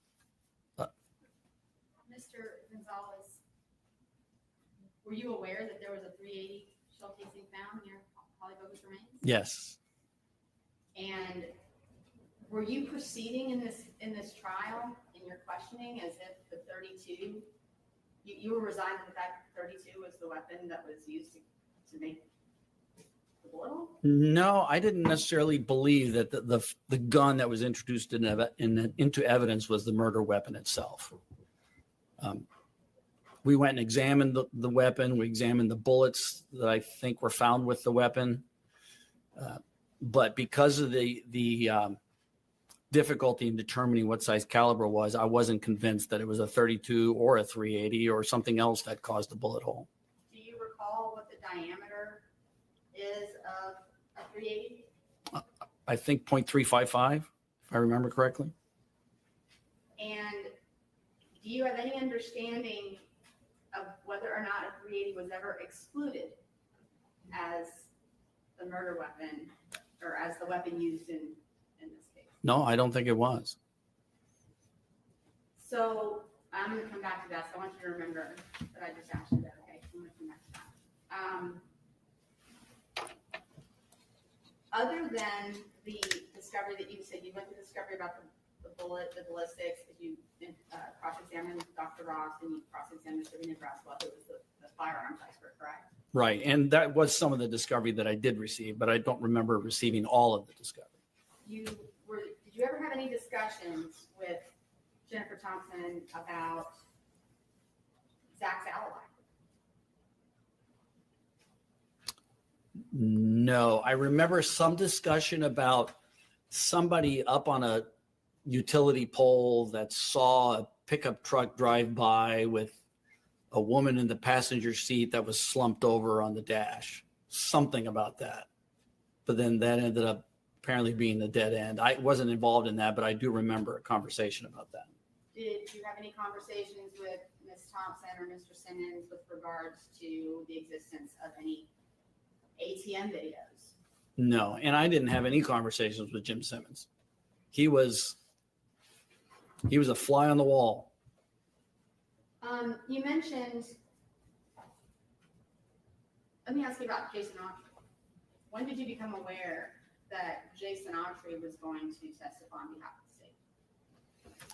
I think we were aware for quite some time that he was cooperating. And did you ever receive any audio recordings or kind of any of the interviews that Jason Autry had been involved with CBI agents? I don't think so, but I was not assigned the task of cross-examining Jason Autry, so I didn't concentrate on that very much. Do you recall either seeing for yourself or having discussions with Jennifer Thompson about any videos or recordings of routes that were ran by Jason Autry, that Jason Autry was going to allege to have run on that day for his testimony? Not that I recall. And is the trial that is not the first time that you appeared before the court, though, right? No, I had appeared a few times before that. I think the first time was when I presented my notice of appearance and the judge reminded me that I wasn't getting paid. And I said that was fine. I had agreed to do it pro bono anyway. And that, I don't remember if I came to court after that before the trial started or not. What was your initial, and as a seasoned trial attorney, what was your initial impression of the climate in this courtroom coming into trial? It was very adversarial between counsel. I even found Jennifer Nichols to be very adversarial towards me, and I had just joined the team and we didn't know each other from anybody else. And I remember thinking, what did I do? But my impression was that the judge was very confrontational, adversarial towards Jennifer Thompson. Most of the other attorneys at counsel's table on the prosecution side were respectful, were cordial, would greet us in the morning, but not Jennifer Nichols. And that really created, from my recollection, a great deal of tension between the two Jennifers, as I will say, Jennifer Nichols and Jennifer Thompson. And what was your perception about how Ms. Thompson was handling the case? Not very well. In what way? Well, the judge was very adversarial towards her, and that caused her a great deal of tension and stress. And then Jennifer Nichols was very adversarial towards her. That caused her a lot of tension and stress. Her lack of communication with Jim Simmons was causing a lot of tension and stress. I mean, for capital defendants, you're supposed to have 2 attorneys, and Zach had 1. My recollection was that Jim Simmons, at some point after their break in their relationship, had sort of committed himself to concentrating on the mitigation phase in the event of a conviction. And that was what he saw his role was going to be. I don't know if that was a self-selected role or whether they agreed to that or not.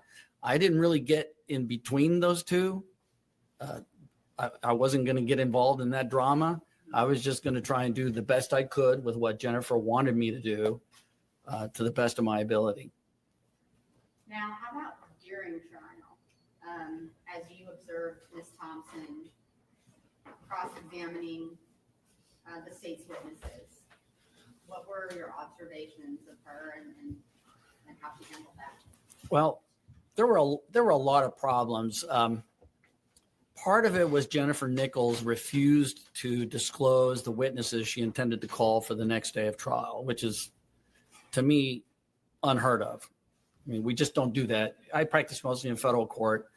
The judges require us to exchange witnesses. Even if we object and we don't want to, we have to do it. And even as a professional courtesy, we do it.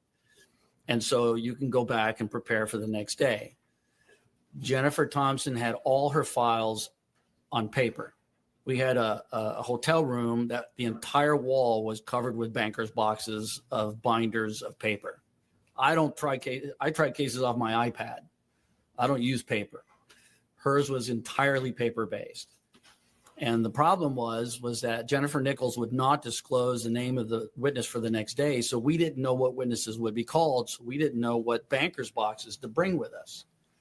So we would get into court. Jennifer Nichols or one of the other prosecutors would announce the first witness, and Jennifer Thompson would stand up and say, "Judge, I didn't bring that banker's box. Can we have a break so we can go back to the hotel and get one?" And the judge would become very perturbed, very exasperated, and we would all march back to the hotel, try and find the banker's box in this wall, collect the banker's boxes, and try and rush back to court to pick up where we left off. Obviously, that creates a whole different level of stress and tension.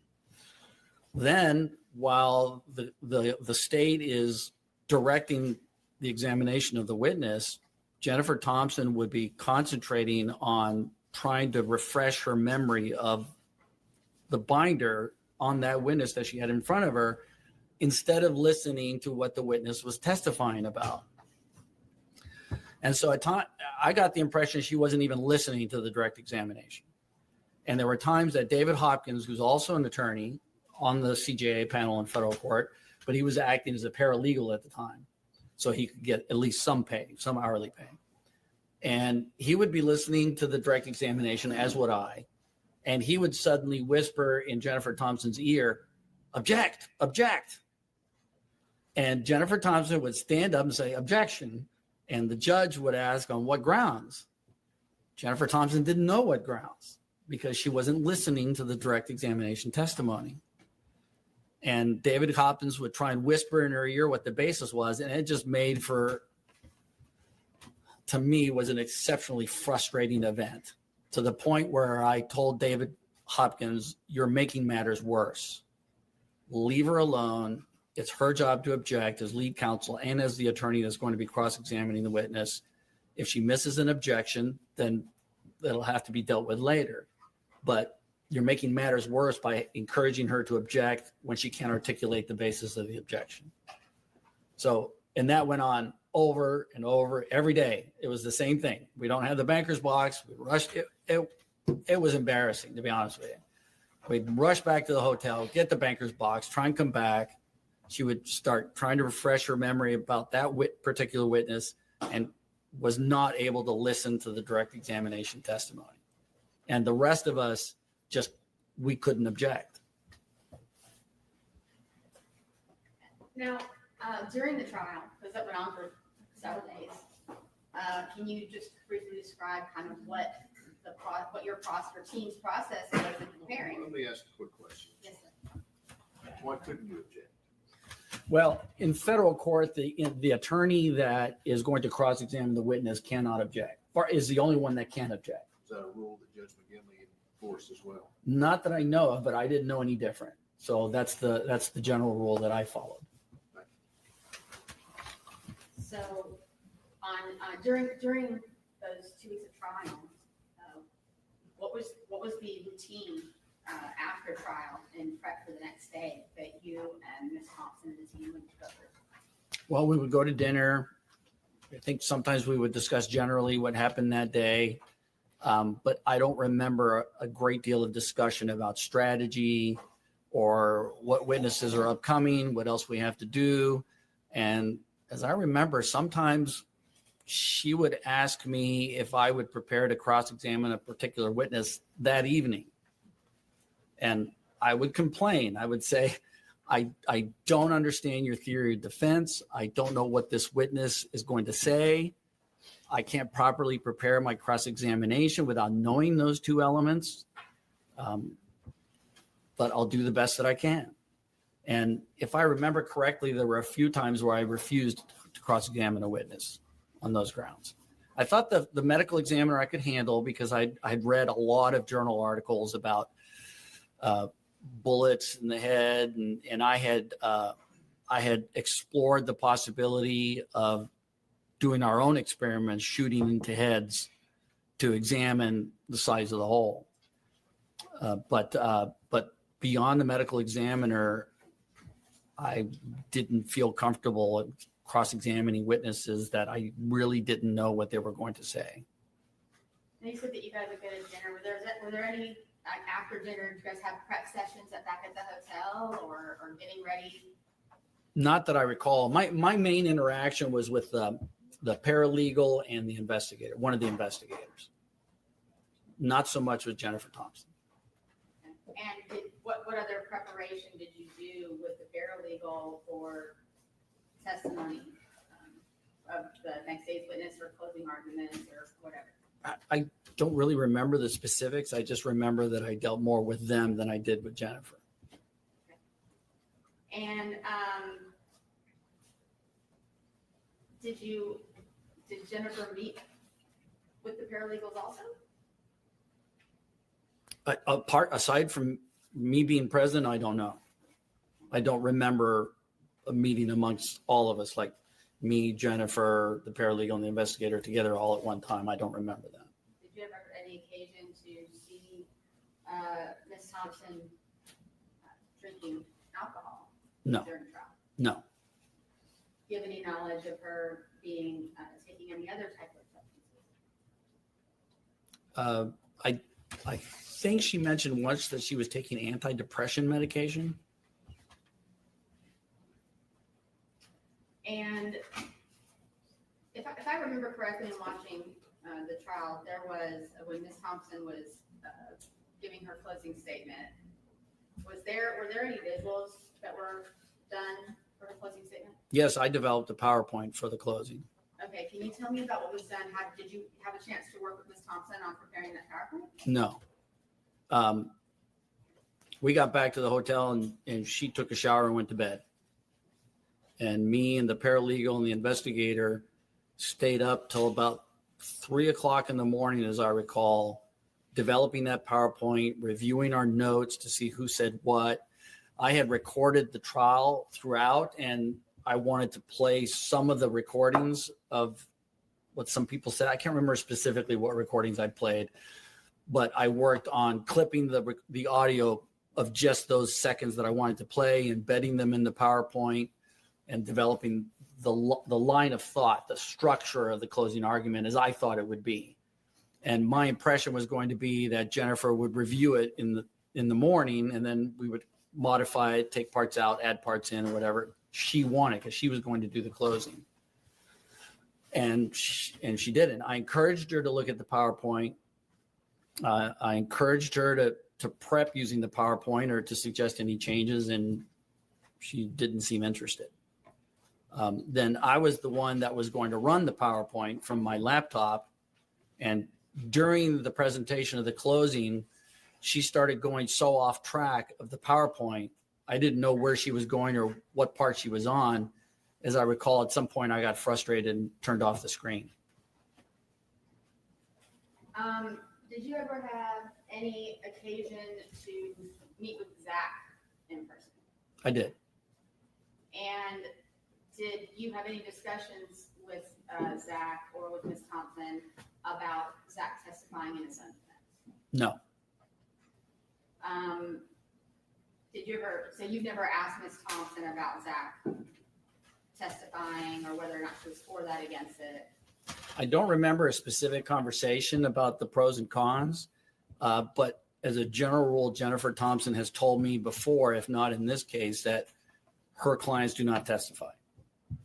I don't subscribe to that policy. I let my clients decide whether they're going to testify or not. I go through the pros and cons with them.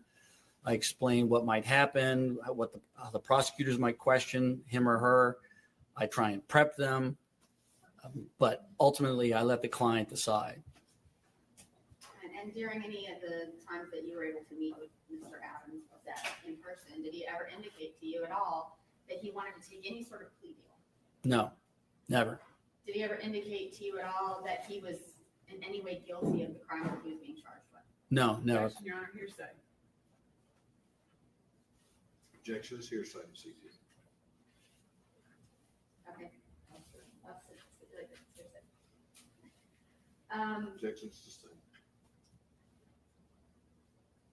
I want to go back to the bullet and the testimony that you gleaned from Dr. Ross. And so to your knowledge, a 380 is how large in diameter? 0.355 millimeters, if I'm not mistaken. I didn't know it was going to be tested on that. To your knowledge, was a 380 ever excluded? Not to my knowledge. So do you recall in Jennifer Nichols' closing, her saying in her closing argument, and Your Honor, I'd like to refer to Exhibit 40 that we have in the record right now. It's page 2734 of the trial transcript. We need to hand him Exhibit 40. I can read it. I just, for Your Honor's edification, that it is in evidence, and so that everybody can reference it. Mr. Gonzalez, do you recall Jennifer Nichols saying in her closing argument that the 380 had been excluded? I don't directly recall that, but keep in mind, one of the problems was I was seated way over there, and Jennifer Nichols was allowed to approach the bar of the jury seating area and lean forward and practically whispered her closing to the jury, where I couldn't hear a lot of what she was saying. And at one point, Jennifer Thompson told me, I can't hear what she's saying. And I said, well, then go ahead and you need to object. And as I recall, Jennifer Thompson objected. Judge, I can't hear what she's saying. And the judge said something to the effect of, well, the jury can hear her. So I didn't hear a lot of what Jennifer Nichols was saying. I heard some, but I don't remember her saying the 380 was excluded. In fact, in my recollection, the theory of the state from the very beginning was that it was a 380 until they found a gun that was a 32. Then their theory changed that it was a 32. I'm going to read real quick from you from this exhibit that's in evidence, the trial transcript of Jennifer Nichols' closing on page 2734. And she says, I have no doubt that the way he measures them, talking about the bullets, is the way he reported it, but he didn't know how to measure them. Didn't know that remove the projectile from the casing and then measure it. So the expert who testified about the gunshot wound to Holly's head said it matched my words perfectly. Basically, a 32. And if you look at those measurements and you remember his testimony, it excluded a 38. Excluded it. Is she referring to the medical examiner as the expert? I don't remember that part of her closing at all. But if you had heard that, I'm Objection, Your Honor, calls for speculation. Your Honor, he's an attorney, an experienced trial litigator, and if he knows the facts of this case, and had he heard that, I think it's fair game for him to speculate as to what action he would take. All out of question. Objection overruled. I would have objected. We really frown on objecting during closing arguments because closing arguments is not evidence. But when one side or the other argues evidence that was not admitted, that is a proper grounds for objection during a closing argument on either side. Is it safe to say that this trial in and of itself was unique, a unique experience for you? Yes. Were there any other unique observations that you made during this trial about behavior or conduct of any of the court officers that were involved? There were some things that I thought were strange. The judge required me to escort Zach in from the hallway over there every morning. I never understood why.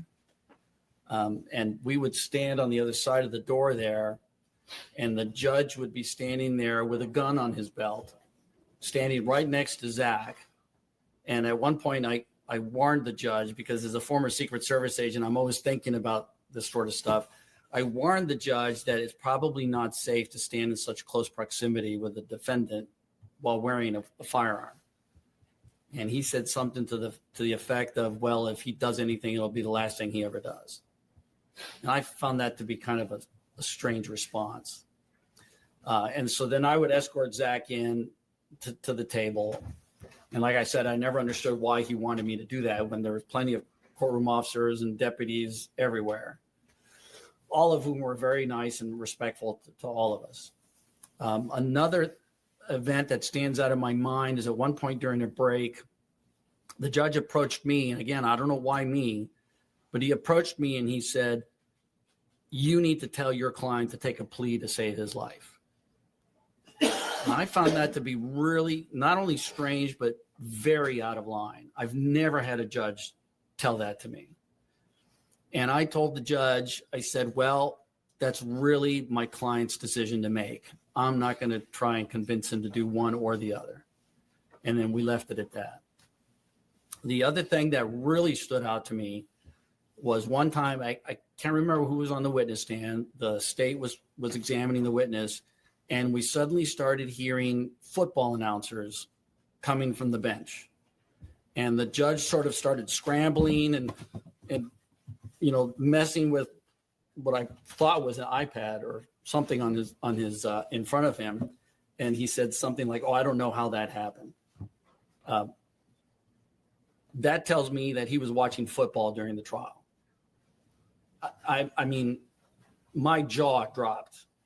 I've never, ever experienced, as a Secret Service agent testifying in federal court, as a lawyer, knowing that a judge was watching football during a trial, much less a trial where a man was being considered to be put to death. My impression was that he either had already made up his mind on the guilt and the sentence, or he just didn't care, which to either one, I'm just speechless thinking about that.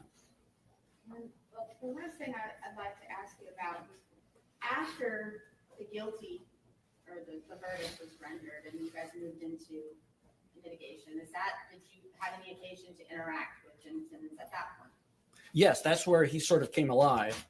I think I had approached, I think it was Mr. Hagerman after that, and I kind of mentioned to him, this really this should not be a death penalty case.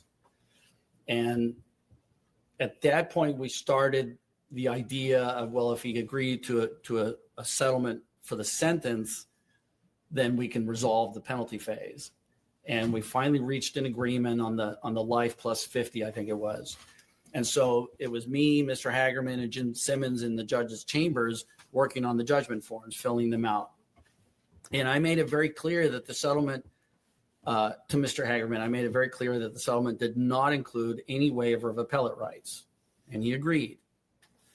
So we were in the hallway here, and we had said, okay, let's let the judge know what the agreement is. And so we're in the hallway here with the judge. It's me, Jim Simmons, Jennifer Nichols, and I think Jennifer Thompson was there, although I can't remember for sure. And I told the judge, I said, Judge, as we're announcing the agreed to sentence, I just want to make sure you understand this does not waive any appellate rights whatsoever. He can appeal the verdict, he can appeal the sentence, anything. And Jennifer Nichols, who was standing right next to me, balled up her fist, looks at me and says, I'm going to punch you. I have never had an attorney, opposing counsel or co-counsel, ever threaten to assault me over something I said that was clearly part of the understanding in the agreement. And I turned to her and I kind of surprisingly said, why? What did I say wrong? And she didn't respond. And I was also amazed that the judge said and did nothing at witnessing another attorney threatening to assault a fellow attorney in the case. Did anyone respond, or was it a consensus in your opinion, your understanding that this shouldn't have been a death penalty case? Objection, Your Honor, for relevance. Objection is to relevance, Ms. C.J. Well, I think it goes to the fact of the state sought the death penalty in this case. And if there are statements that are made that this shouldn't be a death penalty case, when they entered that pursuit in bad faith. I think the question was it his opinion of whether or not it should have been a death penalty case? No, I said, was there a consensus when, because he had already testified that he didn't think that it should be a death penalty case, and he made that statement. And so my question was there any response or consensus to that by other members of the prosecution team or the defense team? Okay, response and consensus are two different things. Objection sustained, you can rephrase the question. I'll rephrase the question. In your discussions, you testified earlier that you were meeting with Paul Hagerman, Jim Simmons, and Jennifer Nichols, and you stated that you didn't really think that this rose to the level of a death penalty case. Did either, I know Jennifer Nichols didn't, did Paul Hagerman or any of the other members of the state agree with you on that? Objection, Your Honor, your side. I'm gonna allow the question. Overruled. When I mentioned that to Paul Hagerman, I don't think Jennifer Nichols was there. At this point, when we were negotiating a settlement, Jennifer Nichols didn't, to me, seem to be involved in that. It was basically me, Jim Simmons, and Paul Hagerman. And when I mentioned that to Paul Hagerman, as I recall, he said he agreed. One second, Your Honor. My last question is just this: in your professional opinion, having experienced what you experienced in the trial of this case, do you believe that Zach Adams received a fair trial? No. I would reject it. I mean, I don't think that that's really before the court. I mean, we're here on post-conviction. Well, if he were to be qualified as an expert witness, it's a possible question, but he wasn't. So, objection is sustained. That's all I have, Your Honor. No more questions. Cross-examination. Good afternoon. I hope you're doing okay after your. Yes, thank you. First, I just want to start off with, you testified that you did not receive discovery from Jennifer Thompson. I didn't receive all, I clarified later that I did receive some of the discovery. So the photographs of the skull, the medical examiner's report, those sorts of things I did receive. That's Which has been handed a document marked for identification. Exhibit 85, or we're 85? 88, Judge. Mr. Page, 88. And just because you handed over your complete file to the both parties, or to the petition for post-conviction. Yes, to Mr. Bates. I sent a zip file.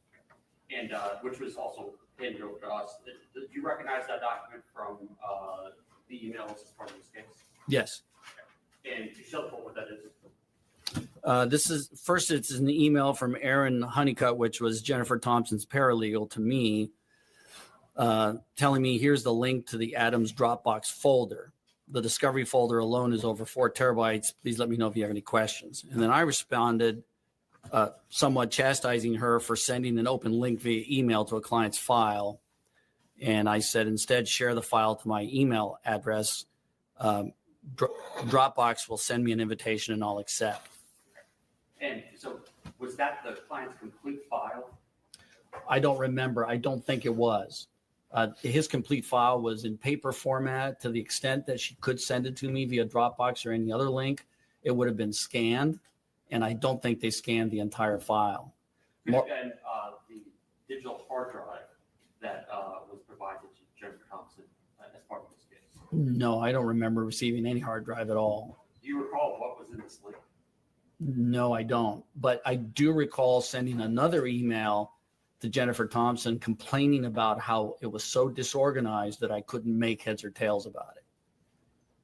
I'd like to have that entered as Objections? Without objection, moved into evidence exhibit 88. I'll start over with some preliminary questions. You've been a criminal defense attorney for a long time.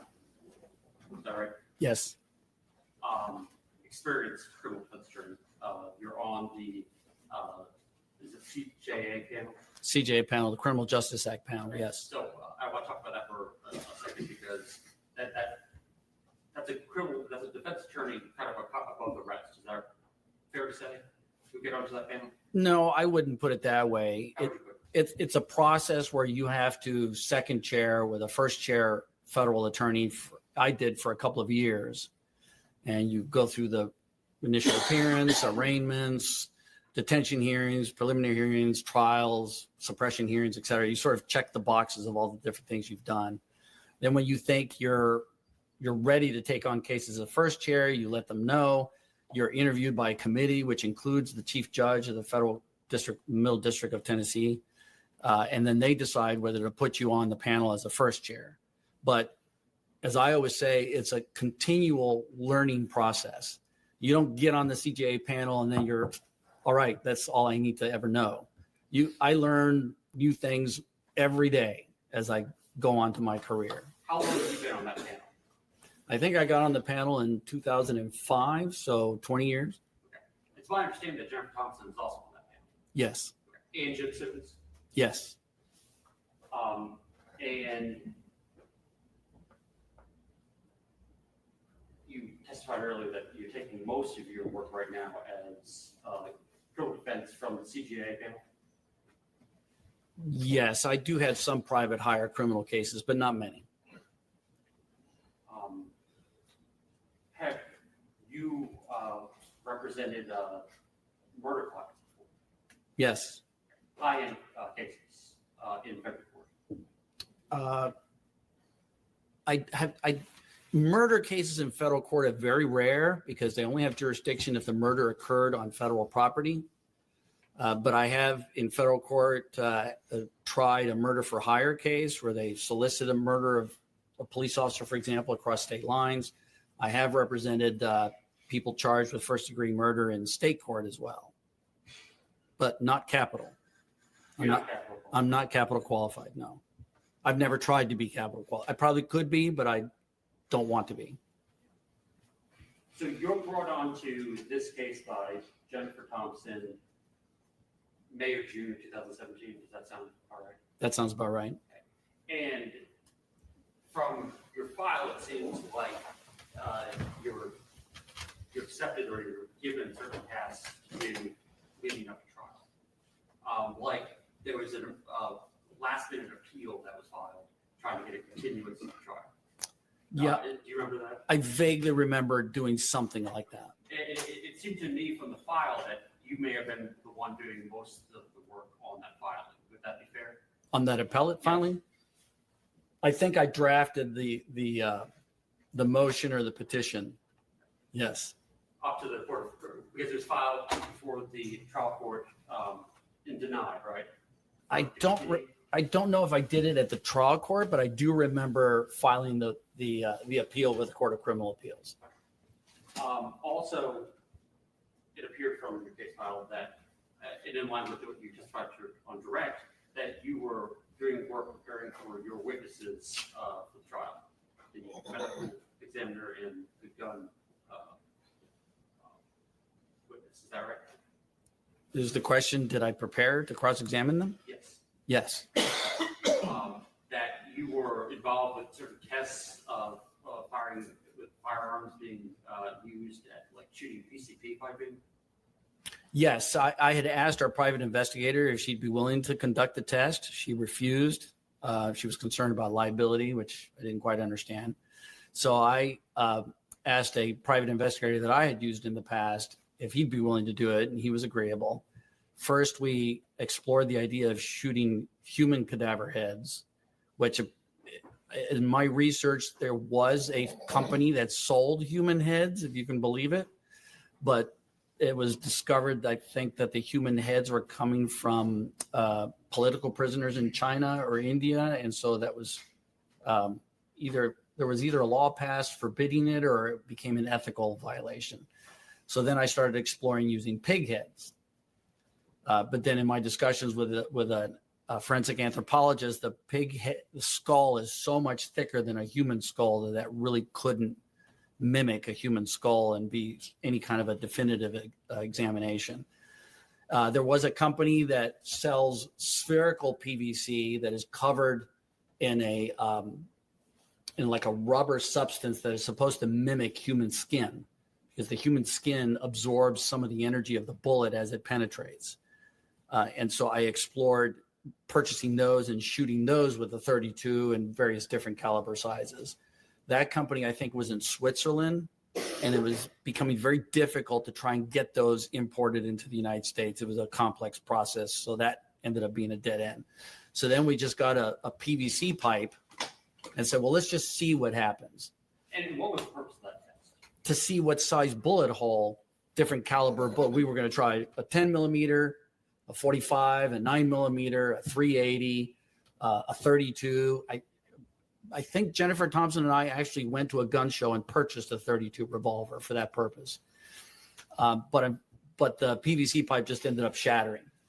Didn't make any clean round holes like in the skull. And these experiments were recorded and included in your file.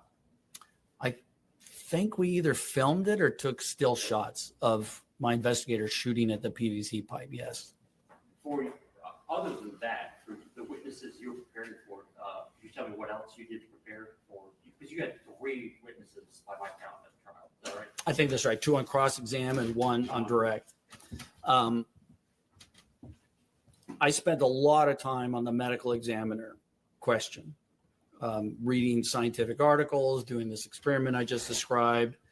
I don't remember spending a great deal of time on the second witness, the second government witness. As far as my preparation with my investigator, because we were not going to introduce the evidence of our experiments because they were dead ends, they were inconclusive, I focused more on him just presenting a chart of the different calibers of bullets and what actual circumference or diameter, rather, those bullets were. And he made a nice little diagram, and we met, I think, the day before, and I went over what my questioning was going to be with him. I said, I don't want you to speculate. Don't want you to guess. I'm not going to question you about the experiment. All I want you to do is describe the diameter of the different circumferences of the bullets.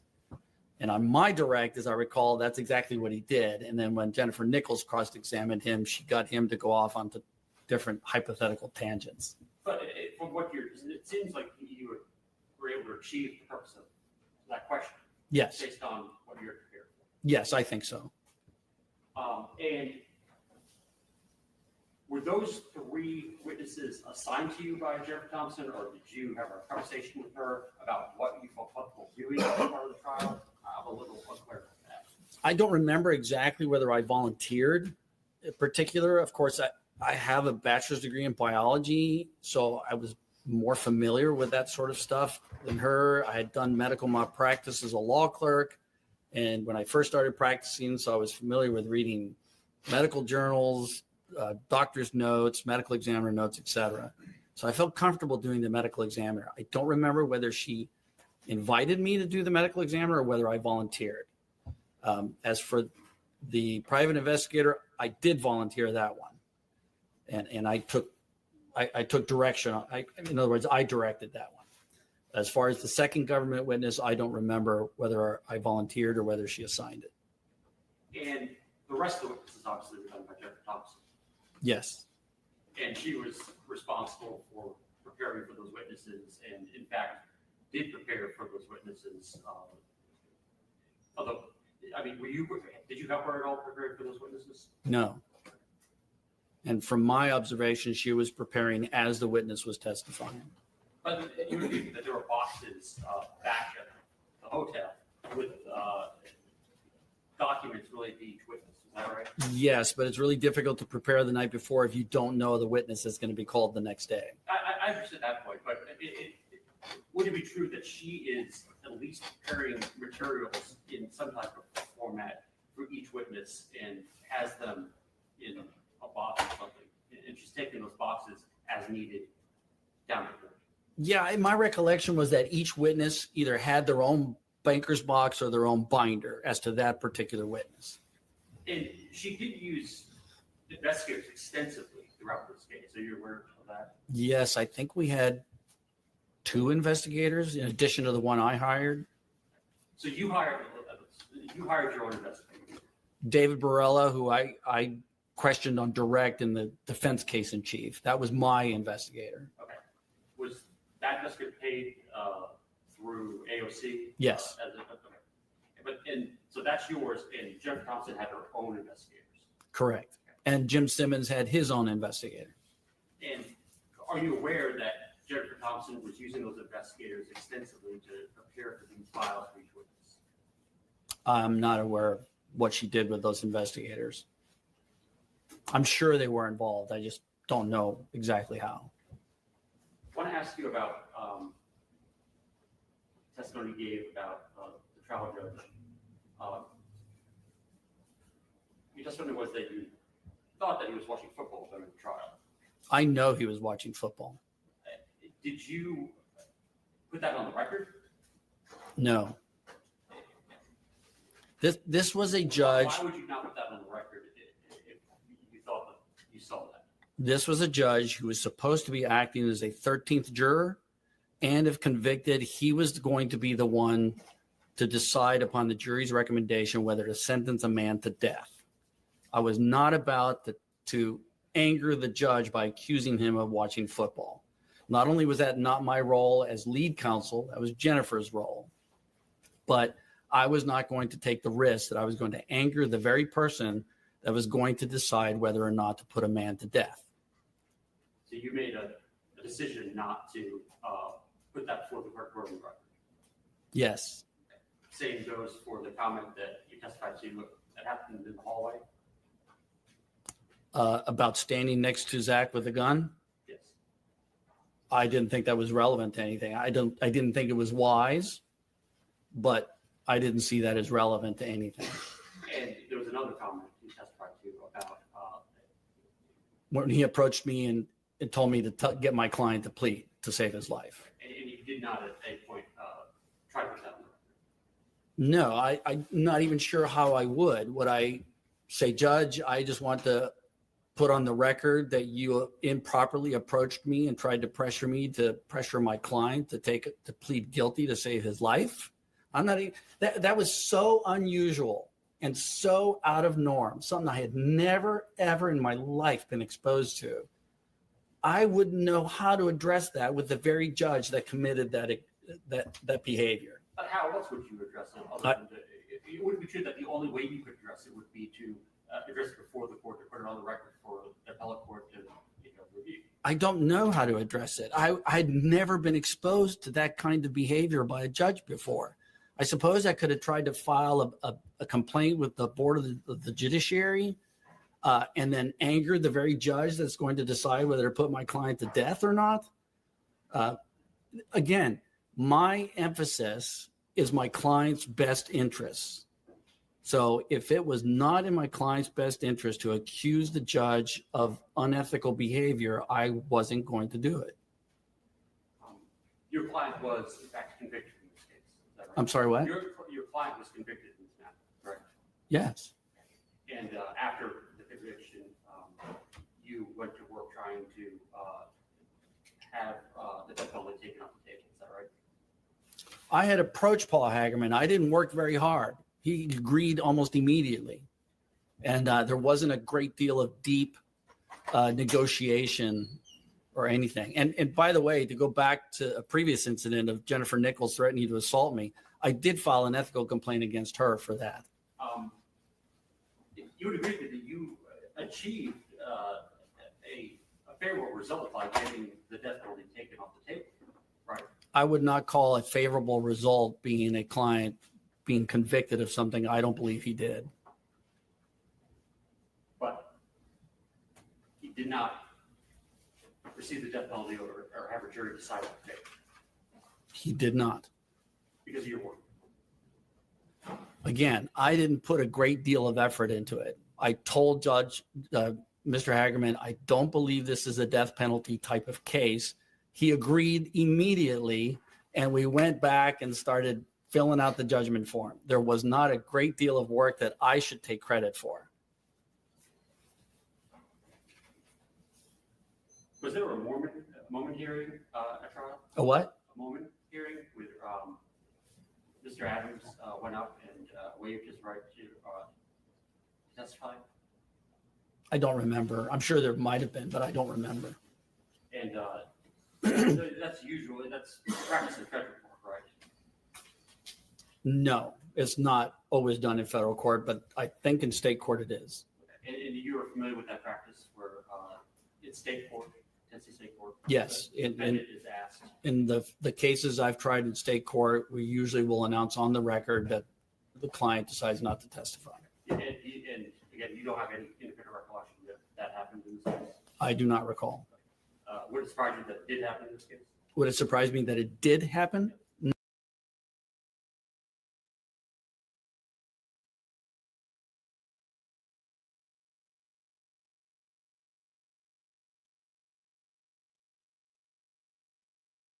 Correct. And you also were reporting throughout the trial at counsel table to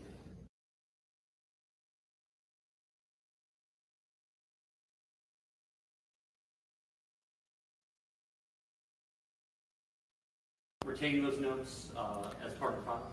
I did, but I honestly don't think I scanned them.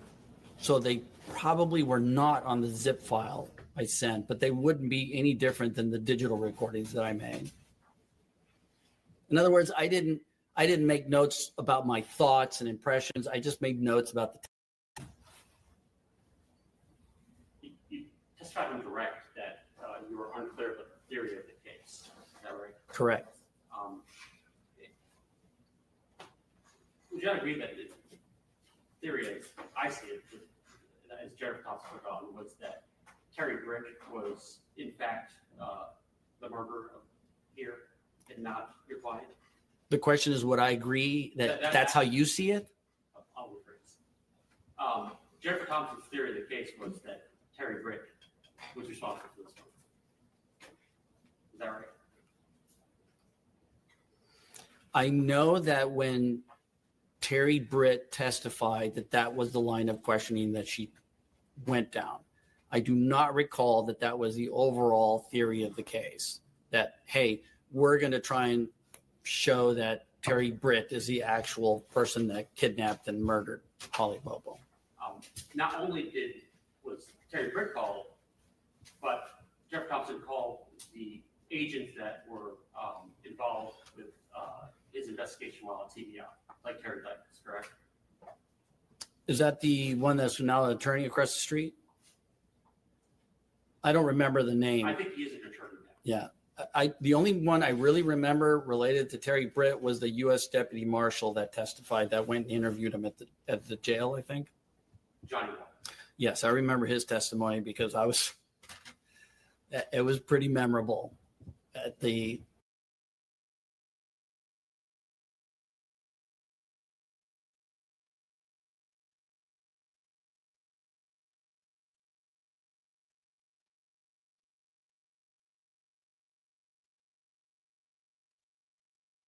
Like is the former case lead, testifying on behalf of the defense. Again, he's the one that's the attorney across the street now? Yes. Yes, I do remember him testifying. And In fact, we met with him, me and Jennifer Thompson met with him before trial. And there seemed to be, that there were, are you aware of the private investigator of Jeff Thompson being in constant communication and contact with Terry Douglas? The investigator, The investigator working for Jeffrey Thompson, being in contact with Terry Douglas about his role in the case. I don't know anything about that. Um, I was not involved in that part of the equation. When you met, so you went with Jeffrey Thompson to interview Terry Douglas? I wouldn't say so much it was an interview as to just discuss some aspects of the case.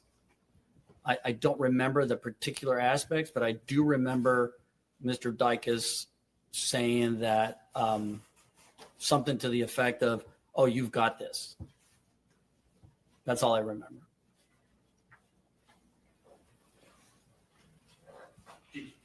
You testified that about an incident with Jennifer Nichols, Which incident?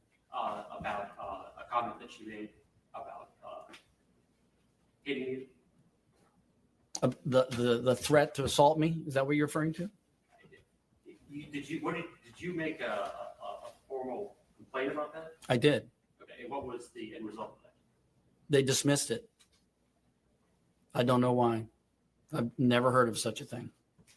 They didn't send you a reason for dismissing it? The board never sends you a reason when they dismiss a case against a lawyer. Unless it's to decide to impose discipline. If they dismiss it, and I used to be a panel member for the Board of Professional Responsibility, they would send me the file. If I said dismissed, they send a letter saying the case is dismissed, and that's all it says. Did you file complaints against anyone else involved with this case? No, Defense or prosecution? no. One moment. Certainly.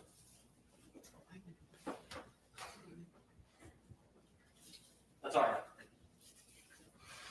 Proceed to. Mr. Gonzalez, thank you for your testimony, sir. Step down. Thank you, Your Before Honor. leave, Am I dismissed? you All right, thank you. It takes me a little while. are fine.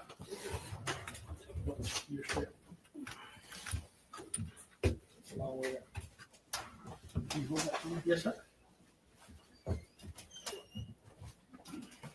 you certain we're not working into the hours of the evening, Mr. Davis?